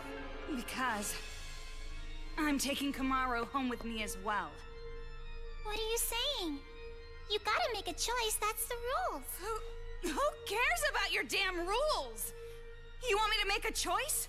There's no way I could ever make that choice. I wouldn't choose one and leave the other behind. Both are important to me. So I'll definitely protect both. What the heck? That's just unreasonable. Enough already. Just hand over that controller. Tomorrow, I'll crush it. please do something. Toko. I'll never hand it over. Do you want me to hurt you even more? You bastard. That means nothing to me. I'm sure you don't understand since you have plenty of disposable friends, but I finally made a friend in Komaru and I'm not going to hurt my friend, so I'll never hand it over. Shut up! In order to keep the kids under control and end this nightmare, this is the only way! No! Thank you, Coco. We're the ones who are out of control! Ow! Let go! I won't let go! Hey, what are you guys doing? Thank you, Coco. What? What's going on? Something not right. Ah! Big Bang Monokuma! What are you doing?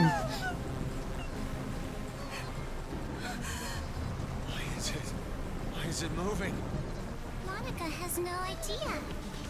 The only ones who can control Big Bang Monokuma are you and Papa. You are the ones who programmed it that way. Evidently, something's not right.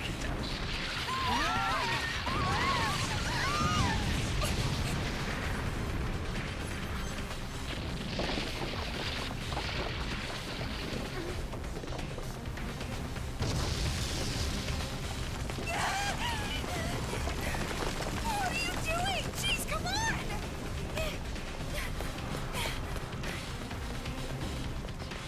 This feeling. It's so familiar.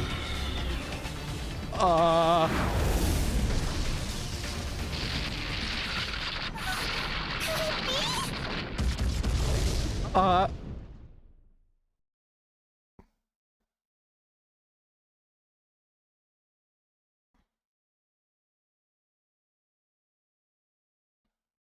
Thank you, Toko.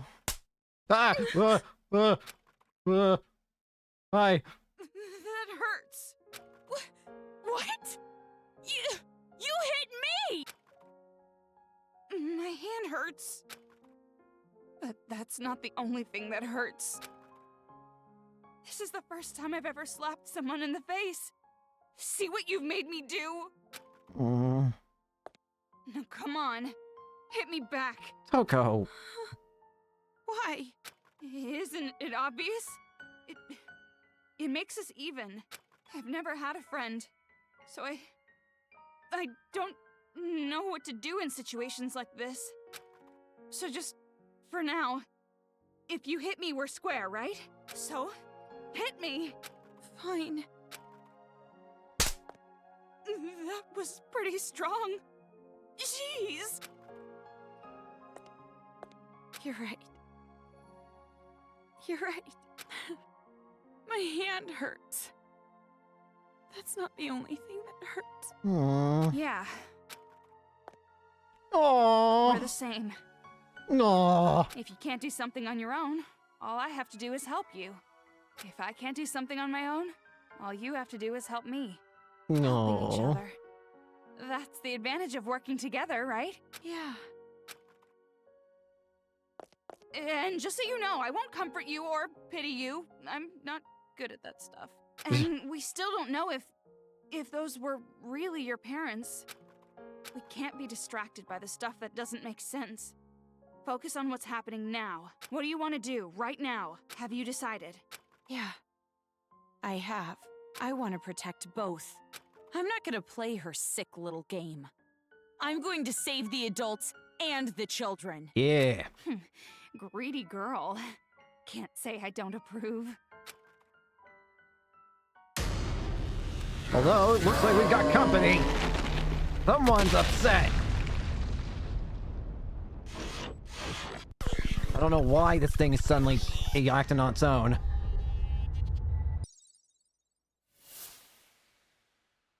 Come on. I knew we had to fight this thing. Can't just give me a giant Monokuma and think we're not gonna fight it. That thing looks like it's targeting us. Not so sure why. Or maybe it's aiming for the controller. Maybe. What should we do? We're destroying this damn thing.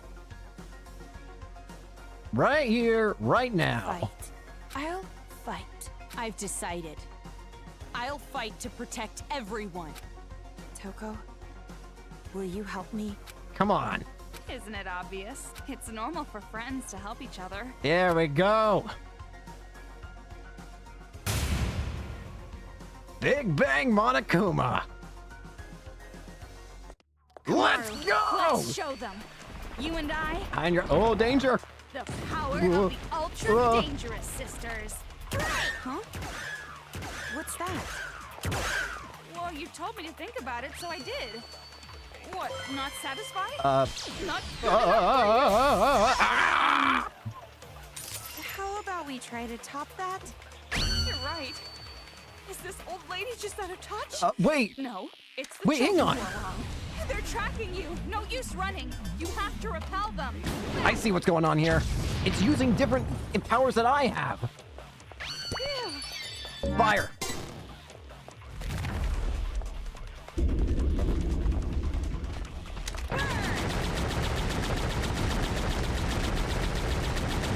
Kamaru, leave it to me. Yes! Get the Monokuma! Kill him!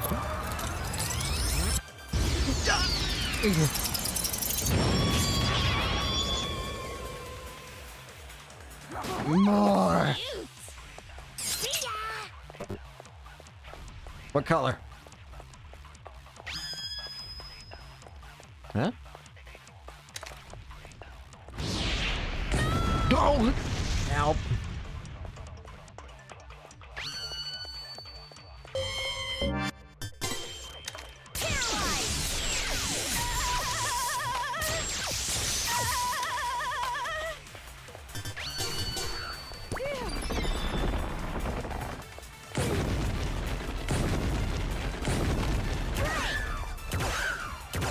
Come on!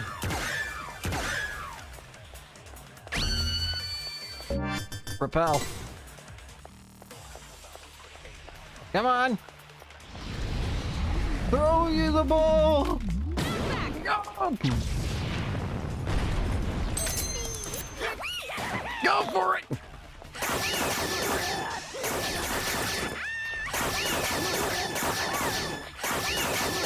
I won't lose. I won't give up anymore. I won't abandon anyone. I won't give in. I won't fall into despair. This town is doomed? I'll fall into despair? No, that's wrong. No, that's wrong! Damn, Kamaru. You go, girl.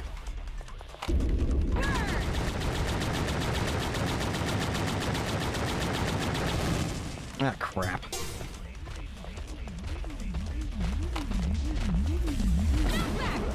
Gotcha!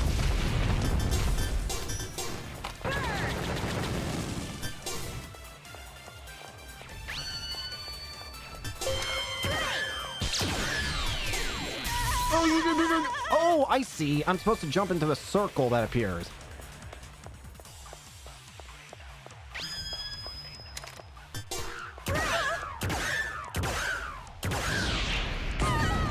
Don't know what I'm supposed to do for that one, though. Hell.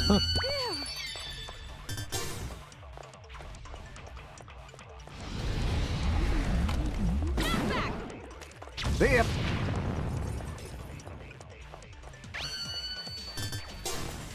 Fire, fire, fire!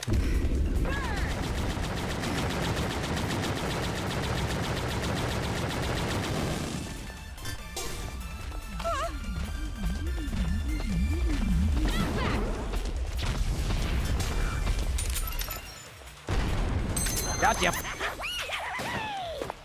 Come on.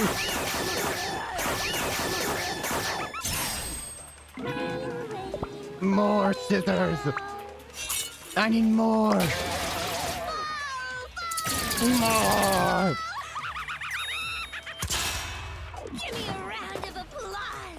Oh, done already? Breaker! Ugh.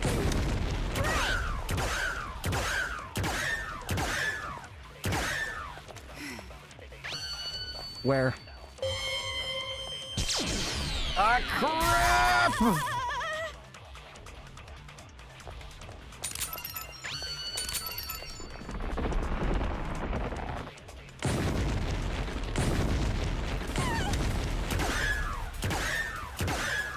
Keep firing! Knock back!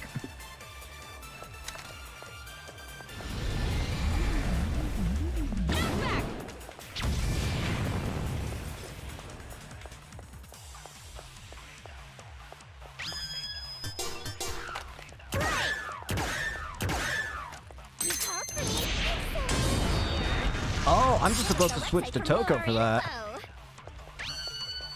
Fire, fire, fire!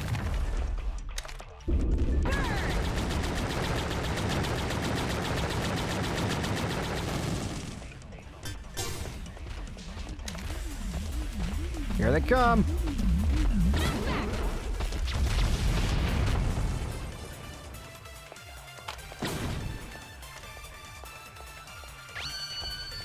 Electricity. Ooh, got it! Paralyzed! It's me, your serial killer with a splendid smile! Hey. See ya! More knockback. It's losing!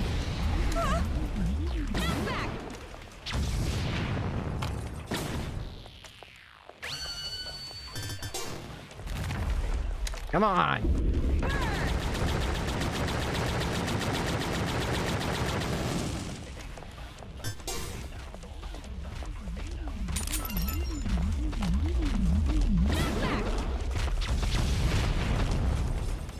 Now! Oh, I thought it was dropping down.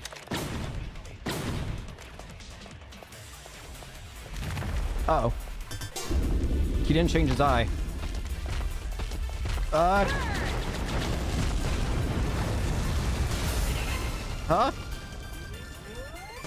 Kamaru! Oh! Come on!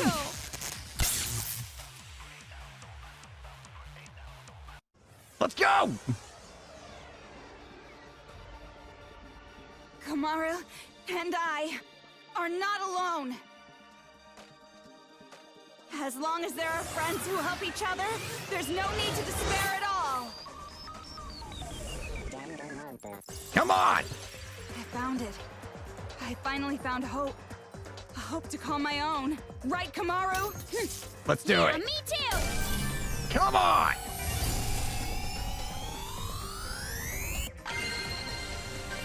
Hope. Hope lives on! Fire away!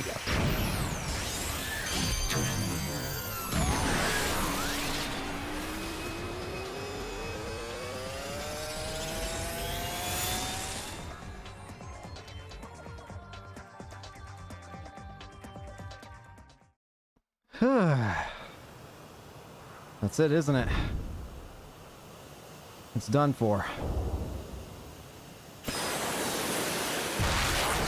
There it goes.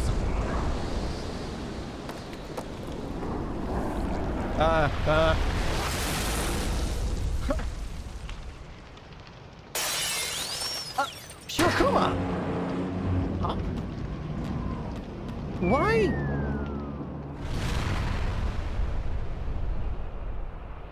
You gotta be kidding! What the hell did you do?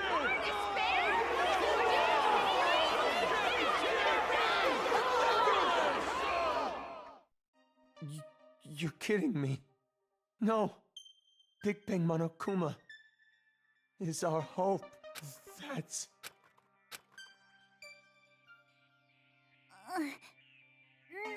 You're not getting what you want, Monica.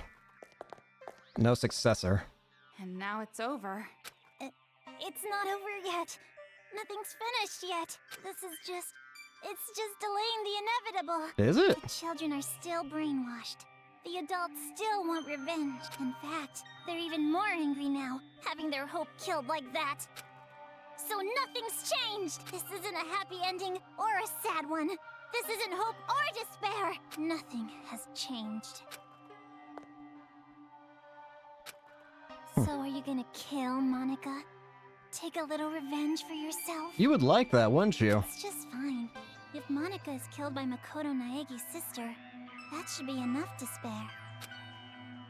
But I ain't giving you what you want. Give me the key to Byakuya's room. I'll just take it off you if you don't. Huh? Hand it over. Now. Thanks. At this point, I suppose I have to compromise. With no more hostage, future Foundation will come, and the remnants of despair will follow. Maybe it's not going exactly to plan, but maybe a small-scale war will start. I'll compromise. Monica has to be an adult sometimes, after all. Ironic. But this really has nothing to do with you two, does it? This town, this planet, they don't matter to you two. You just want your happy ending. You're not even letting me have a small taste of despair. Exactly. Because that's what you want. I don't want you to have anything. After all the shit that you put me through? You think I want to give you something? Of course not. You don't get your despair that you're craving so badly. Yak all you want. Let's go, Kamaru. Indeed. Monica miscalculated. I overestimated you. Well, I'm glad. So I guess Monica was not the only one. You thought too highly of yourself as well. Monica tried to imitate Big Sis Junko. You tried to imitate your brother. But in the end, we both failed. Neither of us could live up to expectations. Well, I'm glad. There's no way I could imitate him. And no way I'd want to. I am not my brother. Makoto is Makoto. And I am me. Farewell, Monica. Don't mess with me. An ending without hope or despair, Monica will definitely... Huh? Yeah! It's gonna fall! We're gonna fall! I gotta get out of here! That'd probably be a smart idea. Hey, Kotoko? I better not hear you beg for your life just because your plan didn't work. I'm gonna be honest. I'll let Kotoko have the last decision on whether or not she gets to live. Monica, I mean. If Kotoko wants her to live, then go for it.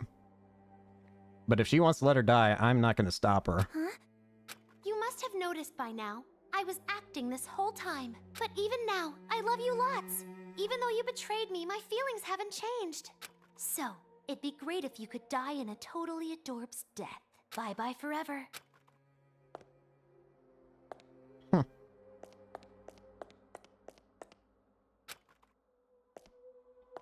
Kinda what you get. Big brother? Don't you want to take your revenge on Monica? Don't you want to kill Monica? You weren't satisfied with this, right? You weren't just gonna walk away. I don't want it to end like this either. Big Sis Junko would hate me if I let it end like this. That's a pity for you. But it's not our problem. Despair. I don't care anymore.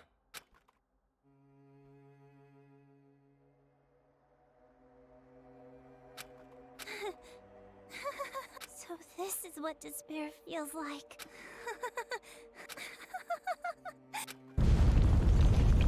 You got exactly what you wanted in the end.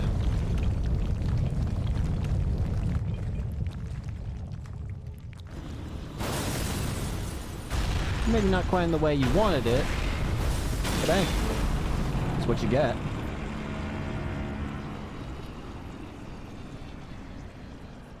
There it goes.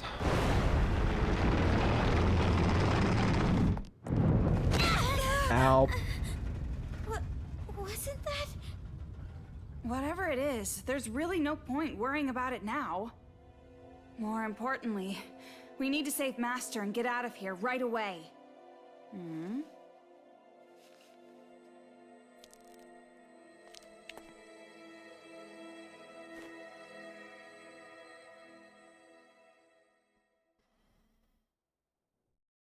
What happened?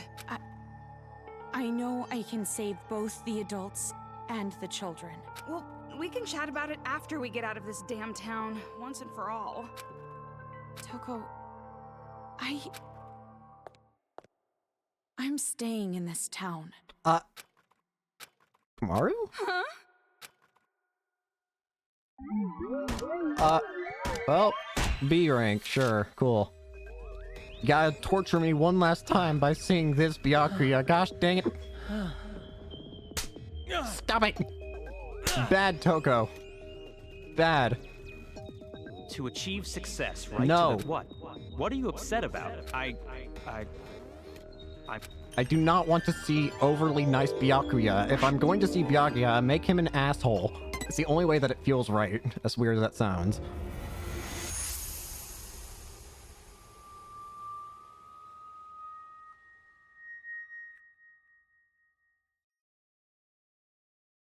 It doesn't feel right when he's just, like, overly sweet like that. Epilogue. The changing world we made.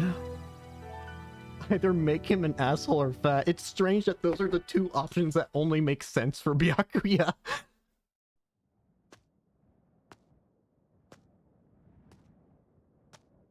Oh. Oh. What? Oh, you're awake? Nagito. You were lucky. You would surely have perished if I wasn't there to save you. Huh. Why? I changed my mind and decided to stay in this town a while longer. And while I'm here, I figured I should see this through to the very end. That's not what I meant. Oh, you mean why I saved you? Because I'm the same as you. I'm disappointed, with endings that waver between despair and hope. I wish a real war had started. If it did, I know a brilliant hope would have been born. That is why I allowed myself to be captured after all. So you did it on purpose?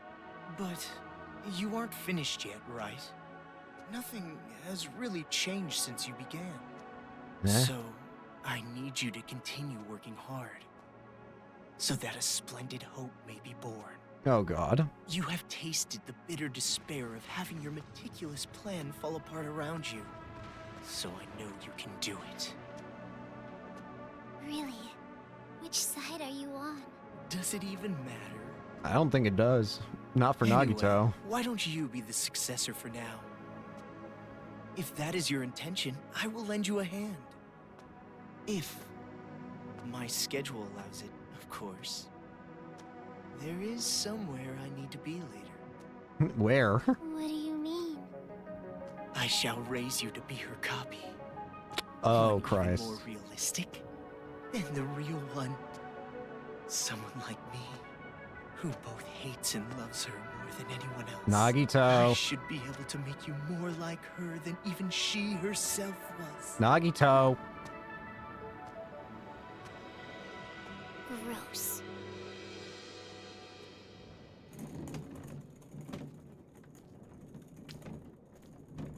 Oh? Ah! Are they still at it with He's that alive! successor or whatever? Oh, You're Jesus talking Christ. Too loud. Oh, hey, They'll Shirokuma. hear you. They can hear all they fucking want. A bunch of chumps teaming up together makes them suck even more. Well, Thanks, when Kurokuma. I think about it, the plan was flawed from the beginning. Trying to create a successor while the original still exists? Come on, Shirokuma was also a I know betrayer this in a was kinda way. my idea, but kids sure are stupid idiots. Not just the kids. The adults are idiots too. Just by causing a little unrest, just pushing them a teeny bit, I had them spinning around in the palms of my hands. Come Despite how you on. look, you sure are wicked inside. Even if the outside's white, the inside's pitch black. You a rice ball or something? I may be wicked, but you are too. After all, we are.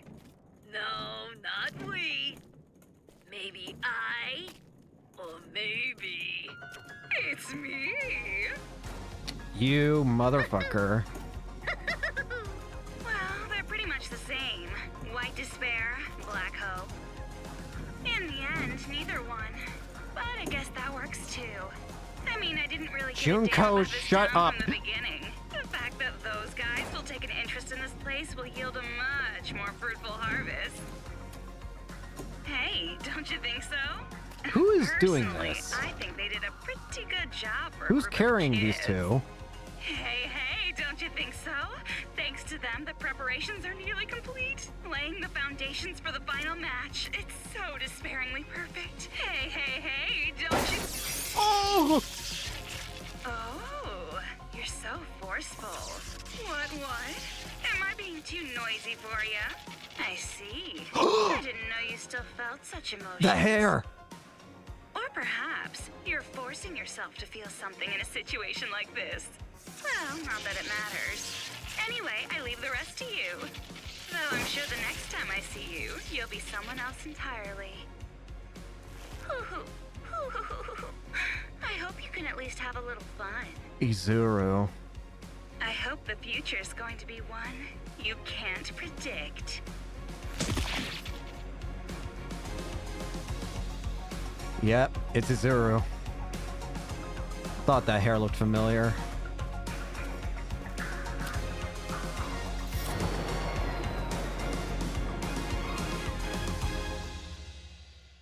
Wow. Oh, hey. I was waiting to hear from you. Hey. I'm so relieved. I'm glad you're safe, Byakuya. Oh god, I'm from Byakuya's perspective. Well, safe enough, I suppose. Yeah. Those kids treated me nicely enough, oddly enough. Are you outside Toa City? You must be if this connection is secure, right? Yeah. I used the secret passageway under the shrine. The captives are safe, thanks to the relative of that idiot we know so well. I'll introduce you to her later. She's much more talented and useful than he is. What's your position? I'll send rescue right away. Before you do, there's something you need to know. Your sister no longer wishes to come home. Huh? Komaru Naegi and Toko Fukawa are not with me. They're not dead. Not with you? Why? I'll let her explain. Huh? She asked that I send you this message. It might be garbled a bit, but it'll do. Can you see me, Makoto? Here, Makoto, look at my phone. You're surprised that I'm not leaving, right? Sorry for making you worry. There's a lot I want to say. But first, let me explain why I'm not there.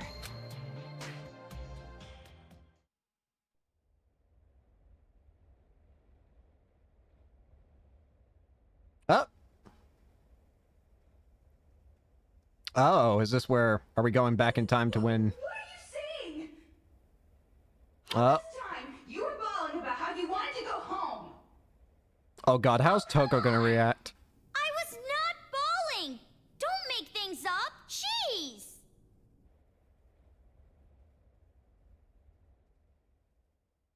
Hi, Byakuya. I honestly think Byakuya can probably Why? exit into this hallway. Why are you bringing up something like that? Do you feel responsible for their revenge? But that wasn't your fault. You can't feel bad about that, not even a little. No, that's not it. It doesn't matter whose fault it is. This is my decision. Then why are you doing this? Didn't you want to get out of this place and live a normal, peaceful life? But now you want to stay here?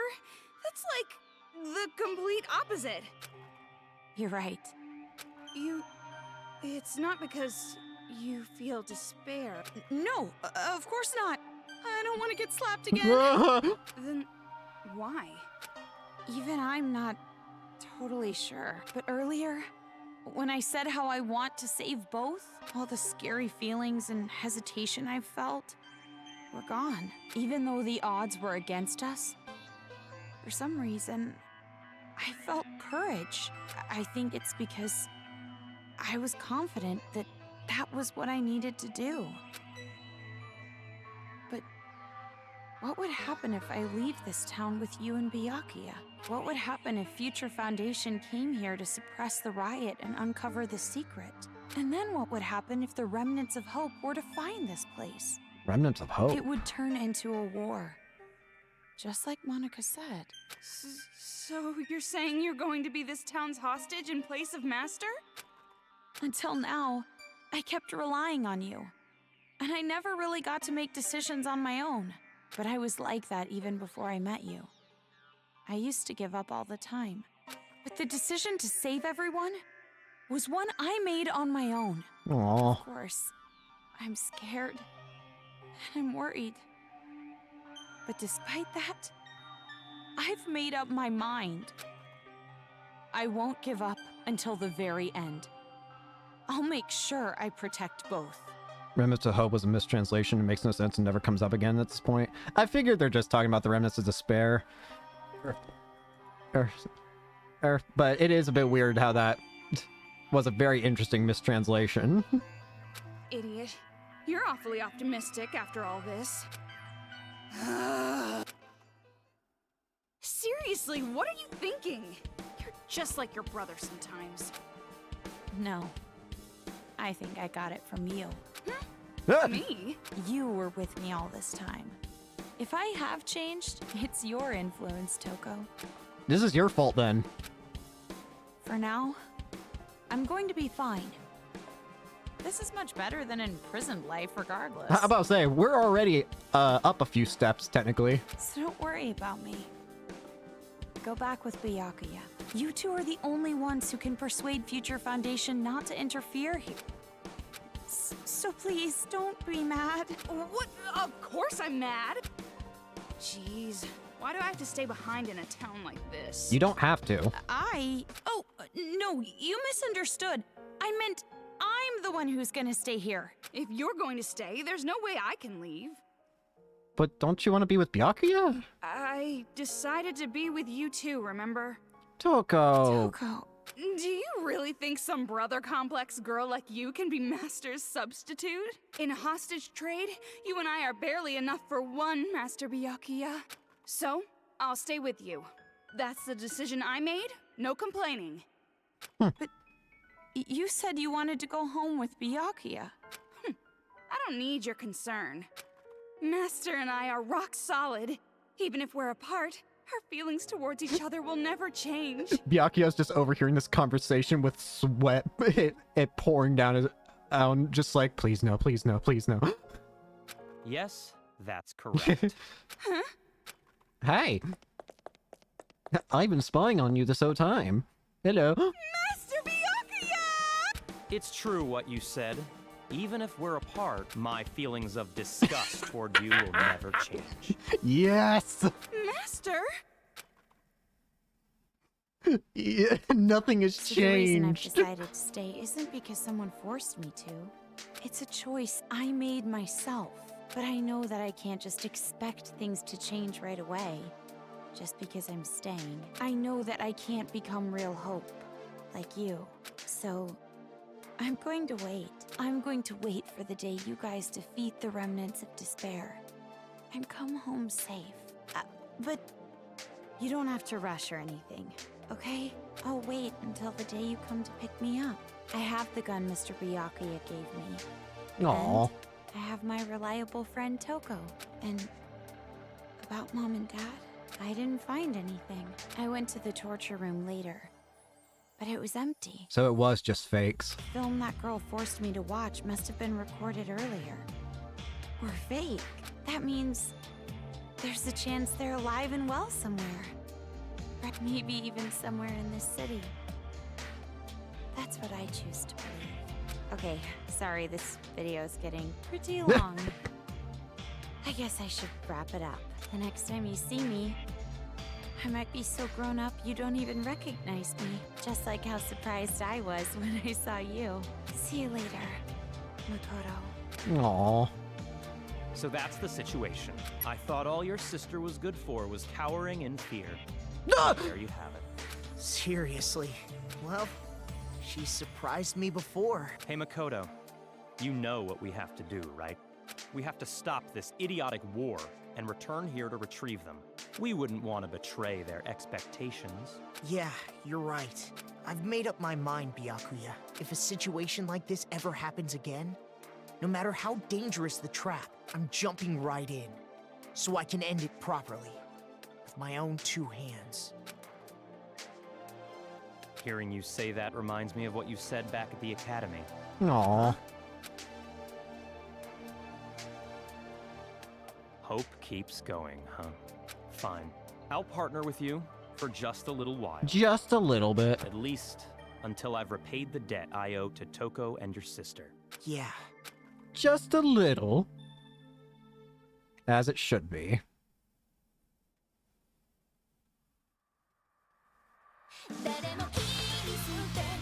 Well then, what a fantastic game. I remember that when I first started playing through the Danganronpa games, I remember thinking that I wasn't going to play through this game. I am so glad that that changed, because this game was amazing. And I really loved it. And I mean, yeah, it was, the gameplay was fun. I thought it was pretty fun. And the story was incredible. Characters were also really fun. I especially liked seeing how we got more of Toko in general, and just seeing how they change and grow over time. Might be some additional lore in the images near the end. I'll take a look at then. But yeah, I absolutely loved this game. It was fantastic. Heck. I can't really even think of any other complaints I have. I just had a lot of fun with it. I will be doing V3. I still have to get used to the fact that 3 and V3 are 2 different things. I will be doing V3 maybe even tomorrow if I can. I'll see. Either tomorrow or after tomorrow, ideally, for when I next play V3. Or start playing V3, I should say. But what else? I mean, it's just been, this game's just really fun.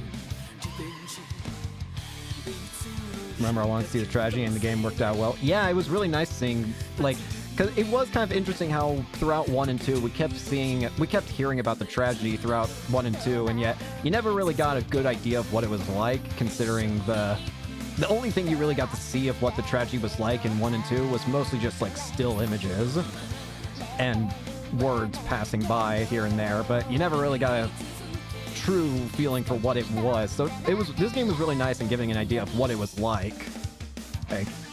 And now I understand why they keep calling it the tragedy as they do. The biggest, most awful, most tragic event. I can see why it's called that now, so very glad to see that that's how this was.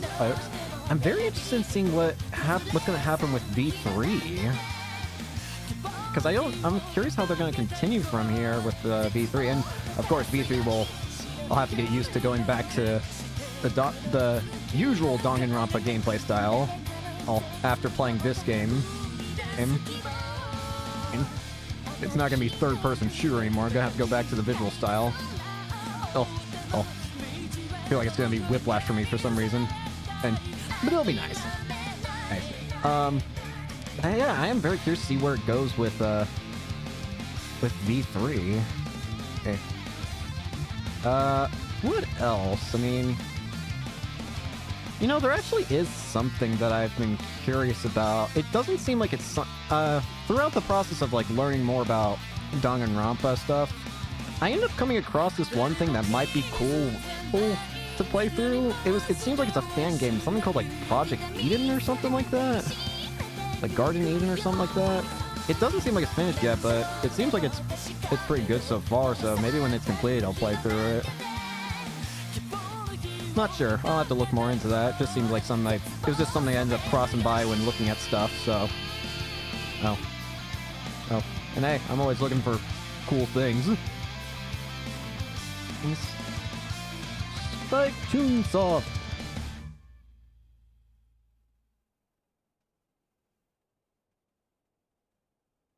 And oh wow, it's daytime here. All right then. That's weird. Daytime? Oh god, that actually is really weird. I'm so used to seeing the sky red here. Seeing it blue is actually very strange. Hey, you aren't ready yet? Hey, Toko. Don't shout so early in the morning. They still haven't given you a new outfit, Toko? You're not really a morning person, are you? Are you secretly staying up late without me?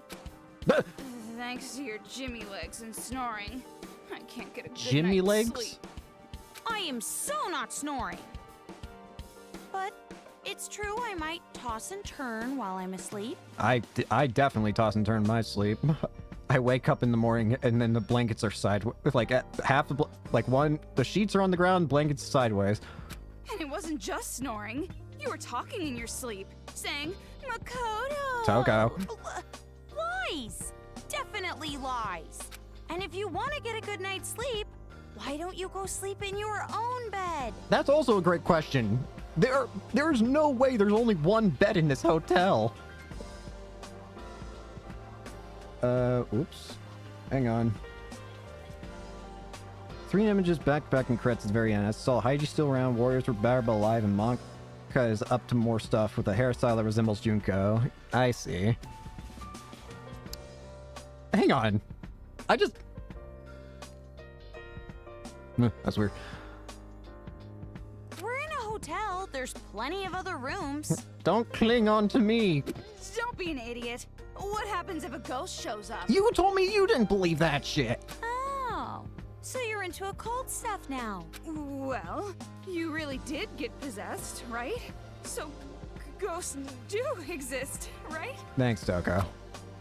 Well, I guess that's just one more thing you're afraid of now. Yippee. It's all your fault. Yippee. Come on, let's go. If we don't keep a watchful eye, these people are gonna start fighting again. No time to slack off. But you're the one who woke up late. Hey! I told you to wait! Aw, come on, Toki! Toki. Get back here.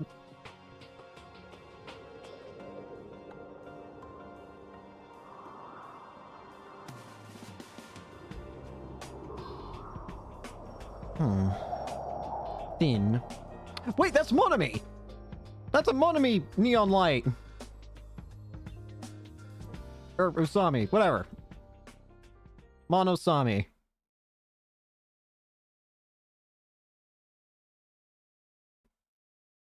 You can now read the spin-off novel Ultra Despair Hagakure.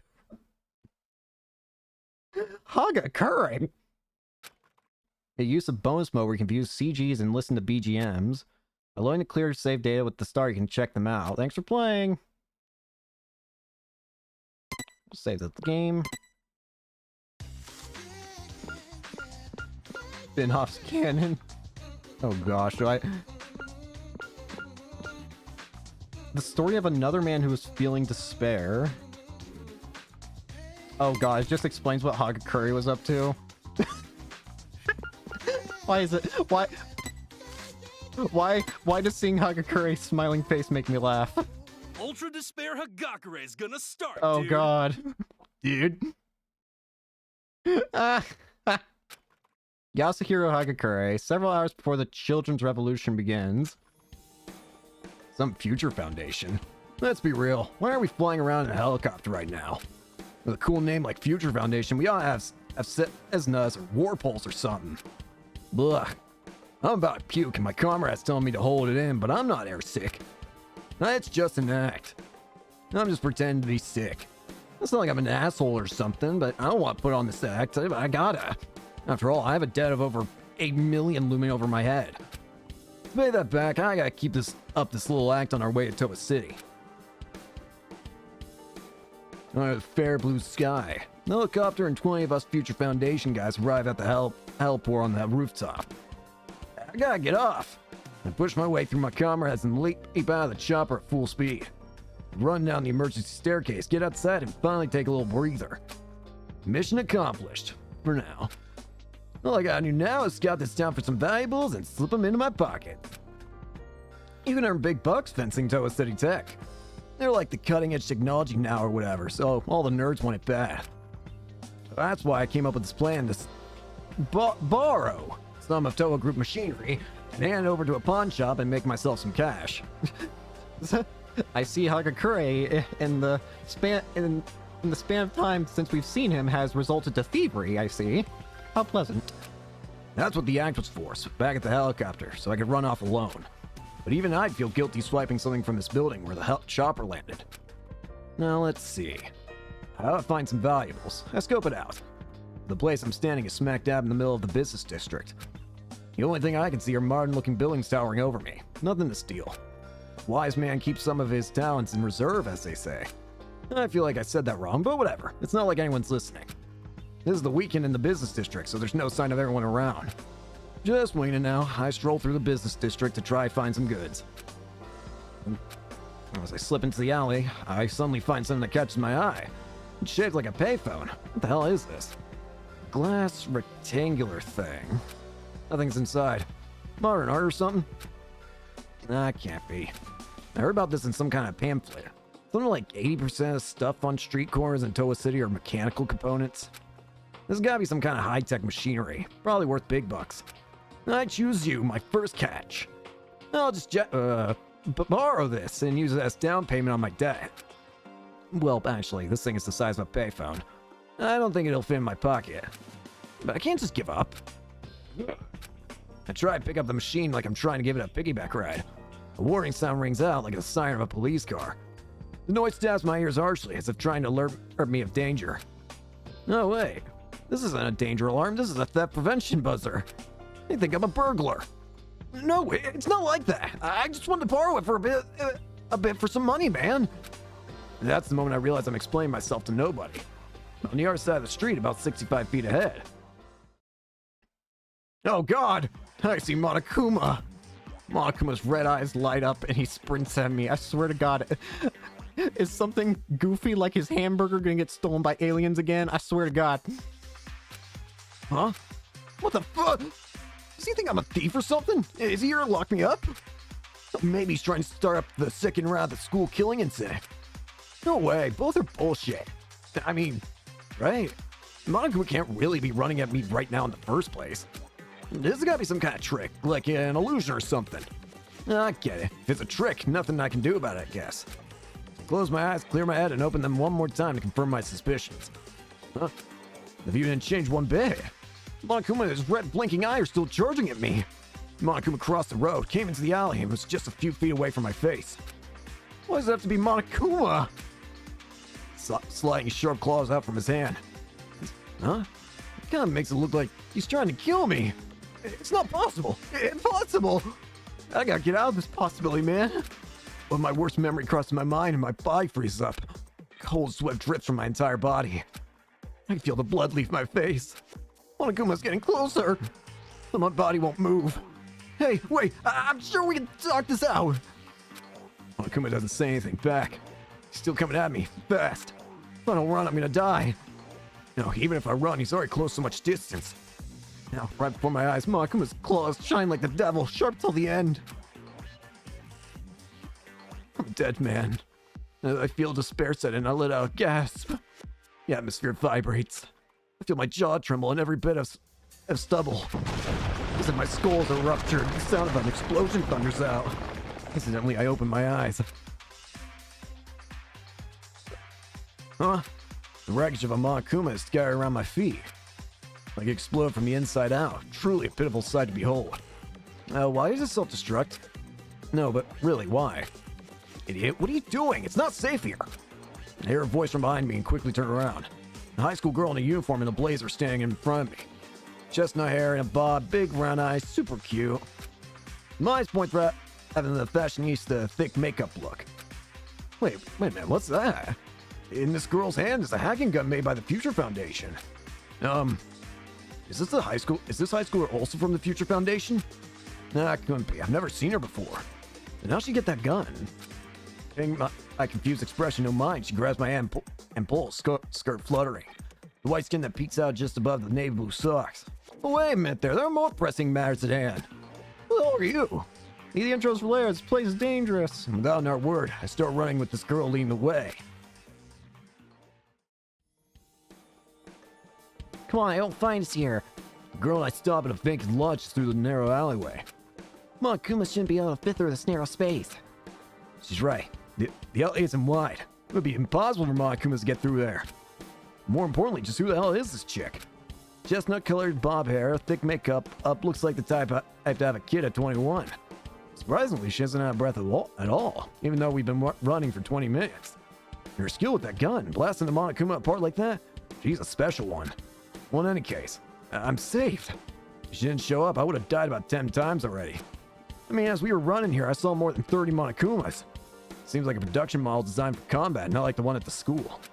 Still, it's unsettling. I saw bodies stacked up in the streets. They were all slashed to pieces. I wanted to throw up so many times seeing them like that. Not just that. Not only Monokuma, but what's with these kids? There's at least one kid running around for every 3 Monokumas. And the kids look weird. They all wearing the same uniform. They all have a Monokuma helmet on. I'm sure you have Questions for me, but for now, we should introduce later. Yeah, right, totally. It's true, she did save me and all. Until I find out more about this girl, I can't be so quick to trust her. Now, let's start with me. Name's Yasuhiro Hagakure. I'm a sexy 20-something guy. Thank you, Hagakure. 20-something? 20-something? How old are you? I was being ambiguous on purpose. Don't want to ruin the main story's timeline. What do you mean? That means, so what's a guy like you doing in a place like this? When I saved you, it looks like you were trying to lift a payphone. Those have their reasons. Her eyes gleamed brightly. Oh, so you weren't trying to steal? No way. A member of Future Foundation would never do something so fiendish. If I were to try something like that, I'd be cursed by the heavens for eternity. There's no way in hell the heavens would curse people. Wait, what? What did you say? Did I get cursed by the heavens? No, before that. I'm in Future Foundation? Yeah, are you being serious? Are you actually with them? Why is she so surprised? Oh, wait, I get it. She must be some kind of fangirl. She must admire us for our efforts to heroically fight despair. If that's the case, I try to keep it cool and answer. Sure am. I'm Yasuhiro Hagakure, Future Foundation's ultimate weapon. I'm here on official Future Foundation business, not to steal valuables or anything. Damn, nailed it. After that, this high school girl's definitely gonna be a lifelong fan. I give the girl a flirty glimpse to show off. What's this? The girl just stares with a cold expression, not saying a word. From her look, I feel like there's hatred there. Could it be? Did you figure out I was actually here to steal stuff? You're disgusted by my filthy lie? Caught red-handed as a Future Foundation member and thief? So standing there freaking out, the girl opens her mouth to speak, still staring. Whack. Seriously? Wow. Oh, whack? That old 90s slang is pretty lame. I say it before I can stop myself. I mean, in my defense, it has been like 10 years since anyone used that word non-ironically. Totally dead language. Witnessed things like 5 years ago. What did whack even mean? It was something like bad or awful, right? So this is the kind of girl who can use the word whack in all seriousness, huh? All right. And as I'm thinking about this, the girl locks her eyes onto me. They start filling with tears. Tears lined her long eyelashes. The drops look like they would fall off with just one more blink. Huh? Why is she gonna cry? Sorry, I didn't mean it. Whack isn't such a lame word. Physical skills are no joke. I'm not in the mood to get a roundhouse kick to the face like some romance anime, so I apologize. I lower my head, bowing a full 90 degrees. I'm terribly sorry. She just shakes her head. No, it's not that. Then why are you about to cry? Like what? I saw it coming. After a few sounds of silence, the high schooler cries as loud as she can. Okay, what the hell's going on here? I can't just leave this girl alone and not take her back to the helicopter with me. Besides, with Monokuma stuck in place, I can't make it back by myself. I just waited, standing up straight now for the girl to stop crying. After a solid 10 minutes, the girl calmed down, sniffling. Sorry, I'm alright now. Some more will's going on inside you, girl. I kinda want to just straight up ask her, but I don't want to step on a landmine again. Hold my thoughts back. Anyway, you still haven't told me your name. Who are you? If you save me from that Monokuma, I know you can't be a bad guy. Like her bawling just a second ago was an act, she answered as if nothing happened. Kanon Nakajima. Name means something like Sound of Flowers, Beans Island, and I'm in an anagram. Anyways, Kanon Nakajima. That I know that I got a Nakajima. I know that I got a one of those like hit list cards for someone named Nakajima, but I cannot. Was Nakajima baseball? I want to say Nakajima was baseball related. And if that's true, then maybe related to Leon?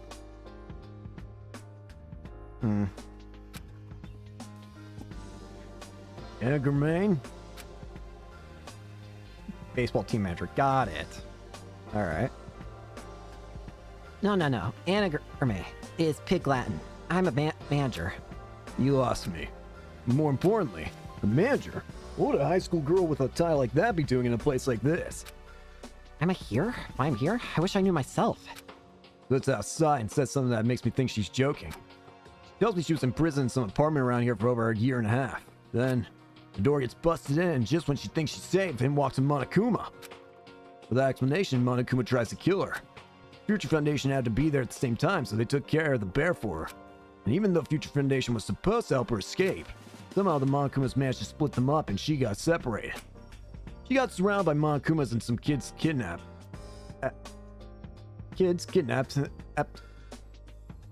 And then given some kind of test. When she passed it, they put some wristband on her and then released her into the city. This is starting to... Did Monokuma... Or, I'm sorry, did Hagakure have his own version of our...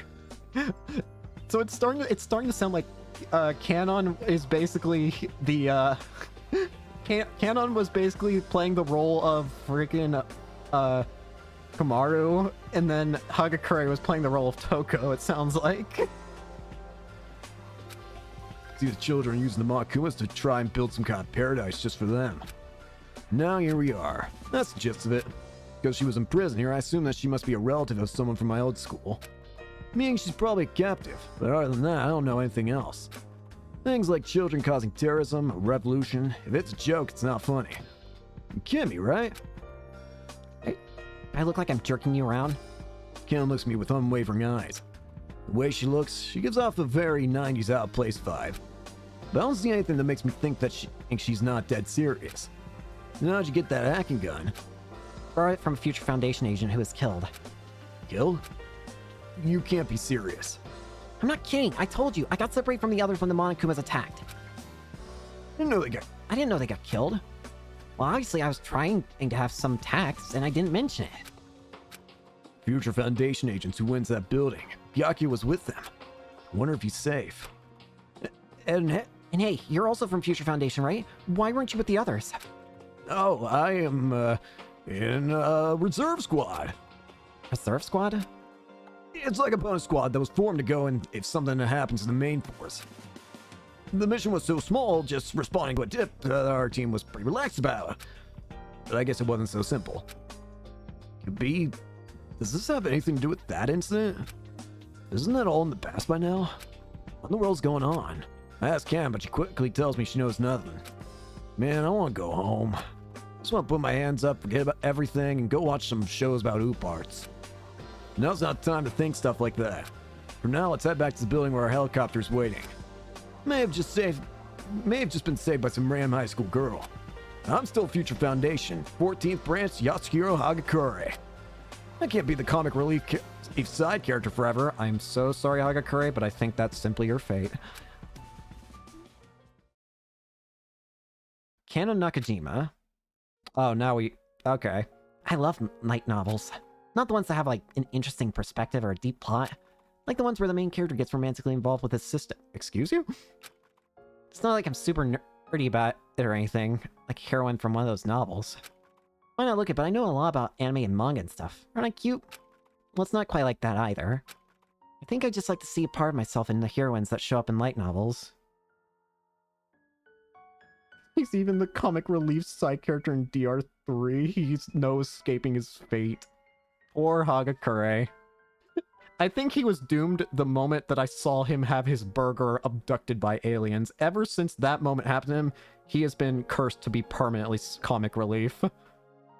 You can't simply just have your burger stolen by aliens and not be comic relief. I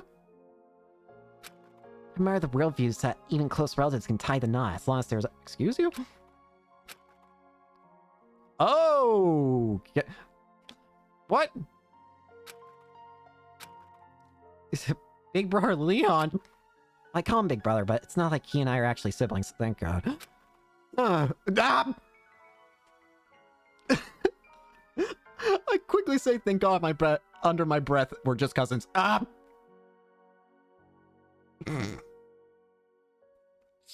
it! Cut it out! Enough! My dad's the younger brother of Leon's dad. Wait. We have gone so far off the deep end so quickly. What do you mean it's that kind of relationship? How do I put this? You always call me big brother, and to me, you're just my little sister. So we can't have that kind of relationship. Well, you can't. Stop it! Like I said, it's not like that. Even if it's okay, no! Enough! Like, you killed a dog, lost this, that... How the hell did we get here? What the fuck?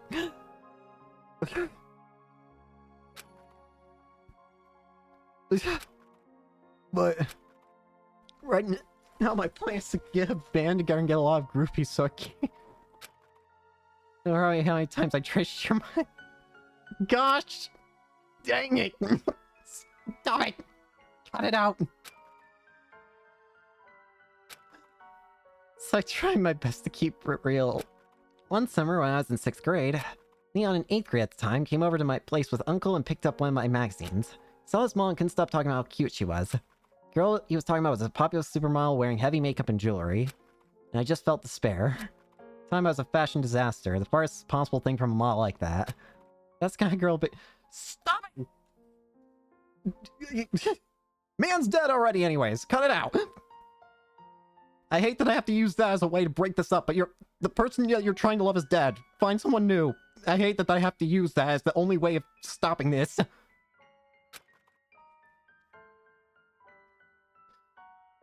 Use my allowance to buy one trendy outfit and makeup online. Try on the outfit and learn how to apply makeup. The girl in the mirror looks super hot. It's totally killing it. Maybe with a little more practice, I can totally nail the look Leon likes. Overflowing with confidence, went over to Leon's place to show off the new me. When he saw me, his eyes went wide. The hell's this? What did you do yourself? What do you mean? I'm a model, see? Party hard. What? Leon's just trying to have... the game's just making it sound like Leon's trying his hardest to just not make this weird. Whilst also not trying to burn down a bridge of friendship. It's just like, come on. Why me? Man already is like one of the first people to die in this series. No, I don't think so. Forget about the lingo then. You like this, right? Girls with this kind of look? That look in particular. I like all cute girls. They can pull off any look. The heck? Makes it sound like I'm not cute at all. You know, I look I'm super popular. Don't be so whack. This look just doesn't suit you all, and no one says whack anymore. You want to talk? Your head is shaved, even though you're in high school. What? Come on, that wasn't my decision. Some Operation Makeover didn't go exactly as planned. No, it wasn't just a makeover. I was planning on trying to hide the... Stop it! Enough! No! Cut it out! Leon! Fourth in the lineup, the starting pitcher. It's like he's the hero in a manga. 2 out, spaces loaded, bottom of the 9th. Even though season's over, if he strikes out, everyone's totally confident. I also just feel bad for Leon. It feels like he always gets, like, the worst possible luck sometimes. Like, first of all, he's having this happen to him, and it sounds like he doesn't want it at all. And then second off, there's the fact that He did kill somebody, but he had the most obvious tell that he was the killer out of everything in this series, I think. Having his own name written down. Own. The most obvious tell in the entirety of this series so far for being the killer. Just like everyone expected, Leon hits a ground slam, trotting around the place like it was nothing. So cool, I thought I was gonna faint. Still come up with it. Enough! 11037 really got rough. Ah. Don't even think I'm doing him justice. It's like try it. No! Stop it! Bad. No! How many times do I tell you before you understand? I don't see you that way. Look at me no! Possible, and I don't wanna. No, you... Leon, run. Leon, escape. Create a new timeline. Live. Okay, seriously, stop. How many times do I have to reject you until you get it? Every time Leon rejected me, I cried like a little baby. Cycle of confession and rejection continued until it became kind of routine. It's not impossible. No. We're cousins. I'm sorry, no. I am not doing this weird shit with you. Cut it out. Leon would pat my head, but I could kind of tell he kind of thought I was being annoying. It looked so rough, but the hand that patted my head was always super soft and warm. Every time he patted my head, I disliked him even more. 2 years apart, but first confessed. Stop it! No! How did I get here? I was learning about Hagakure, and now I'm finding about Leon's cousin being madly in love with him. How did I get here?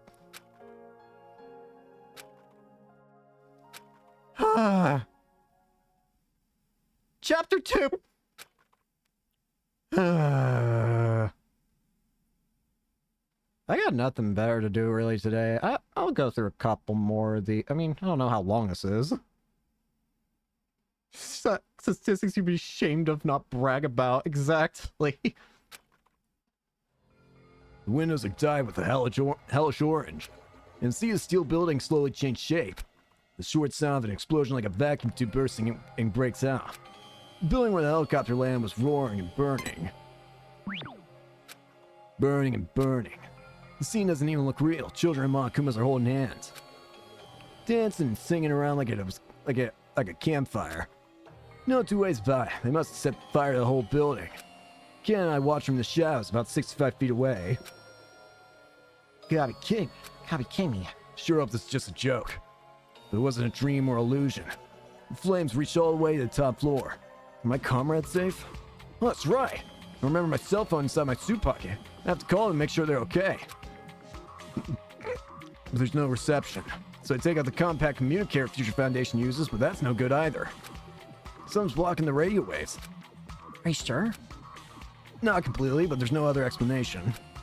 Ken doesn't seem worried about this at all. I know they weren't her friends, but still. Can't share her lightheaded optimism. I collapse on my knees. What am I supposed to do? I can't use a helicopter, can't call anyone. At this point, I'm just a sitting duck waiting for the Monakumas to come and kill me. The sun's going down. The sun's gone down. Why don't we find a safe place to spend the night for now? Does a place like that even exist? I stood up and counted, ready, the hacking gun hanging from her waist. Well, I'll make it safe with this. Well, she has a point. Probably best not to be difficult with her now. The 4 Monakumas we met on the way here are just smoking bits of metal now, thanks to her. Seems her special talent is sniping. Relax, just leave it to me. Let's look for a place to get some sleep. You're a good person. You're a good person. I'm glad I met you. Tears fill my eyes. Don't cry. Come on, you're a grown man. I'm so sorry I said saying Whack was lame. I already told you that was no big deal. Looking for a place to bunk for the night, we head to the main street. I see a huge shopping mall with a movie theater and a sports training facility. We decide to head in that direction. The inside is dimly lit, probably because the electrical system is screwed up. Flickering lights flash on and off in the darkness.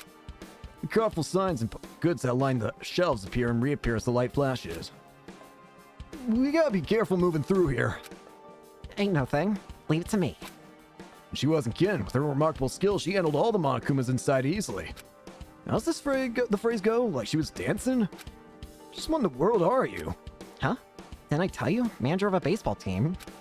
No way a regular baseball team manager is as skilled as you. Huh. Then maybe I should have said a humble baseball team manager and stalker. Great! Huh? Oh, come on, who cares? You're hungry? Now she mentioned it, I am hungry. I haven't eaten anything since breakfast. We grab any food we can scavenge and then head to where they keep the furniture and beds. We grab a seat on some beds and talk about all the craziness we've experienced up until now. You said Toa ended up being like this because of something kids did, right? Yeah, something like that. Why are the kids acting like this? And how are they controlling Monokumas? Dunno, Lear said something about paradise or whatever, but I don't really know. I've tried asking some of the kids, but it seems like they only talk to each other. And about the Monokumas, you got me. All I know for sure is they ain't nice. They aren't nice. That's the only thing she knows. Pretty much the same as not knowing anything. Ugh, damn it. I don't understand this at all. I can't help but shout in frustration. Ken, on the other hand, talks with total composure.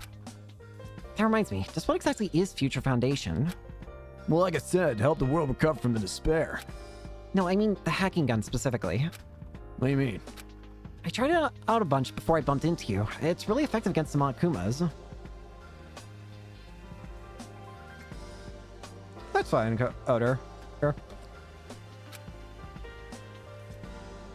Future Foundation's goal was to respond to some kind of rescue signal, all from the apartments, right? Two different parts. The spare arc, which focuses on the past, mainly DR2, as everything slowly went shit, and future arc takes place after DR2 wraps up most loose threads. Shows that there was a real Chiaki Nanami was basically the heart and soul of the group. Her death was the final push for the class to fall into despair. Gotcha. Okay. So that's how they were all convinced, or changed. An ultimate animator is part of the class who Junko took in to help her, making brainwashing videos against his will, but he ended up escaping while the rest of the class walked into Junko's trap. Okay. Interesting. Spent a lot of time playing games with Hajime after running into him on the school grounds. His feelings of inadequacy were a big factor that pushed him into the Izuru project, not knowing they'd erase his whole mind. Ugh. Jeez.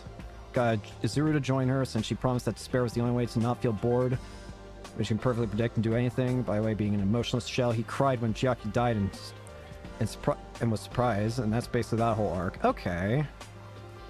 Interesting. Hearing that Chiaki was a real person as well. Well, I guess that makes sense, though. Actually, did they mention that Chiaki was based off a real person, too? They probably did, and I've already forgotten. Did you notice that the Monokumas would be here from the start? Well, she might use old slang, but her brain is obviously still sharp. Why it's effective against Monokumas? To be honest, I'm kind of wondering that too. Future Arc picks up Future Foundation headquarters and Mako is put on trial for hiding the remnants. Okay, I see. Okay. He and Kyoko are there to back him up. There's also a former talent scout and the former headmaster who was in charge before Kyoko's dad, as well as a few graduates from the school. Huh. Interesting. The building is locked down and they're forced into a new sort of killing game, so most people die. Wow. Huh. It always ends up in a killing game in this series. Gosh dang it. The Warriors of Hope now helping Komaru and Toko save Toa City. And the duo takes on Maka again. Oh, really? Huh. Maka just decides to say fucking launch herself into space to orbit the Earth in isolation because she was grossed up by the whole hope versus despair thing after Nagito took her in. Jesus Christ. The killing game approaches and the ultimate animator is revealed to have worked on a new brainwashing video to brainwash people in the name of hope instead of despair. Huh, so they're using the same tactic that started it all to try and end it. It's revealed that the killing game was set up by the old headmaster as a way to push the animator into using the brainwashing video. He starts to use it to get a lot of the combat forces of Future Foundation under his control. A lot of people there because they are called to try and get higher-ups out of the building, so a big fight breaks out between them and the remaining Sing members, mostly Tagami's men. Huh. Okay. Just as it looks bad, someone on the hill bumps into a pebble. It sets off a big chain reaction of boulders, which take out only the brainwash forces. You probably know who that is. Ultimate luck! DR2 survivors did in fact succeed in bringing everyone back. They've turned the fight in the favor and managed to talk the animator out of globally broadcasting the video just in time. Probably declare that they, the Remnants of Despair, were behind everything and go into hiding. They clear the Future Foundation names from all the chaos that was caused. Okay. After everything is wrapped up, Makoto becomes the headmaster of a newly reopened Hope's Peak Academy with Kyoko right by his side. Wow. Huh. Okay, that's a really nice little recap you gave me. Thank you so much for that. That helps me to at least have an idea of what happened during that anime. That's really interesting, and that makes me even more curious. And that's the end of DR3. Gotcha. That makes me even more curious what V3 is going to be about then, because I'll be honest with you, from what I've heard, it almost sounds like open shut. Like it feels like it sounds like it ties up a lot of everything. I mean, even the DR2 characters are now back alive, or recovered in their bodies and made how they were during DR2, it sounds like. And then yeah, it sounds fascinating, honestly. I'm really curious to see where it goes for DV3. I'm wondering if then maybe if DV3 is going to be some kind of like one of those games where it's like you don't have to play the previous games to understand. Maybe, I don't know. But well, considering this series, maybe not. Anyways, thank you very much for that recap. And now, but that's going to be very helpful for that. At least gives me an idea of what to think going into DV3 at the very least. Now that we have that, I guess we continue with Hagakure's misadventures. But I really do appreciate that. Thank you. What? Why'd you be wondering that? You're with Future Foundation. Hacking Gun wasn't built specifically for Monokumas. It was built for Toho Machinery. Huh? I was told to keep this a secret, but I guess it's okay to tell her. I explained to her the settings of the Hacking Gun. Between you and me, it's possible that the higher-ups at Toho are connected to the Despair. Future Foundation built a weapon to use against Toho machines, just to be safe, but if it works on these Monokumas, looks like that theory was a bullseye. Could be? Yeah, if the Hacking Gun works on Monokumas, they must have been manufactured by Toho Group. Does that mean the ones starting the riots here are Toho Group and not the children? Can't say for sure, but it seems like a pretty safe bet. Scary. Kim laughs it off as if it were a joke, then jumps back into one of the display beds. I guess I can't blame her for having that kind of reaction. You know, I just realized something. If we're reading through these Hagakure chapters, I wonder if he's gonna see his mother at this rate. It's gonna be... Well, I wasn't planning on doing all this, but you know what? I don't got anything else better to do. I guess I can just try and read through all this. She doesn't know what to believe anymore. A story like that isn't something you can just take in so quick. Let's just leave all that talk out for now. It's confusing. I don't want it to bug me all night. Really? This stuff isn't bugging me at all. Maybe you should consider something else. Something else? Is it really okay to sleep next to each other? I mean, if you want, I'll go to another floor. Oh, do you grind your teeth when you sleep? If that's the case, then yeah, keep your distance. No, that's not what I mean. You know, even though it's an emergency and everything, a man and a girl sleeping together... Oh, wait. I don't know who's talking at this point, but whatever. Don't worry about that. I'm pretty ripped. Pull anything and I'll turn you into a flower vase. Damn. And where exactly where'd the flower go? Well, obviously I'd flip you upside down and... Never mind, I don't want to know. I just imagine myself playing a flower vase. She's just laughing her ass off. Hey, you asked. Chivalrous for a man to ask that in times like this. It's chivalrous for a man to ask that in times like this. Ooh, such a gentleman. Fun fact about Hagakure, in the demo of the first game, he was actually the victim, and in the demo for V3, he specifically brought back as a character to once again be the victim. Damn! What do the... Poor Hagakure, man! Bro just has to keep being pushed around by the creators of the damn games.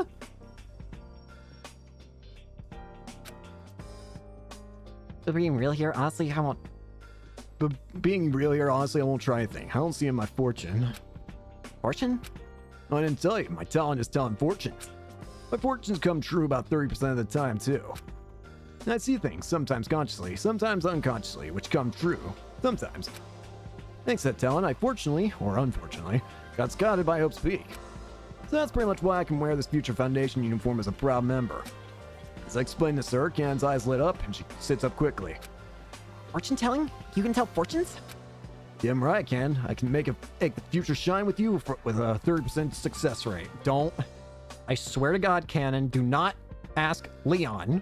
Or maybe do, because then Hagakure will just tell you that he's dead.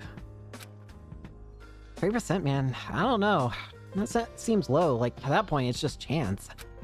Not at all.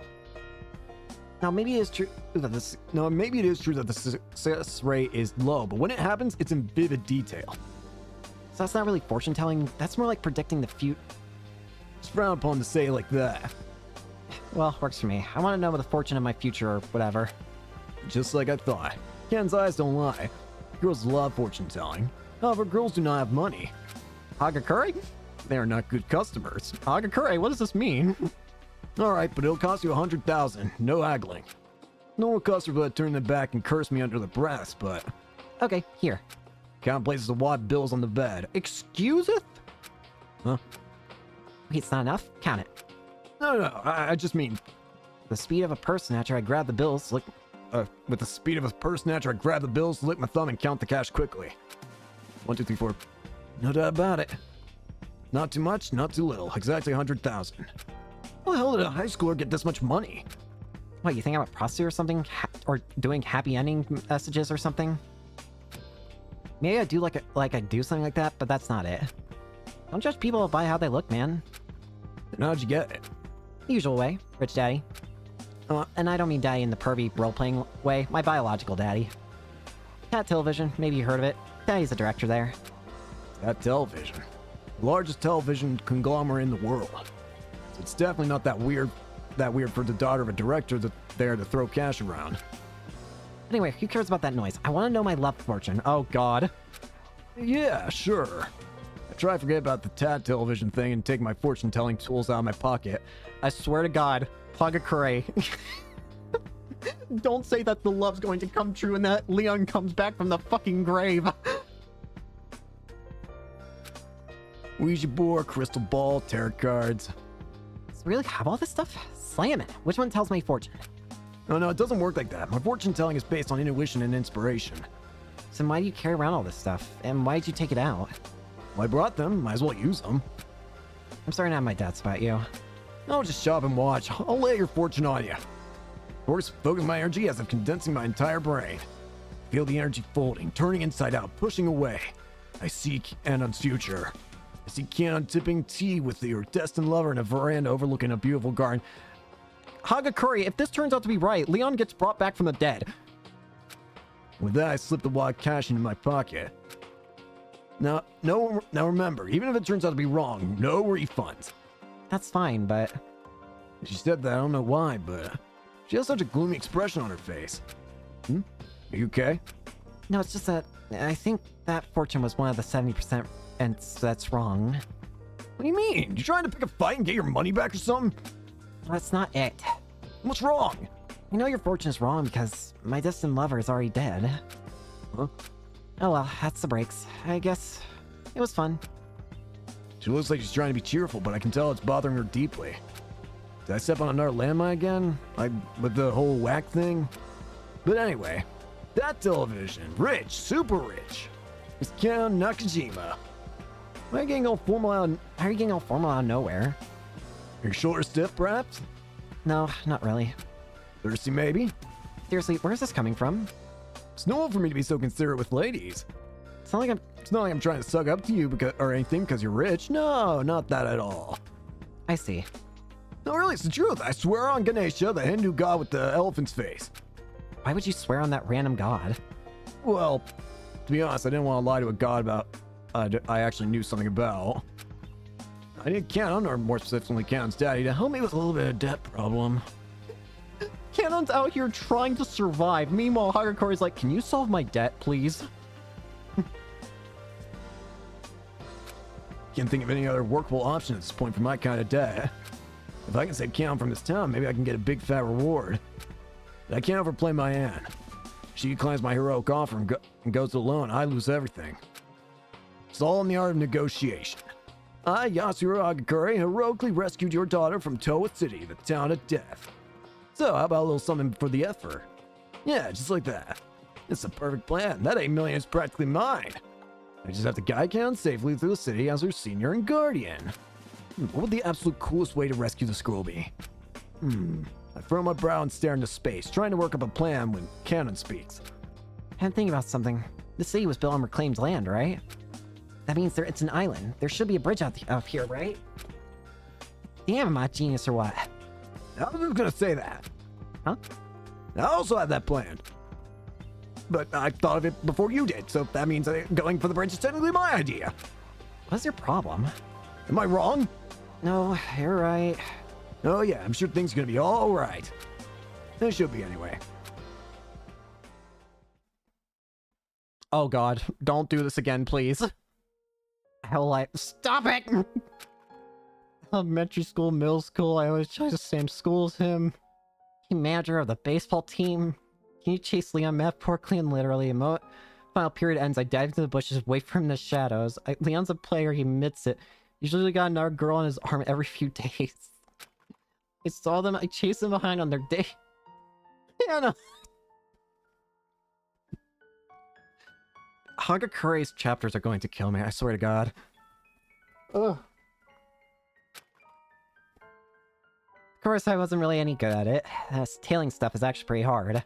Every time I try to move closer to get a better look, I think Leon sees me and I freak out. Because of that, they get too much distance on me and I lose sight of them. Made the mistake tons of times. At this rate, I'm done for. To become a better snoop, I create a strict training regimen for myself. Running, squat, shadowboxing, planning everything out in my head. It was about half a year after I began that I was successfully able to truly blend in. Maybe death was a preferable alternative for Leon, I'm not sure. I obtained physical toughness, tougher than feral dogs. I put my toughness to good use and tailed Leon once again. Professional stalker. Leon holding hands with a girl, eating with her, etc., etc. I saw it all and without getting caught. It made me cry a little. Want to punish him, but I guess none of this was really Big Brother Leon's fault. I didn't call him all out to him, and I didn't interrupt him. I didn't want him to hate me. So with teary eyes, I tailed Leon and his girl, feeling sorry for myself.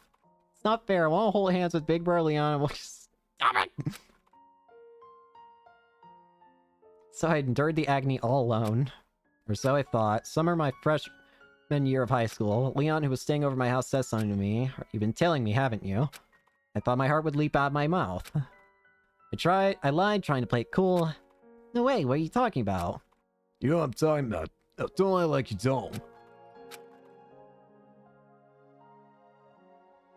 With this kind of skill, maybe she could have been scouted to go to Hope's Peak Academy with him. I swear. Ay, ay, ay. I just feel bad for Leon at this point. Or maybe I don't. I'm not sure at this point. He hates me. I'm stalking him. It's so wrong, so gross. On top of that, he already thinks I'm some psycho with a brother complex. Thinking about all this makes me cry. I know I'm popular. I don't really mind you. I know I'm popular. I don't really mind you doing it, but doesn't it hurt you? What? Doesn't it hurt you watching me go on dates? What? Big Brother Leon doesn't think I'm gross? See, my love is not yet— Stop it! I don't think he's downright concerned for me. Want to leap into Leon's arms like frog leaps into water, but I hold myself back. Cares about me and I can't ruin the moment with a rom-com cliche like that. I act cool in an attempt to hide my own embarrassment. Oh, says, but I don't want you to hate me, so I'm stopping at just killing you. Leon picks up on my act and scratches his shaved head. It's not good for me either. You can at least put up with the tailing. No, that's not what I meant. The fact that it hurts you isn't good for me. Am I being a little too nice here? Jeez, I don't know what triggered it, but... Maybe Big Brother Leon likes me. Maybe my feelings have finally reached him. Leon, don't do this. Could it be? Is this the conversation where he finally confesses his feelings to me? I also don't know how I feel about Canon's conversations about this happening in the most, like, serial killer-esque, like, hiding spot of, like, just in the middle of a tunnel with, like, a train tunnel track, subway, monorail, whatever. And over here, Mr. Romantic, but Leon says something that catches me off guard. Let's make a bet. A bet? Heck, this isn't a confession of love. A little disappointed, but this is the first time Leon has actually responded to me. At the very least, there's a positive step forward in the relationship. If you win the bet, I'll promise I'll start thinking of you more romantically. Really? Yeah, if you win. What's the bet? What's the bet? Whether or not you can throw a 100-mile-per-hour fastball. Is he serious? If you can throw a pitch as good as me, I'll start looking at you in a different light. Leon! Throw pitch? And I forbid you to even talk to me until you can do it. Leon, careful! If she does it, you can't take that back! Or no, you can! Just run for your life and lie! 100? That's like impossible. Of course, despite me knowing this, deal, I'll do it. I took the bet. I guess I thought that with love, anything was possible. Love is all. I love him. If we have the same genes, maybe this baseball test won't be impossible. That's how I saw it at first. When I tried to actually throw a fastball, I realized how silly I was being. Not only can I not break at 60 miles per hour, I can't even get it anywhere near the strike zone. That's when it dawned on me. He set me up. It's just like I thought. He really does think I'm gross and annoying. He was sick of me, his cousin turned stalker. So he gave me an impossible task just to watch me struggle and keep me busy. It's like the story of that one monk, Ikkyu. Man challenged him to catch a tiger, one that was painted on a folding paper screen. Ikkyu said that he will catch it if someone makes it come out. First, that's the legend anyway. Give me a special baseball that even I can throw 100 miles per hour, and then I will throw you your fastball. There's no way Leon would be impressed by that attempt at wit. He doesn't have that kind of sensibility. I hate this bet. I want to confront Leon, but I don't. Even if he really is doing this just to be mean, I can't help my feelings for him. Big Brother Leon does really hate me this much. It makes me start to hate myself too, but I don't give up. I'll throw your damn fastball. It was already a long shot to get Leon to marry me. It would take a miracle, so all I need is another miracle. Alright. You know, part of me realizes it's impossible. I practice my pitching every day. But it didn't improve one bit. Whenever I try to throw straight, it swerves right, and whenever I throw right, it goes left. Basically, I have no coordination at all.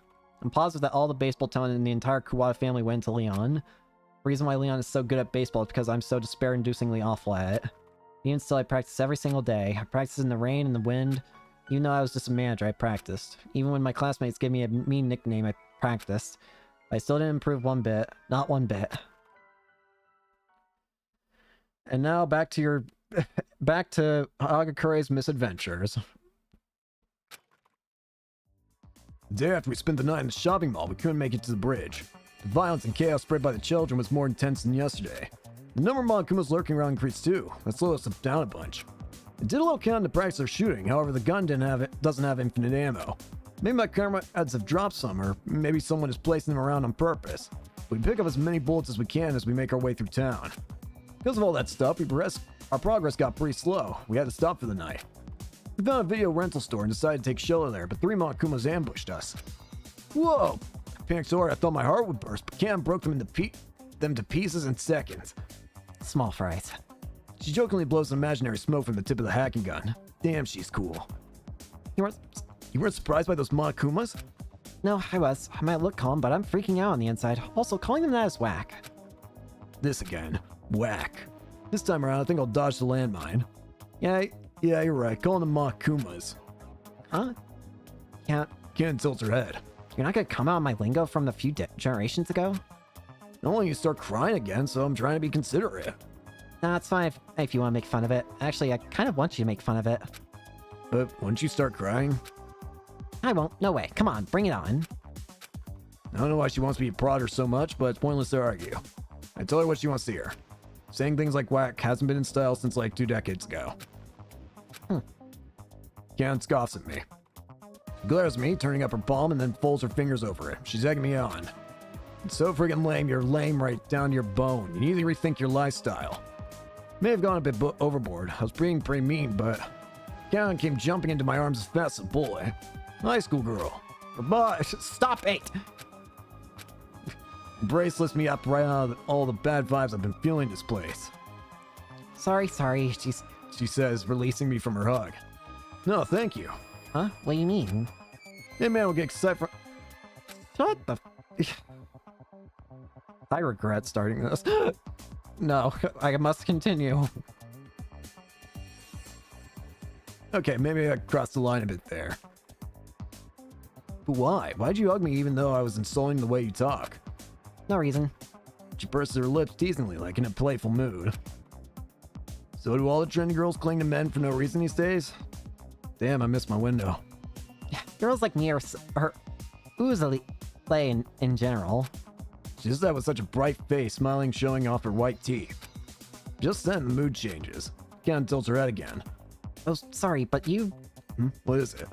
Well, in the end, you're just Yasuhiro. That was meant to be an insult, wasn't it? I'm just kidding.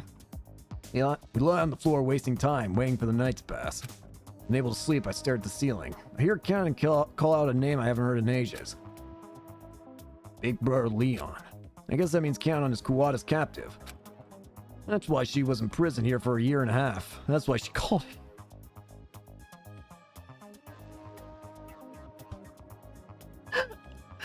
it. Leon's captive was her?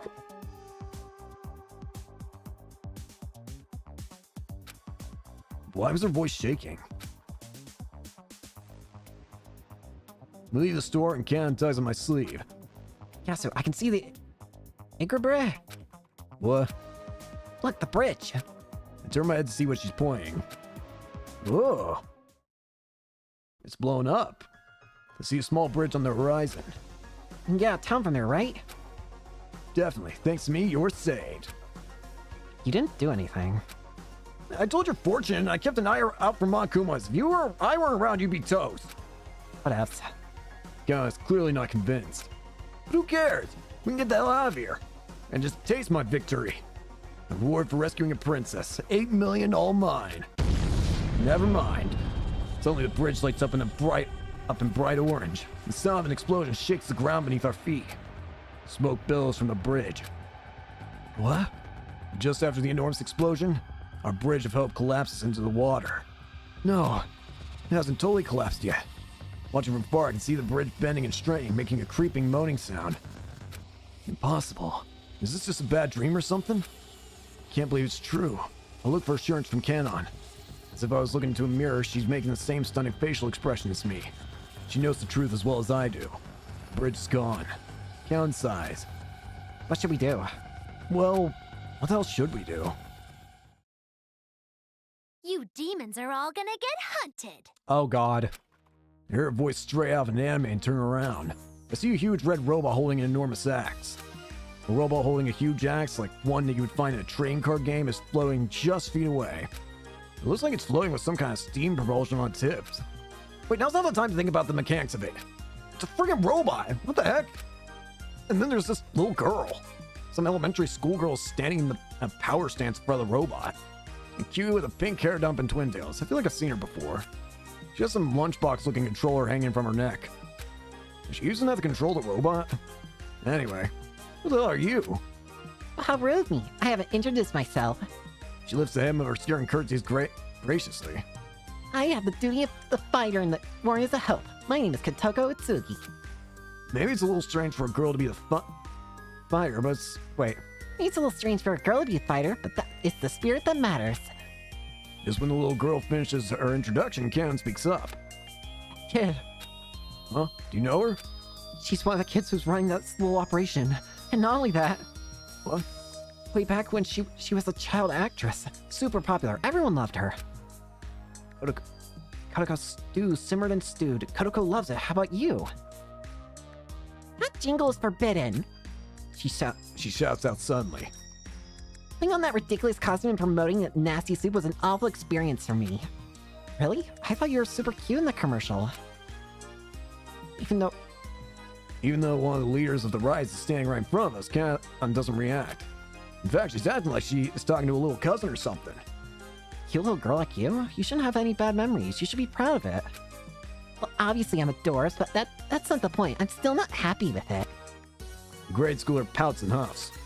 Speaking of obvious, you know the superstition that pervert people's hair grows faster? Look, not true. Science has shown that it's actually people who stay up late that grow hair faster.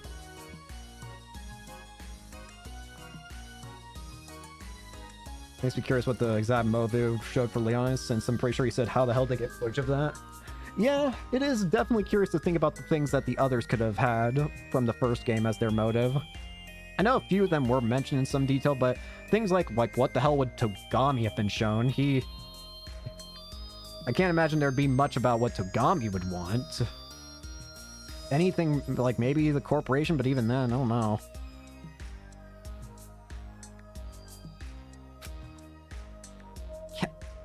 Can't overreact comically. Wow, I totally didn't know that. Isn't it just the most adored thing ever? And Dwarves enthusiasts like myself would of course be into a Dwarves trivia as well. Yes, of course. Trivial detail things are often small and cute. Hey, Keon. Are you making small talk with this chick? It appears you understand much, miss. Well, my only strong point is that I'm outgoing and sociable. How about this? As a request from a sociable girl... How about this from a sociable girl like me? How about you let us go? Wait, no, this is... How about this? As a request from a sociable girl like me, how about you let us go? Ah, I see.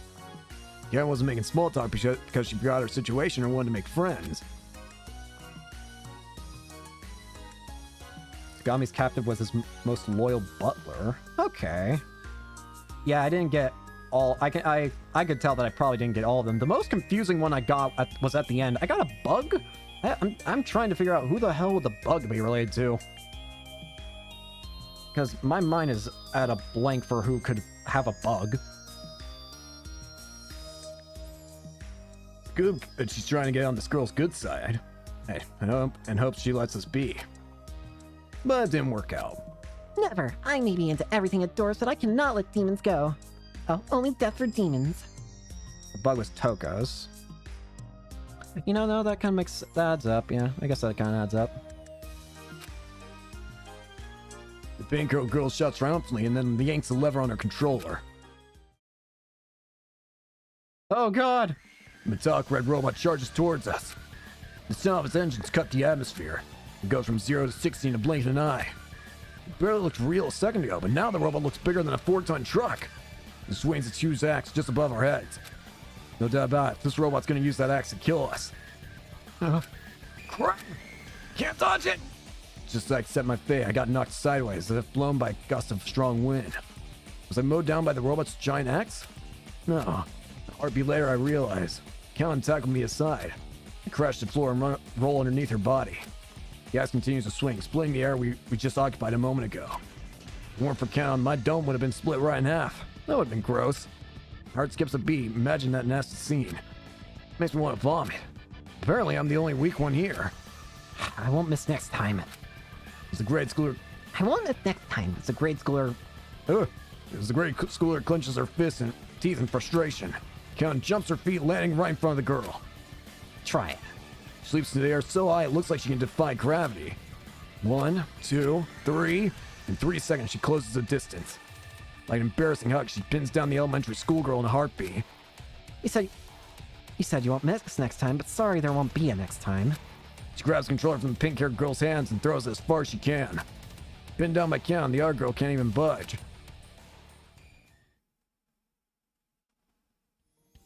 Heavy! Too heavy! Demons are so heavy! Hey, I'm not heavy. I'm just pinning down your arms and legs.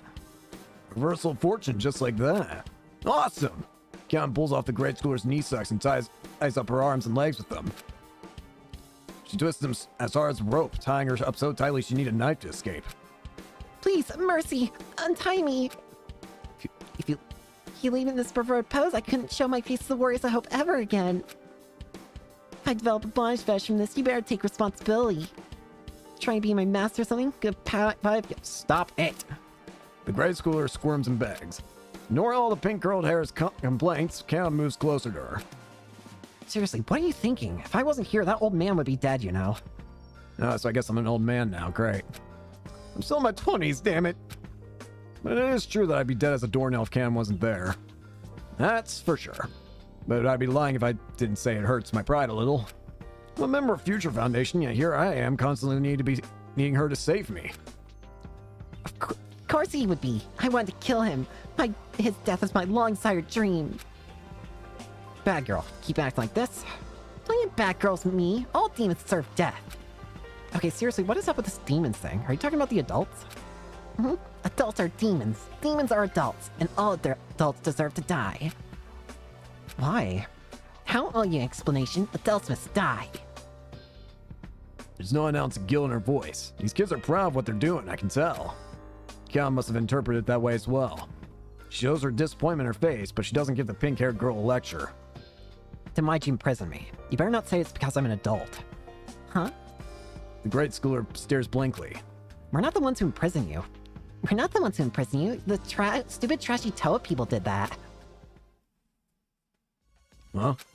What'd she say? Kana's just confused. Her expression turns harder than before ever, and she draws closer to the little girl.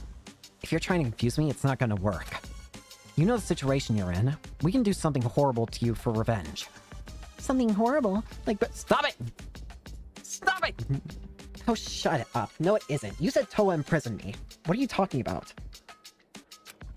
What am I talking about? Exactly what I said. You don't know? Toa Group is in cahoots with the true ultimate despair, Big Sis Junko. In order to support the game Big Sis Junko is playing at that school, they kidnapped you. So it's definitely true that Toa Group is linked to that despair. But if Kana is a captive, does that mean Toa Group was responsible for abducting all of our loved ones? Looks like the relationship between Toa and despair is deeper than I thought. And on top of that, Big Sis Junko? An icy feeling crawls up my spine. Kanon is frozen in place as well, staring. She doesn't say a word. The pink-haired grade schooler just keeps talking. But stupid poop Toa Group betrayed Big Sis Junko at the worst possible time. So our lesser violence includes getting revenge on that nasty Toa Group. Betraying Big Sis Junko is unforgivable. Even 100 billion deaths isn't enough for them. Okay, now this is getting even more confusing. Before I even realized that I was shouting something. Hold on! As if just noticing for the first time, both girls turned towards me. Big Sis Junko, is that Junko Inoshima? Does that mean you're with the remnants of despair? Little girl. The little girl dodged my question. By the way, betrayal and trail are not spelled the same because of their different origins. Shut your mouth! Answer me! Nope, not gonna answer. This conversation is over. Sorry, we're closed. Kim, I won't let you just stay quiet. Huh? Oh, yeah, I won't. Oh, you still act tough after you take a look at that. Pink-haired trickster nods her head and looking behind us. When I turn around, I see... Oh, okay. A robot with huge drills for arms closing in on us. Thrusting both drills forward, roaring as they spin, the robot rushes us. The red-haired boy sits on the robot's shoulder. Go to go! The main character, the leader, Hero Class is here to rescue you! Another one? What the hell's going on? Kian, run! Kian calmly shakes her head no. You want answers, don't you? Then we have to fight. That sweet line, she rears her hacking gun at the charging robot. With Kian's physical ability and gunplay skills, the robot shouldn't be too much for her, but she gasps with the sudden realization. I'm out of ammo. Huh? I ran out before we met this brat. That's why I just tackled her. The kid riding on the drill robot's shoulder is definitely too far away to tackle. There's no way that same trick would work twice. No choice now. We gotta run, dude. I start sprinting with Canon. Running at full speed, I don't even look over my shoulder. 7 seconds later, I can no longer hear the white and gold robot following us. I risk a glance backwards to see that it's over by where the little girl is. Hey, you bastard. You're demons. Next time you see me, you're dead. Master, no. I have to be the one who defeats them. You wanna talk? The way you look now? Grade school boys are so insensitive. Doesn't look like they're gonna chase us, but still, I'm far from relieved. We keep running for about another 10 minutes, then duck into an alley on an empty street. As usual, Canon wasn't tired at all, but for an old man like me, that sprint was rough. Damn, now Hagakure has accepted the title of old man. Jeez, you're pathetic. Why don't you try hitting the... Imge? Every once in a while. Oh, Jim. She meant Jim. Right. That's not your business, dude. After spending about 10 minutes just catching my breath, I ask her a question. Who are those brats? They got Monokumas and those other super robot things. Who knows, but Toa has to be behind it. It fits with what Kodaka was saying. Does Toa Group make those robots? And the Monokumas? And that pink-haired punk said Big Sis Junko. What in the world is going on in this town? No point in wasting time, but... No point in wasting time, Bat. My plan isn't to defeat the children. Yeah, right. We ain't here to deal with some rascals. We gotta get out of the city. Huh? Oh, yeah, right. Our plan's to get out of the city. Do you have some other goal? No, not like that. Not at all. I definitely do not have my own plan. Stop asking. Jeez, you're pushy. Anyway, I was thinking if the bridge doesn't work, couldn't we use the subway trains instead? Subways? The subway station should be connected to the outside world. Yeah, this is the dope plan. We should definitely try that out. Yeah. I mean, who cares about my plan and stuff? Whatever. I'm sure she wouldn't answer me if I questioned her about why she's acting so strange. Could she be hiding something? Nah, couldn't be. Forget about that. Let's decide. We'll go with Can's super suspicious idea for now. And we're back to this. The first New Year's Day since Big Brother Leon went off to Hope's Peak Academy. I was puffing out my cheeks like a chipmunk. Sulking hard. Burrowed under my heated table from the shoulders down, I bitched to myself. Whack. It's been half a year since I made my bet to Leon, and I don't think I'll ever throw a 100. Can't even get in the strike zone. Hear people calling me Needle's Eye behind my back. Just watching me try to pitch frustrates him. No matter what, it won't go in. Hence Needle's Eye. I don't know, maybe it's not such a bad nickname. It sounds kind of elegant. Who am I kidding? Jeez. Ever since the bet began, I haven't seen Leon once. His house is nearby, but it's still a good 15 minutes away. I need a good reason to go see him. I was so stubborn, even if I saw Leon at school, I would avert my eyes. And while I spent my days frustrated and stubborn, Leon went away to school living in a dorm. The ship has sailed. No matter how much I wanted to see him, the distance was just too great. Maybe I should have sent an email or called his cell phone. But that would be too... Even if he did trick me, I accepted the bet. And my refusal to end the bet interfered with my love. I want to see him again. Hurts. Want to see him again, want to see him. As I writhe around under the table, I hear my mom calling me from the kitchen. So apparently Leon is going to come over. Huh? He's back home for New Year's. He wants to come over so he can get his New Year's gift. For real? I told you not to speak to your mother like that. Huh? Oh, no, sorry. I mean, like, are you serious? I am so for real. For real? No. I jumped up like I'm in fast forward, went up to my room and put on my makeup at light speed. I can't let him see me in my jammies, but I don't want it to look too desperate. I'll put on jeans. No. I can see him. World is mine. Leon is my world and world is all mine. Like, no wait, hold on a sec. Calm down, girl. The bet I made with Big Brother Leon isn't finished yet. And I forbid you to even talk to me until you can do it. Even though it's been half a year, I can't even speak to Leon because of this bet. Does Leon still feel the same way? Is he seriously coming over just to get his New Year's money? Seriously, Leon? You're a high schooler now, for Christ's sakes. More importantly, we're finally under the same roof after all this time, but we can't exchange a single word? That's more painful than not talking to him because he's so far away. Whack. I drop my shoulders in disappointment. The doorbell rings. It's Big Brother Leon. Can't point myself down the stairs. Peek towards the doorway from the shadows of the stair rail. There he is! OMG! Came a total hottie. He was drop-dead gorgeous with a shaved head, but now he's got this sexy punk look. Hubbub. Sam Voltaire. Hey, oh hey you. Long time no see. Huh? Why is he talking to me like nothing happened? Man, you're lame. How long is it gonna take you to throw that 100, huh? Huh? What? Does Leon seriously think that I can throw the ball that fast? Like, he just assumed that whatever he could do, others should be able to do, too. So, Big Brother Leon didn't trick me? He actually thought he was making a fair bet? Love you. Huh? Love you, Leon. I'm in love with you even more than before. Can I at least come inside? It's freezing out here, and one more minute and I'm a popsicle. Oh, yeah. I'm the one freezing here. my excitement building, Leon and I go to the living room and watch a comedy show together.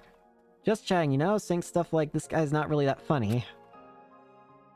Like, haha, now that's funny. Or like, shit, it's been a while since I've seen him on TV.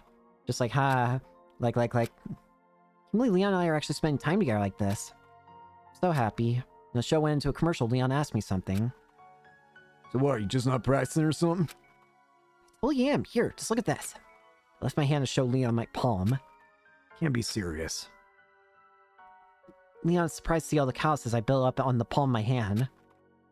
One on each joint of the fingers. Might sound weird coming from me, but it does look pretty painful. Oh, there's no way I can be a bride with a hand like this. I was mostly joking, but Leon remained silent. From his expression, he looks sorry. Yeah, I was just playing. Is he really were serious about practicing? Yeah, like I told you, I seriously want to win. You practice this hard, but still can't throw 100 miles per hour? 100 is like nothing. Just like I thought, baseball comes naturally to Leon. He doesn't know how hard it really is. That's why he made such an unreasonable bet. I heard recently that the world record for a female pitcher is 87 miles per hour. For real? Seriously. If you can throw like that, you'll be the fastest in the world. Leon smiles. Just like I thought, Leon's smile is so adorable. Wait, what did he say?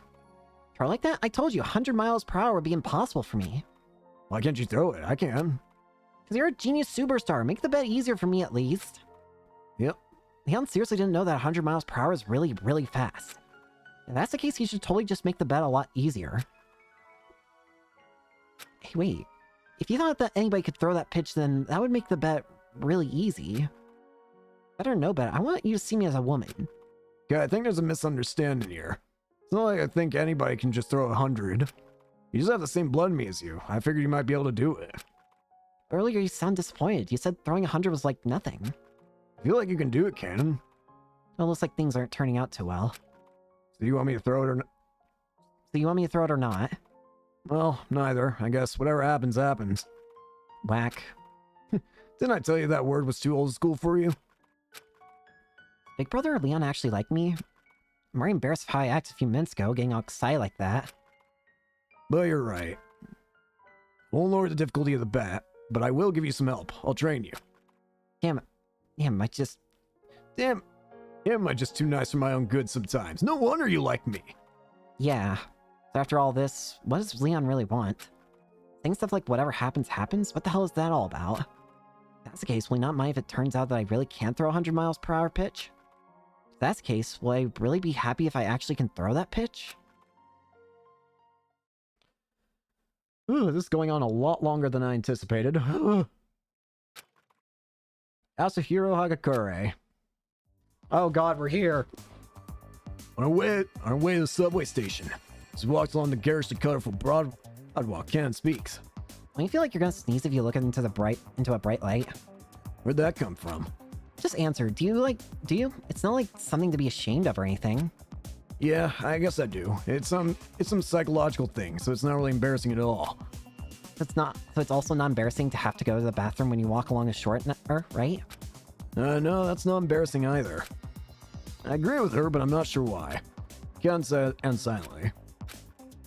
Don't tell me you're trying to think of a way to get your money back from me. Oh, no. Then what are you so quiet for? Until you can give me an answer, I'm going to assume you're scheming. So give her a scolding. Cannon just blushed. I have to go to the bathroom, okay? I'm holding it in here. Oh. So that sneezing question was her segue into asking for a pie break, huh? Embarrassed about asking to go to the bathroom? I say it's kind of cute. I'll have the poor girl out. We head into an abandoned house nearby. Makun was hiding inside, but Cannon easily handled it with the hacking gun. Let's out short gas. What happened? You wet yourself? No, I just ran out of bullets again. Firstly, she doesn't mention that she has to go until right now, and now this. She doesn't plan ahead. Well, there are no more Makumas in here, so it's safe. Go finish your business. Alright, here, hold this. Cannon holds me the purse that was hanging on her shoulder. I take it from her as she disappears into the bathroom. Hagakure! Hagakure! Yeah, I know. I should take a peek into her purse. Just use the door of it. Hagakure! She might be hiding some kind of treasure in here. If I borrow it and take it to a pawn shop, then I won't even have to rely. Hagakure! Yeah, just borrowing. Just gotta borrow it for a little bit. Whistled instantly and slowly unzipped the purse. Pocketbook, wallet, cell phone inside. And that's it. Huh, didn't expect that. For a high school girl's purse, it's pretty clean and organized. Oh well. I'll take a quick look inside her wallet. Damn. I thought she would be low, but there was barely anything. Only a little bit of change and some cards. She probably gave all her cash to me when I told her her fortune.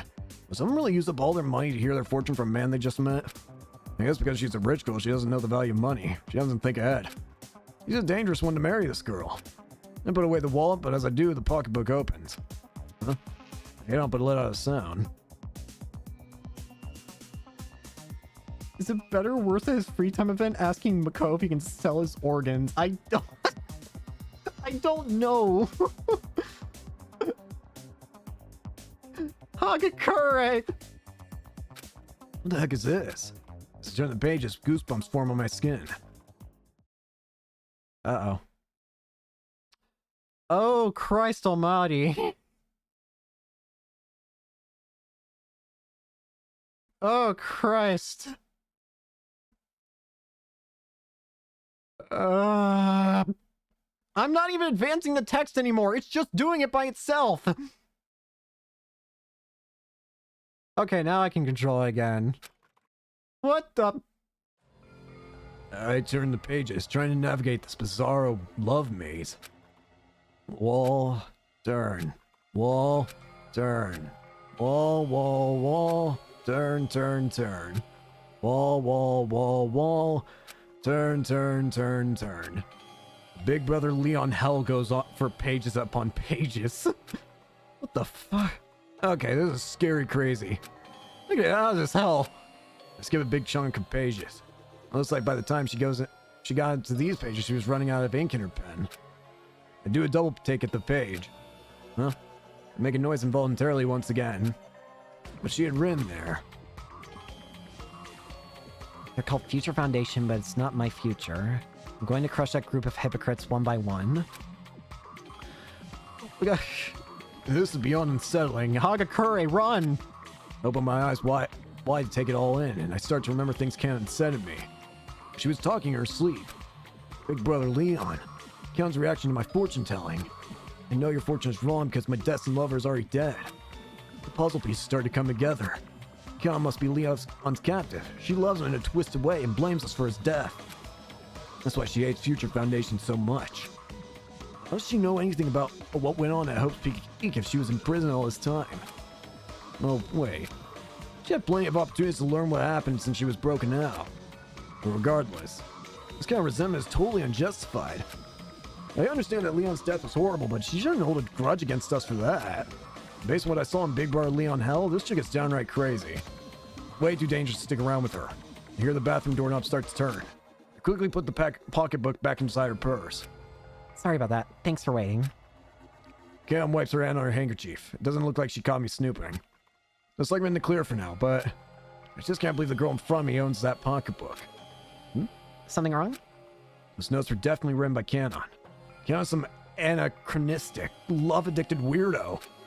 And she holds a deep, deep grudge against the survivors of Hope Peak killing game. Why are you making that face? Hey, you pervert. You got excited to imagine me doing my biz, didn't you? Yeah, sure, that's it. Just kidding, ew. Able to confront her about the pocketbook, I go along with her as we make our way to the subway. But can't just keep tagging along with her like this. What's this woman thinking? If she hates Future Foundation so much, why is she helping me escape? Maybe this is a temporary alliance because she thinks it's too dangerous to go it alone?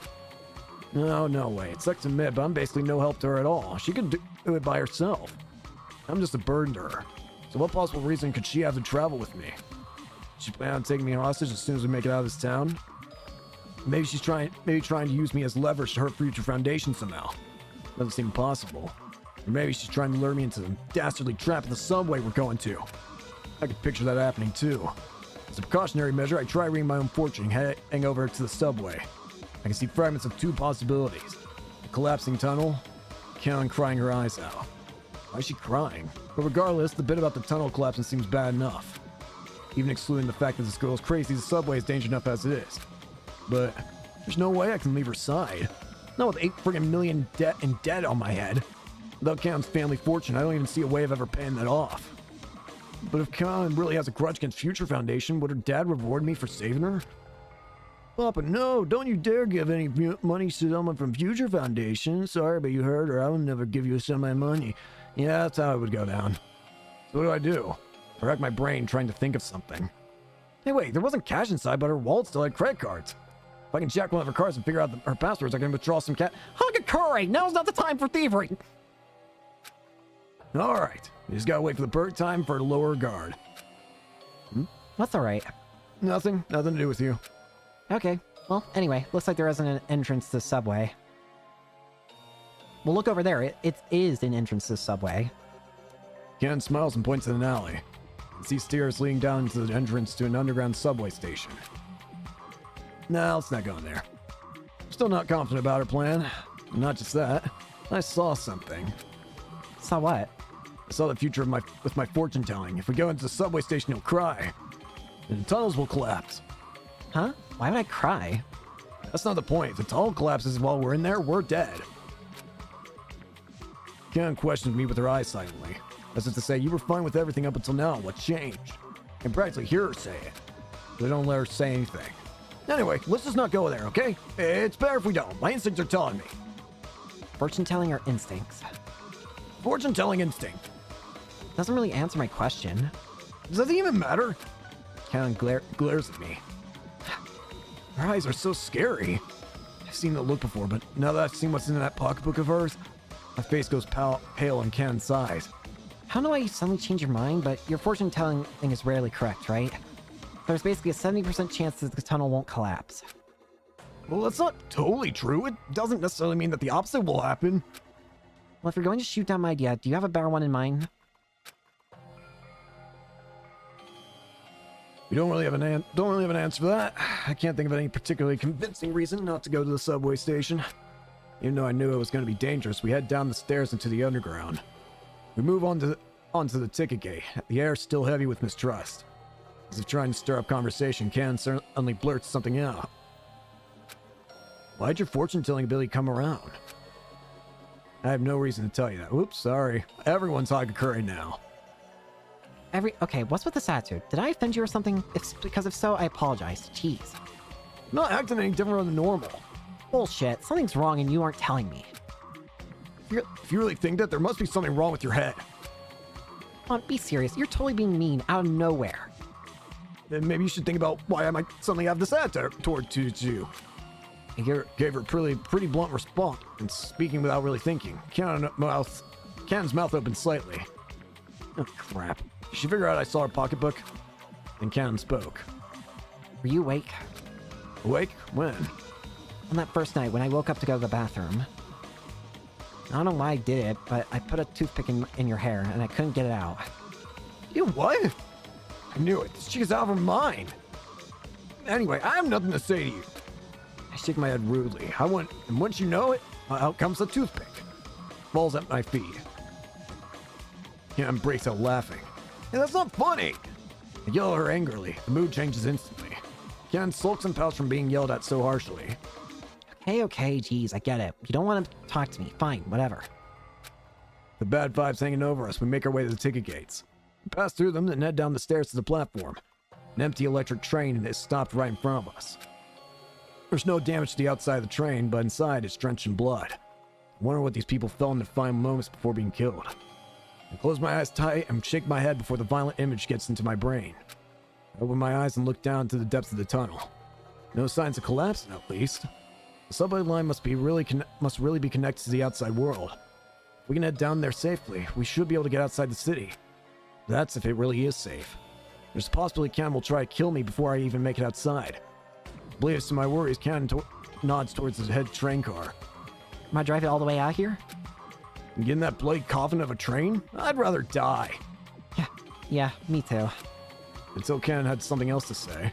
She's trying to muster up the courage to fix the relationship between us. But I don't encourage her one millimeter. Ken isn't put off by the silence. Anyway, like, when you first met me, you said whack was lame, and it made me pretty happy. Where is this coming from? The topic catches me off guard. Well, you look pissed, so I thought I'd lighten the mood. Anyway, I meant it. I was happy. Ken chuckles to conceal her embarrassment. We jump off the platform. I walk alongside her. For some reason, I'm trying not to step on the floor. I hop on the railroad ties. Immediately, I feel pathetic. Not manly at all. The reason I'm even alive right now is Canon. The Pogbook was scary, but the same Canon who wrote that stuff is the one who saved me. But I was acting so childishly, being all mean to her like that. It's not cool at all. It's okay to doubt things, but sometimes you just have to be absolutely sure. That's what I learned from the incident at Hope's Peak Academy. Being suspicious because of my predictions is wrong for me. With a new surge of courage, I ask her directly, "What do you think of Future Foundation?" And just when I finished asking my question, or maybe it was just an instant before, Cannon kicks me hard in the ribs. I crash into the tracks. She jumps on top of me and tightens her hands around my neck. Well, that didn't last long. As I sat alone in my living room, I hear the sound of the front door opening. I figured it was just Mom coming home, but when I looked, I saw a stranger standing before me. The moment I realized something was wrong, I was restrained and lost consciousness. When I woke up, I found myself inside a neat, well-decorated room. This was my prison for a year and a half. I got bored. The memory of Big Brother Leon was the only thing keeping me sane. I kept thinking about him, and even though my imprisoned life was hell, it was nothing compared to what came next. Shortly after I was in prison, Big Brother Leon was killed by Future Foundation. I learned that right after I was freed. It happened while I was being forced into the children's game. I was hiding in a public bathroom when I saw the folder placed on top of the toilet tank. Curious, I opened it. I wish I hadn't. The killing game at Hope's Peak Academy. An ultra-exciting game took place among 16 students from Hope's Peak Academy, Class 78. The rules were simple. You must live the rest of your life inside the school. If you want to leave, kill your classmate. In this totally awesome game, the following 10 students tragically lost their lives. Leon's name was on the list. It had to be a lie. It had to be a mistake. I refused to believe it. There were photos inside the file. Tied up, slumped over, the body of...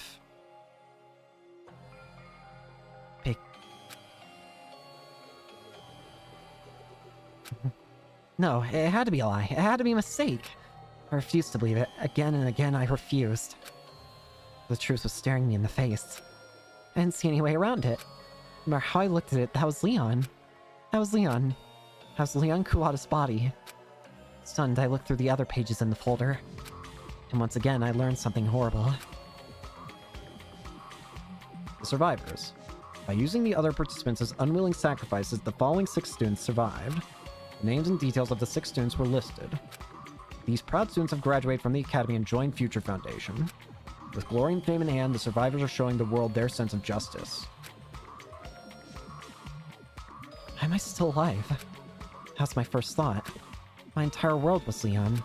Why am I still breathing? Why is my heart still beating? Am I standing? Am I not dead? Why am I not able to kill myself? No, it's obvious. I didn't die. It was Leon who died. Now I live inside a world that's over. Finished. That's the only thing I have. Fallen into despair. That's it. That's it all. What is it? But what is this? Aren't the tears coming? I don't feel anything at all. Are my emotions frozen in shock? Or am I just the kind of woman who refuses to cry when the world ends? Emotions are how you feel about the world, so if the world has ended, maybe emotions end too. Anyway, I should go where Leon is. There's no point in living in a world where Leon is gone. I placed my hands on the door, intending to walk right into the claws of Monokuma. But in that moment, I realized something. Not yet. Not today. Because there are people out there who deserve to die. There are people out there acting like they believe in justice, even though they killed Leon. They're still alive, with their hollow words that sound nice, hiding how shallow they all are. I'll die after I kill them all. I swore it on my life, as if I were cutting the words right into my skin. But I couldn't kill Yasuhiro. I had my reasons. At first, I thought he was just some random civilian. Some weirdo with ridiculous hair that was about to be killed by one of those monsters. That's why I saved him. It was after I saved his life that I found out. He was part of that twisted game. Human trash number 1, Yasuhiro Hagakure.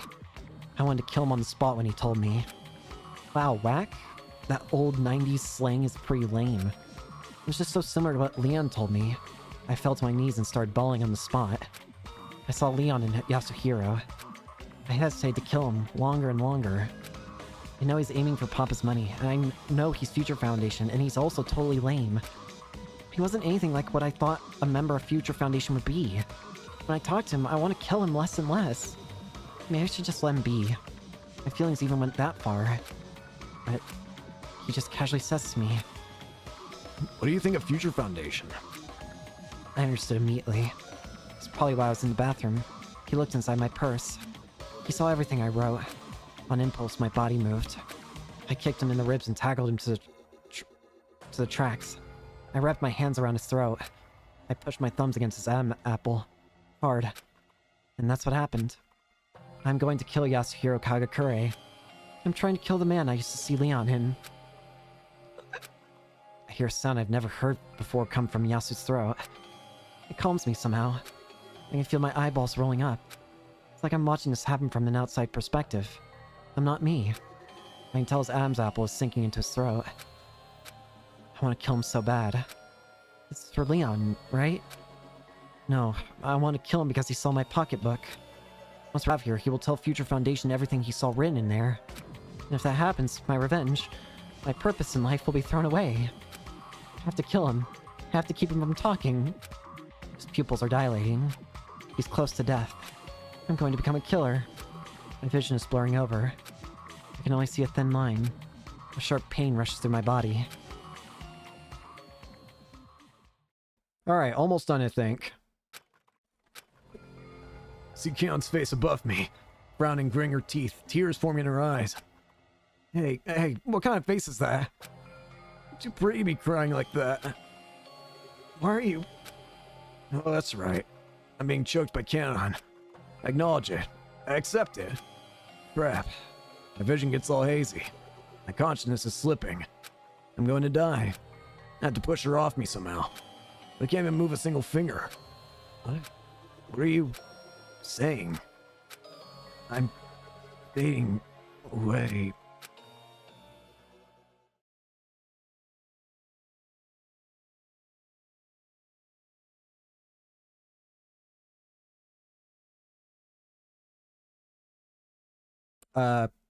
Game?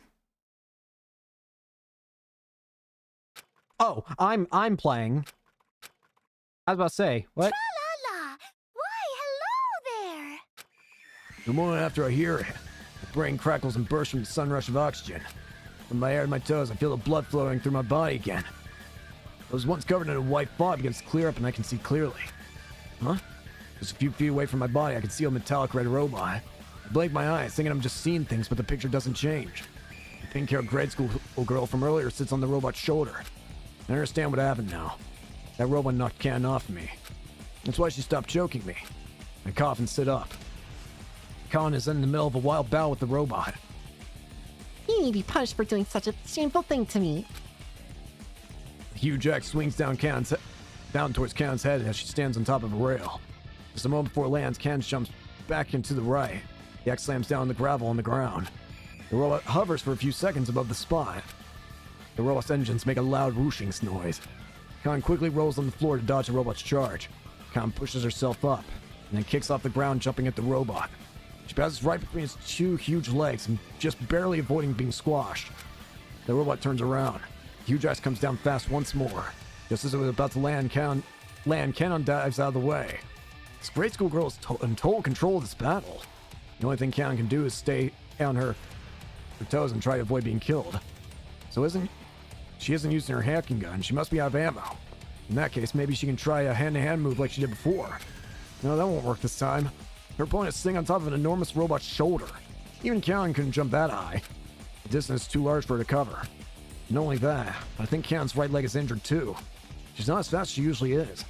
While she's evading attacks, she's obviously favoring one leg. It's only a matter of time. If this keeps up, Canon's going to die. The axe is going to split her head right open, and she'll be nothing more than a bloody corpse. Picturing a shin shivers up my spine. I'm glad I'm not in her shoes. Thinking such a horrible thing. I'm so ashamed. I hear a voice inside myself. What, you just gonna be a bystander now? If you don't save her, who the hell will? Well, to be fair, this chick tried to kill me. Even if I can save her somehow, how do I know she won't try to kill me later? Come on, you have to help. Yeah, I know. I can't think about what might happen. After graduating from Host Peak Academy and working for Future Foundation, how much I changed, how much I grew. I have to try. In this situation, I have to try. This is a story like that. I'm Yasuhiro Hagakure, Future Foundation Branch 14. I should run to her, but my legs are shaking. My stomach is cramping. Every cell in my body is trying to resist the urge to go help her. For some reason, I tell my own fortune again. I see myself falling into despair. I have a horrible sinking feeling standing over Cannon's body. Back in the present, my teeth are chattering together and I have my back against the wall. Ah! Crap. Huge metallic leg swung down at me. Jump backwards, trying to soften the impact, but my injured leg keeps me from dodging completely. The kick hits me square in my stomach, twice as hard as I expected. Horribly gross sound that I can't bear to hear spills out of my mouth. Before I can really be embarrassed about it, I'm flying backwards through the air. I land sharply on the gravel and roll. Feels like my skin's peeling off. Gah! Koko's extra cute voice is heard over my sounds of agony. This is what you get when you defy me, demon. I close and open my eyes slowly. Kodako has stepped off her robot and is laughing at me a few feet away. I might have used this opportunity to leap and grab the brat by the neck, but my body is broken. I can barely move. Kodako obviously knows that and is taunting me. My leg is a horrible sight to see. Even if I force myself, I don't think I can take another step. No, I don't think. I know. I know. This pain is real.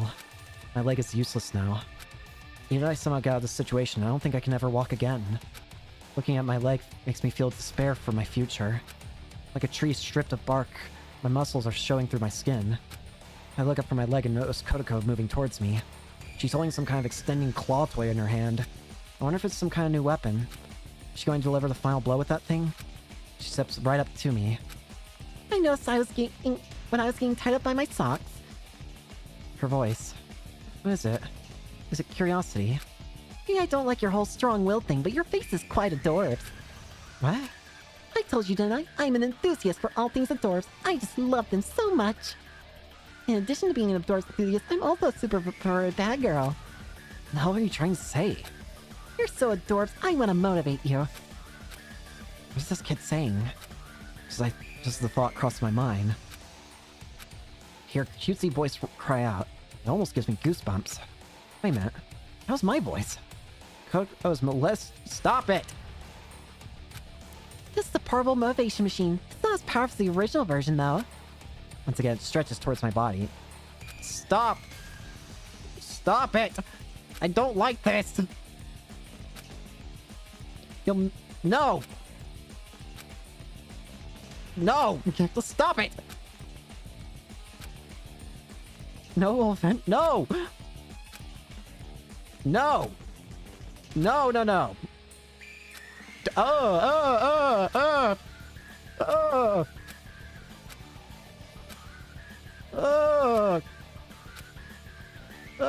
no, no, no, no.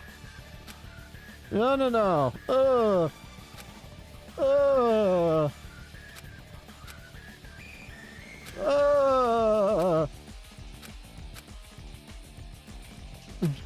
I don't want this anymore. Nuh-uh. Going out on my own terms.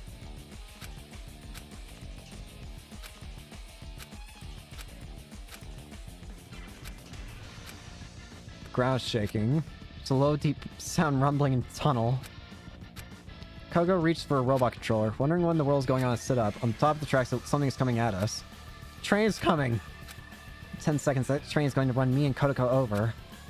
The electric train keeps coming. Wait, this isn't right either. I don't want to die from some tangle machine, but I don't want to get run over by a train either. Shows perk up in indignation. The robot parked on the side of the track suddenly jumps out. Like a sumo wrestler, the robot grapples with the oncoming train. Metal scrapes on the metal. Loud crashing sounds ring out. Crimson sparks fly out underneath the robot's feet. Unable to withstand the force of the train, the robot's sliding back towards us. The sound of clinking metal gets closer. Coco jumps to the right. She flans herself up against the wall. I, of course, am still lying here on the tracks. If I can't move, my skull's gonna get crushed by either the robot or that train. The giant red metal robot is just a few feet away from me now. I'm finished. Whack. Close my eyes, waiting for death. Suddenly, I feel like I'm floating. I got you, girl! As soon as I hear the voice, I understand. Yasuhiro's picking me up. Picking me up in his arms, Yasuhiro runs as fast as he can down the tracks. What's with this development? In a panic confusion, I look up at Yasuhiro for an answer. His face was pale and his teeth were clenched. When I see that, I realize he was the one who started up the train. Why? I tried to kill you. I mumble softly, almost too quietly to even hear. Yasuhiro answered firmly, as if taking an oath. I'm a member of Future Foundation. I can't be the helpless student forever. I feel myself tearing up. My heart is heavy with guilt. Stop. You say cool lines like that, you're gonna make me look like an idiot. Like he was right, and I was wrong. Trying to get revenge for Leon. Trying to win Leon's love. I try hard to suppress my shame. Just as I'm on the verge of an emotional breakthrough. Plus, I have a huge friggin' debt to worry about. Huh? But for now, we gotta run! An explosive crash runs out from behind us. Yasuhiro stops and turns around. The train is now on its side, thrown off by the tracks by the robot. Well, back to reality. Bad timing. Did I seriously think we were actually going to escape the situation? Kodako and her robot haven't taken any damage whatsoever. The only thing Yasuhiro did was buy us time. Our overwhelming lack of firepower hasn't changed. How dare you, demon! The robot gently picks up Kodako and places her on her shoulder, and then runs right for us. Oh god! The superpowered acceleration from 0 to 60. Shedding steam from the waist, the rollout soars straight at us. In a few seconds, we're goners. I don't need fortune telling to see that happening. We're gonna be split in two with that axe like a sliced watermelon. And after all, we're all out of options. Count's leg is injured, so we can't run. We can't fight, and the hacking gun is out of ammo. What am I doing? This is what I get for trying to be a hero instead of a comic relief guy. I didn't solve anything. I just added myself to the list of casualties. I really should stop trying stuff that's just not like me. Screw all that personal growth stuff. Game over. My shoulders go limp. I'm about to drop a can right there. My legs weaken and I fall to my knees. My fortune-telling tools and cell phone drop out of my pocket. The sound of the robot's jet burning away the air in the tunnel gets closer and closer. It raised its axe above me, prepared to swing it down in an arc. Preparing myself for death, I close my eyes.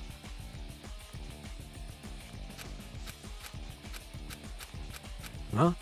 I'm laying here, but my skull isn't splitting.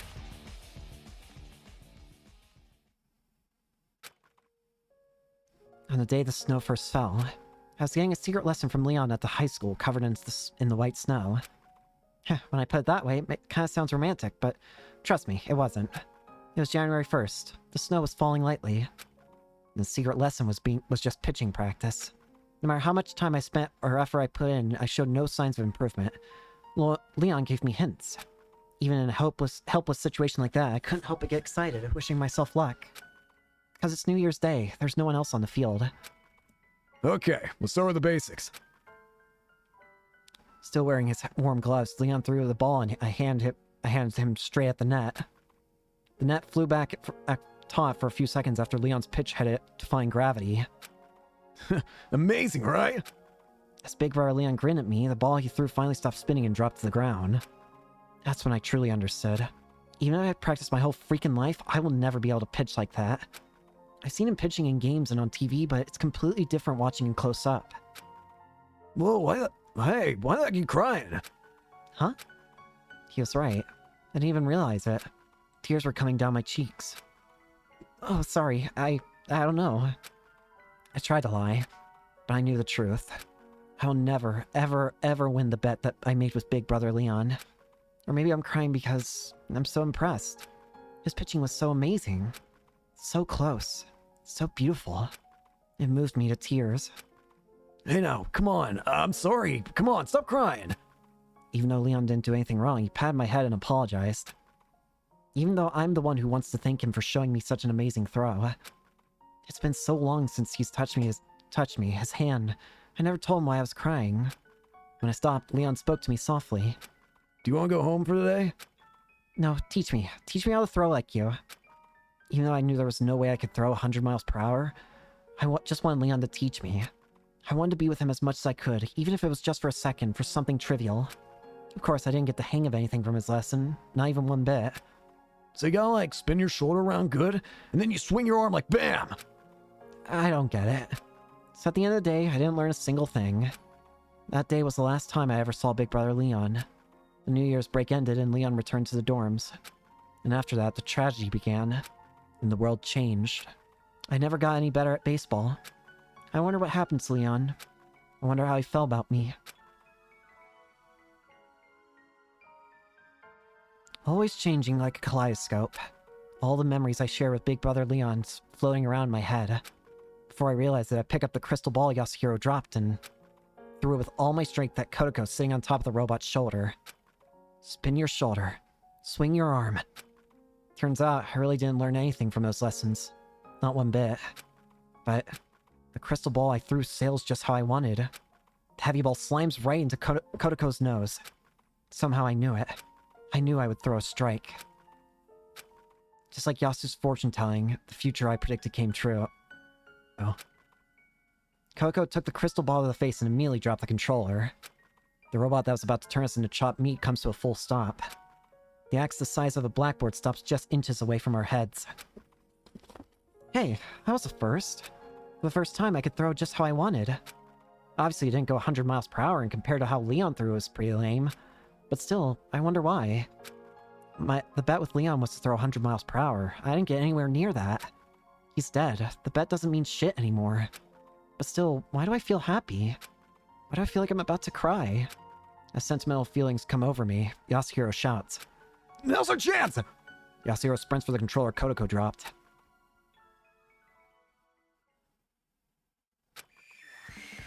I won't let you! You haven't finished your motivation yet! Oh wait, nope. I won't let you. You haven't finished your motivation yet. The great schooler with a swollen nose jumps off the robot and grabs for the controller. I won't let you. I won't let you. Can't use the last of her strength to stop the robot. Can't waste this chance. Fortunately, I had the advantage in distance and speed over this little brat. But...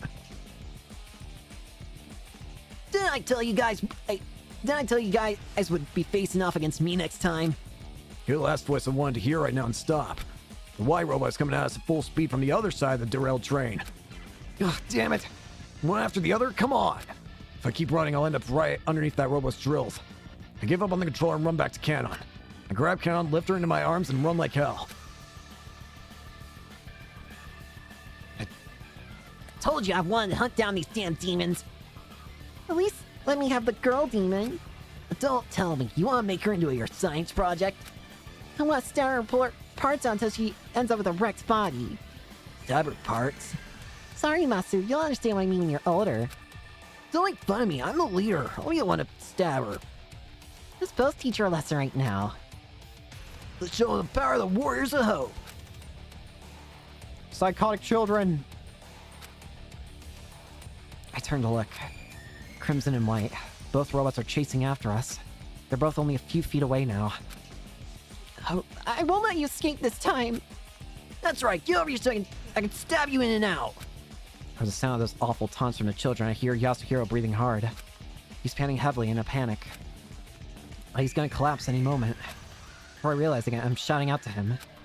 Just drop me. Keep carrying me. You're gonna... I'm alright. You're not alright. Just drop me. What's with you anyway? You try to kill me, and you save me. He's right. What in the world am I doing? Just a while ago I was trying to kill him, but now I'm trying to help him survive? Is my final goal in life fulfilled with that crystal ball pitch earlier? Do I see Leon and Yasuhiro? Is it out of thanks for saving me earlier? No, none of these are right. It's more simple than all that. It's because I don't hate him. Because I don't hate Yasuhiro. I realize now that I don't hate him at all. Because I don't hate him, I don't want him to die. I don't want him to die like Leon. I don't want that fate for him. I don't want to see that, even if I die. Just drop me, damn it! But my voice doesn't reach him. You don't have to worry. Why do you keep telling me that? Right time, right place. Yeah, this is it. Right, what do you mean? Didn't I tell you? The robot stretched their hands out for us. I feel their fingertips just barely brush through the hair on the back of my head. they get closer, they'll crush us both. And now no, our story is finished. Or so I thought. An explosion of noise fills the scene. My sound connects to the wrong film. My mind is blown from the scenery and the sound that don't match up. Huh? Right between us and the robots, an enormous piece of rubble falls down. And like the floodgates opened, the sound of crashing rocks, a shower of dirt and rubble fell. Like that one game, the tower of rubble stacks high up into the air. Pieces of rock and debris keep coming down, falling and falling until finally... Wow, Yasuhiro, your prediction actually came in clutch. I can no longer see the two robots. It's a disgrace, not just once, but twice. There's no way I, the leader, will stand up for this. The sounds of rocks coming down grows louder. Voices of children fade away. And now it all just blends together. Like white noise. Well, thanks, Yasuhiro, for predicting the train tracks.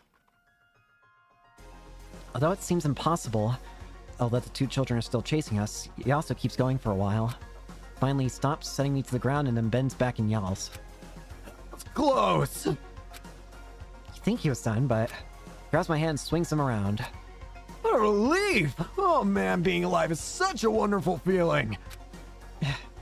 Yeah. I mean, I am psyched that we made it out alive, but he's so pumped up all of a sudden, it's kind of weird. But wait, earlier, what was that just now? You sound like you knew right when the tunnel was gonna collapse. I raised my voice in anger. Yasuhiro breathed in a deep breath and spoke proudly. It's just like I said. I saw a future that had the tunnel collapsing. Ah. I told you, my fortune telling is super detailed when it's correct. That's how I knew. I see. I do remember him saying something like that. So it wasn't just dumb luck that got into Hope's Peak Academy. No, wait.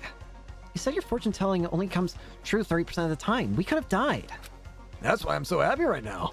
I was right to believe in myself. So he's just relying on luck. Geez, how much of an idiot can you be, old man? Just picturing what might have happened sends chills up my spine. But I am glad. I really am. I'm really glad that Yasuhiro didn't die. And after he calms down, Yasuhiro flops down to the ground, arms and legs spread wide. He breathes in and out deeply, sucking in mouthfuls of dust without a care in the world. I sit and watch him. I wonder why. My vision gets watery. I jump onto Yasuhiro. What the hell? I'm so glad the cloth on his suit is drenched in his sweat. Now he won't realize that I'm making it wet with my tears. Whack. Back to Yasuhiro. After calming down, I tried to patch up Kan's leg as best I can. I couldn't do much more than tie the sleeve of my shirt around her upper thigh, but it helped. Hey, you did it. Now I should be able to walk.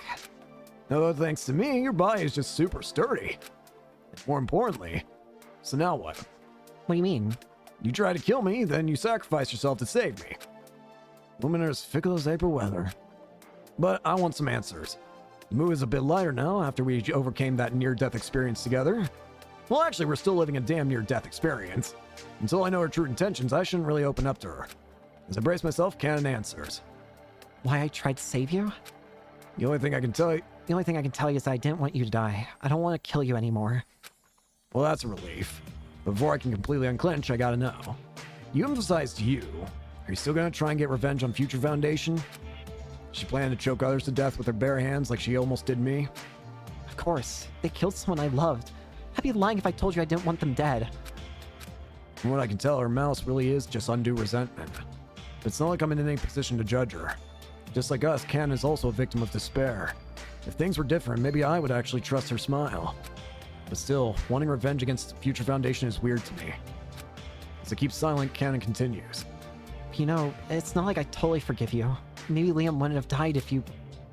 I hear Canon gulping hard. I don't really have any right to take revenge, do I? What do you mean? Better not be scheming something. No, it's not like that at all. Canon looks embarrassed, but continues. When I threw that crystal ball at Kotoko... Oh, a lot of memories were flashing in my mind. I wonder, what did Big Brother Leon really think of me? If he didn't care about me at all, then it would be stupid of me to try and get revenge for him. Maybe Big Brother Leon wouldn't want me to get revenge anyway. Maybe I'll just be a hardcore stalker again, won't I? Cam forces a smile, but her face is bright red. I know what she said was no joke. If that's the case, I decided to tell her the truth. Leon care about you a lot. Cam's face tenses up. I don't know if you're trying to console me or whatever, but don't make shit up, please. No, I'm not lying to make you feel better. It's the truth. I didn't tell you this, but you are definitely, without a doubt, Leon's captive. Captive? Each of us had our loved ones abducted by the Despair. We call those people captives. They were going to use our loved ones as motives to try and get us to murder each other. So you're saying that because I got abducted, I must have been Big Brother Leon's loved one? Yeah, no doubt about it. The art captives were kidnapped a year and a half ago, just like you. Ken tilts her head. Well, that might be true, but so what? It has nothing to do with my love. No, you don't get it. Captives weren't just people randomly chosen from among people we love. Each of us is someone we really, deeply, truly care for. Like me, for example. It's not an Oedipus complex, but my mom's a captive. Ken suddenly catches her breath. You can tell that she is thinking deeply. Her eyes shoot open, face worried. That? Yep. It means Leon really cared for you. Deeply. But... It's the truth. No sense doubting it. As much as I love Mom, I know you must love Leon. As if she were confessing to me or... As if she were confessing to me or something, her eyes are filled with expectation and worry. Slightly shaking, Cannon asks me. How much do you like your mom? My mom raised me all on her own. I love her more than anyone in the world. Cam wrinkles her face, until their breathing rhythm has collapsed completely. Tears start rolling down her face. She's trying her best to hold it in, but Cam suddenly bursts into loud sobs.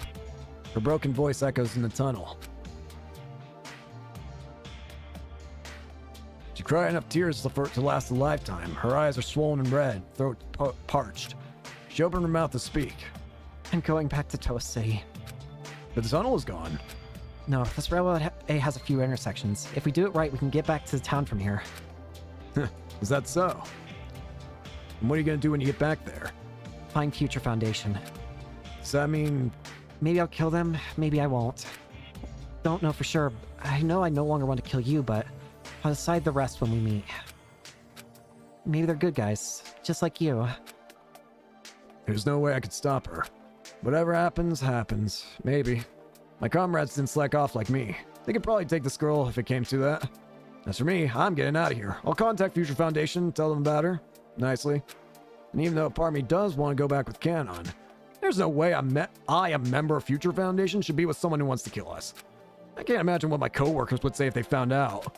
I don't really see any way around it. If I were to say something cold here, I'd have to say it's fate that Ken and I split up. That's how I'd convince myself anyway. Wanna go together part of the way? Wanna go together part of the way? Nah, I'm an old man. It'll take a while for me to heal my own HP.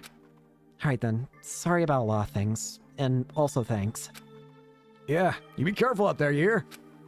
Sit down some rubble and wave. Well, I'm sure Can's gonna be alright. I take a breather with a sigh of relief, but then I suddenly realize it's not gonna be alright. I sprint off after Can like I'm flying. Can turns around surprised with a bright expression. Did you say you were gonna come with me? 8 million! What? I'm still at 8 million in debt! There's no way I can pay back the debt without getting some cash from Canon's family. Screw what my coworkers think. Money is way more important. Can tilts her head with a smirk. Whack. Nah, I'm the one who's whacked. Yes, you are.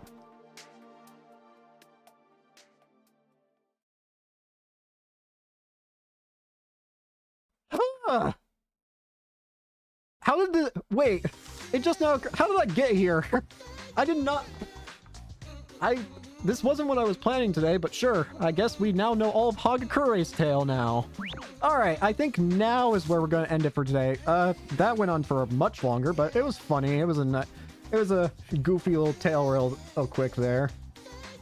But yeah, I'm going to go ahead and end it here for today. And then next time, either tomorrow or after tomorrow, we'll start up with V3. So, thank you all so much for watching. Most important character, yeah. Thank you all so much for watching. Hope you enjoyed, and I hope to see you all later. Peace.